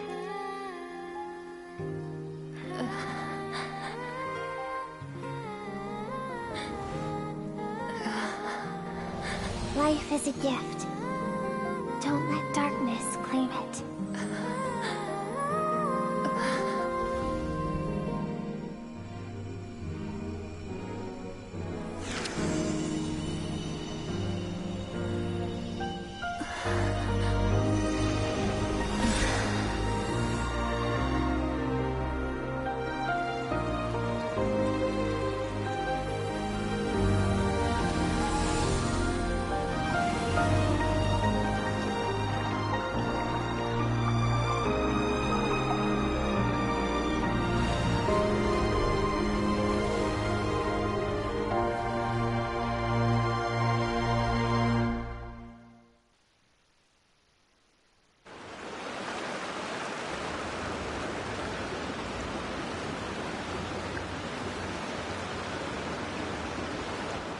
So, you saw my... I once asked my master if... He said no. But in a world without order, those with no moral boundary. That's why, after hearing his answer, an idea came to mind. An idea that, one day, I would... But that means I must defeat him. Because my... Yes. Although his decision to train me was not made out of kindness, I know. And it's not something I want. He's no longer into that. But he sends me messages through the abyss. Every time I hear from him, my heart skips a beat. And I wonder if this is the moment where he'll finally appear before me. Maybe that means I do live in eternal fear. Just like he said. I don't know what Master has planned, but I have to be ready.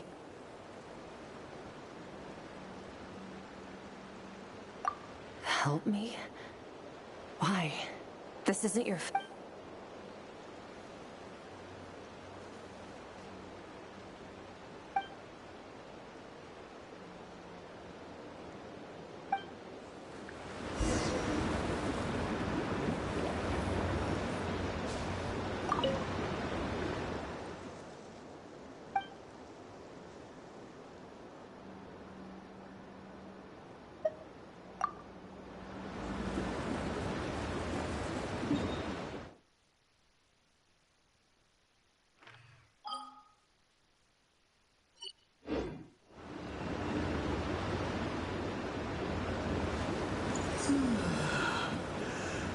Oh,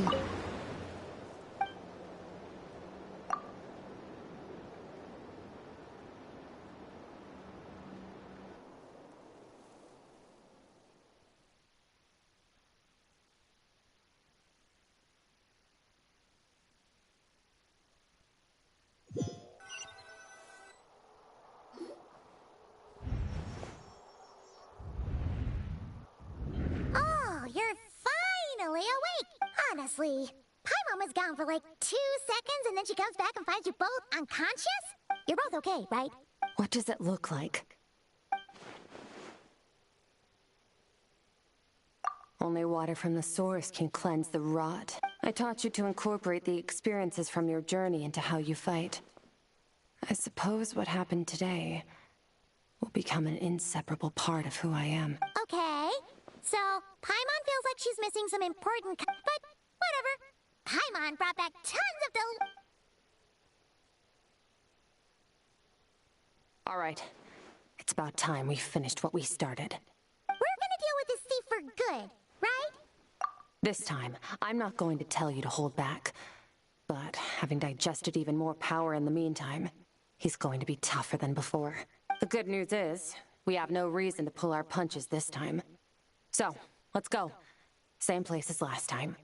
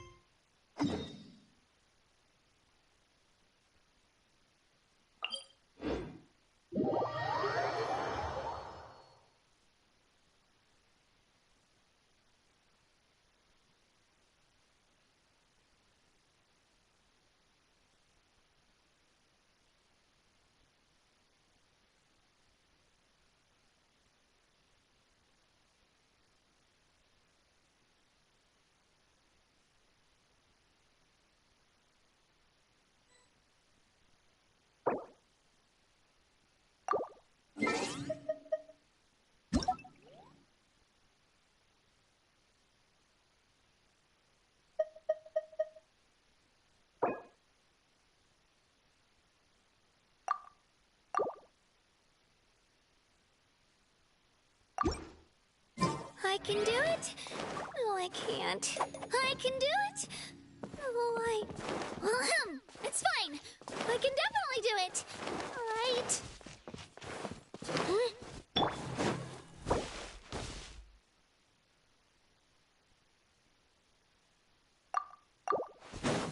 Are you running away? Oh, glory! The glory to which Let's go. none can compare. Especially not when I'm in a bad mood. Measly insects! You Nothing personal. get back! You're open. Locked on.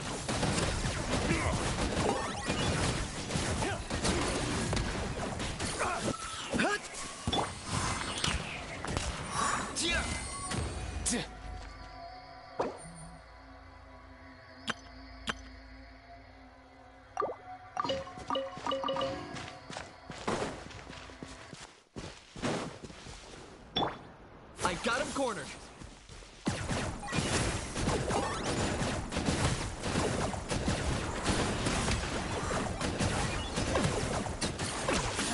You really are a one-trick pony, you know.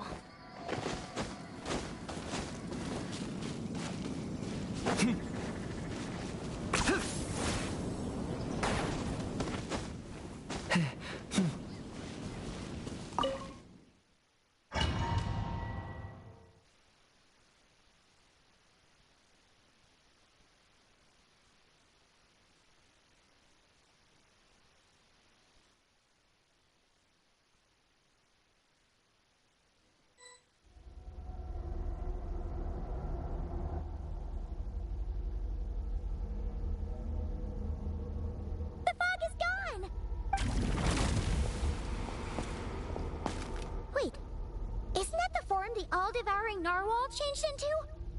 Really? So... It's a subconscious instinct. Any intelligent being who longs for his level of strength is bound to mimic his appearance. It's a natural response after encountering someone as powerful as Matt. To them, he represents ultimate power. We know the person before us has encountered Master, and we know he stole a portion of my power. So it's not surprising that he would assume this form. Okay. Oh, the closer Paimon looks, the more intimidating it... Nervalette isn't here this...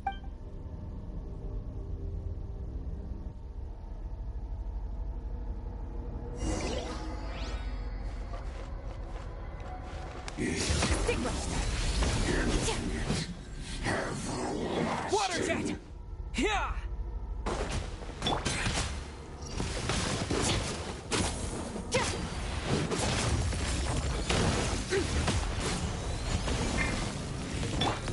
Water jet! Water jet!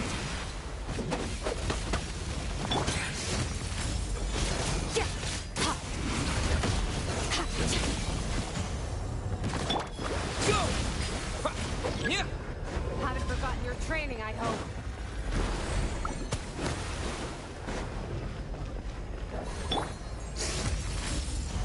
Mine to wield.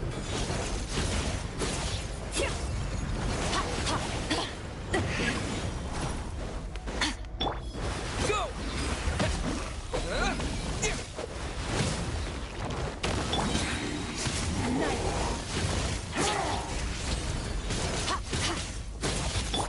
Wipe out! Water jet!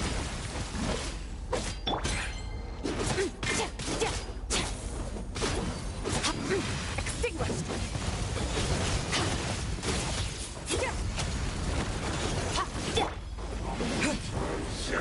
Go! Once more! Water jet!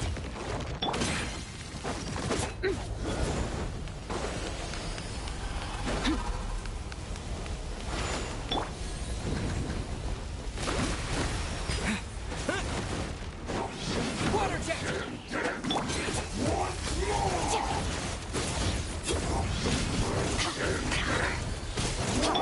Bombs away!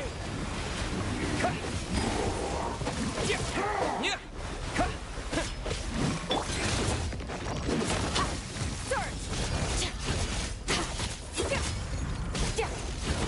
Mine to wield.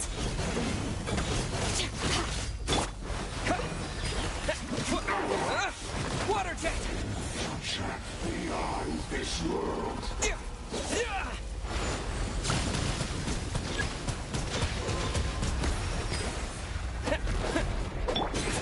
Annihilate.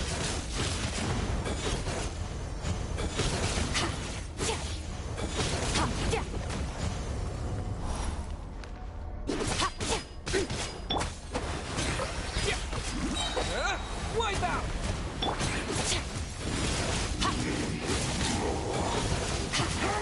Mine to wield. Go!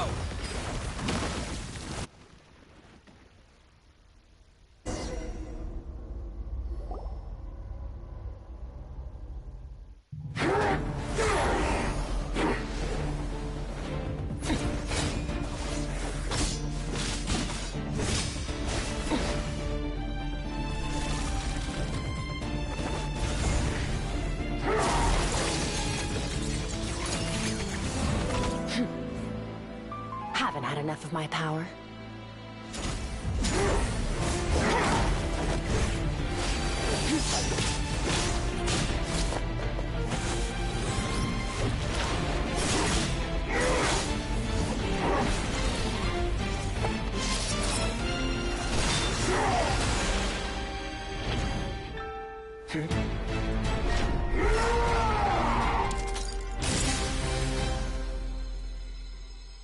Well then, let's see how much more of this power you can handle.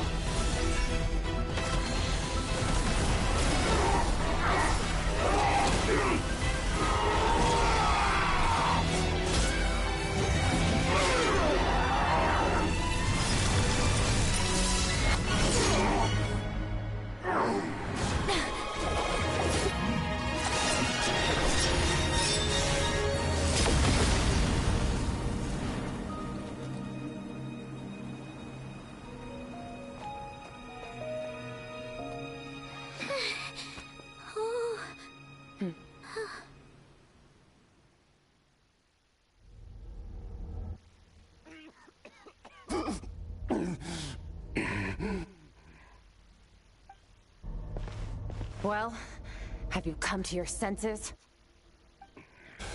You saw that my body was at its limit. So, you deliberately channeled your power into me, knowing that it would destroy my shell from within. Such power, such keen battle instincts. So, you must be... Skirk. Certologi's How long has it been? How long has he been away from Tevat? Hundreds of years. Hundreds? Sorry. It's a lot to take in. I should introduce myself. I am Skofnungar, a friend of your master and one of his followers.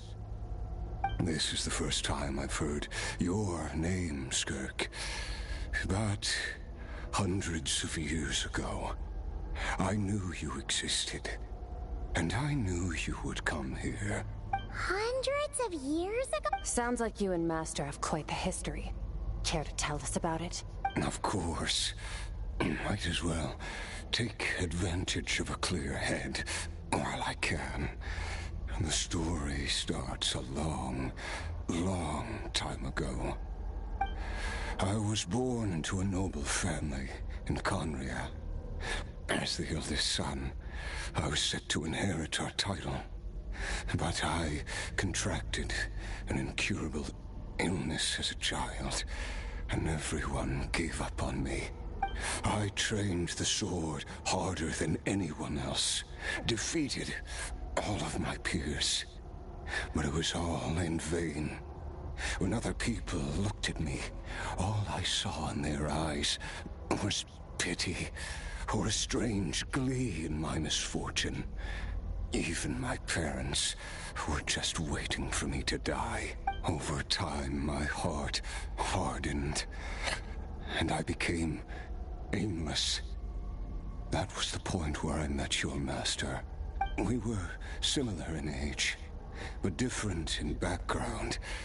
He was born in prison, the son of criminals who had been sentenced to death. He spent his childhood wandering the streets, facing more criticism than the literary works in the Universitas Magistrorum. Yet, he always wore a smile on his face, as if kindness and malice were one and the same. I still remember what he said to me when we first met. You need to fight to survive. Even if it's a losing battle, it should light a fire under you. How can you sit back like this and go down without a fight? That does sound like something he would say. He was the first to acknowledge that I was worth something, and he inspired me to keep going. When we sparred together, it was the first time I'd actually felt the thrill of combat. When I was 10, he stole forbidden research materials and managed to cure my illness. It was like there was nothing in this world he couldn't accomplish when it came to the human form. But somewhere along the way, I fell behind. My talents were nothing compared to his. And at some point, I realized he had pulled so far ahead, I was too embarrassed to even... After his grand endeavor was successful, he sought me out. This planet no longer holds anything of interest to me, so I'm leaving. But first, I have an offer. I can use a power I have just refined to break the curse of immortality for you. Your death was once what we worked so hard to prevent. But the immortality you now face is a different kind of pain altogether.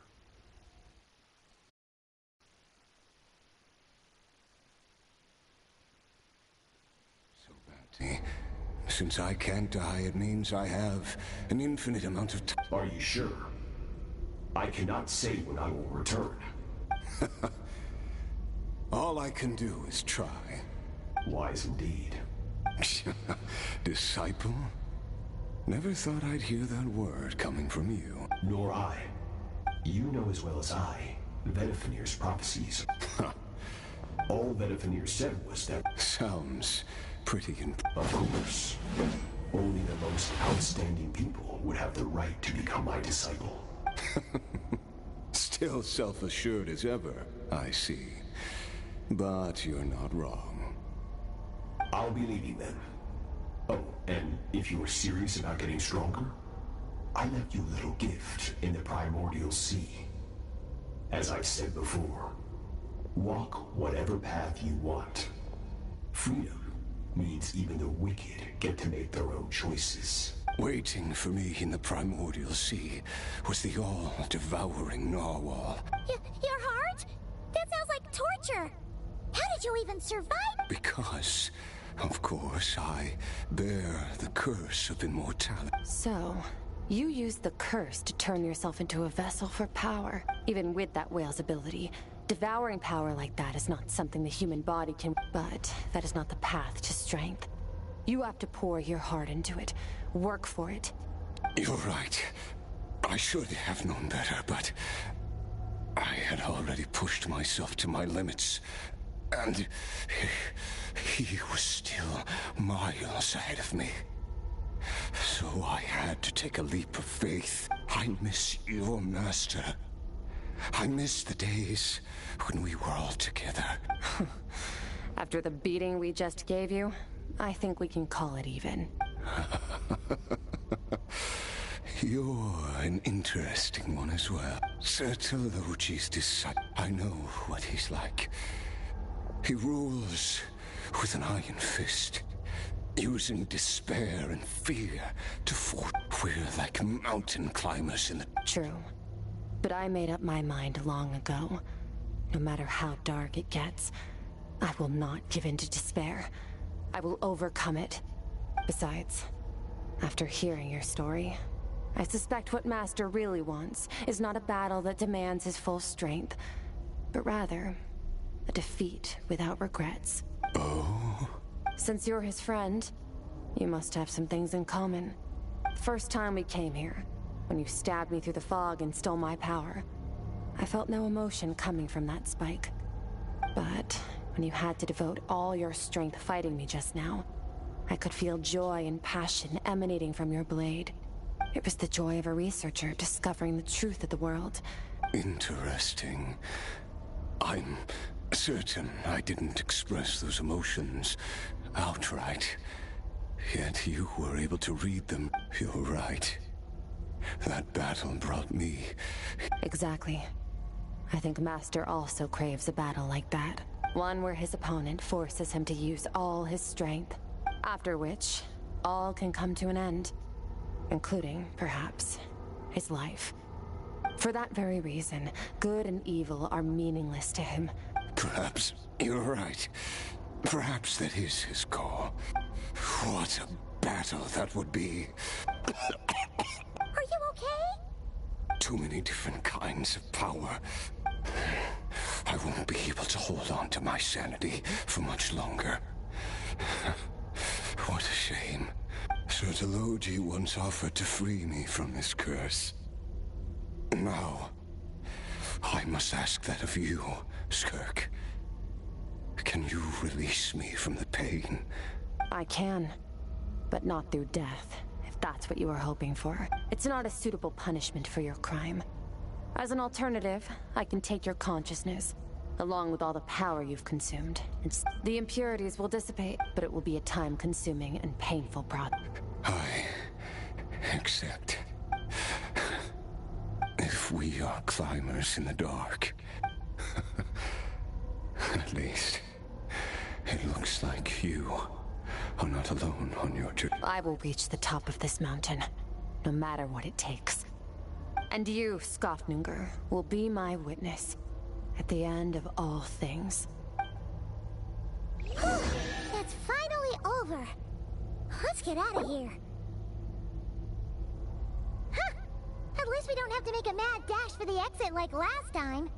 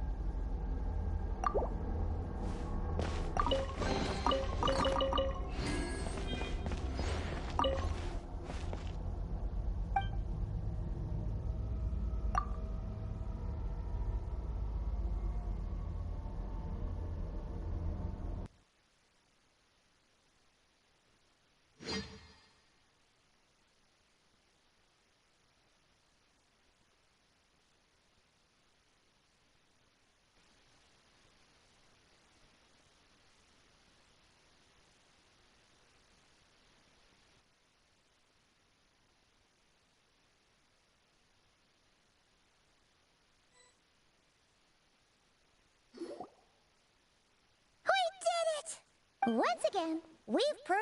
Wow! Today sure went by fast. It's night already. Oh wait, that reminds Paimon. The stars you mentioned. Yes. Great! Huh. It's crazy that you even noticed their I suppose it's because the false stars, it's not real. And yet, even the most beautiful of bubbles has to burst. Time marches ever, though we gaze upon a false sky. Ugh. Ever since we met,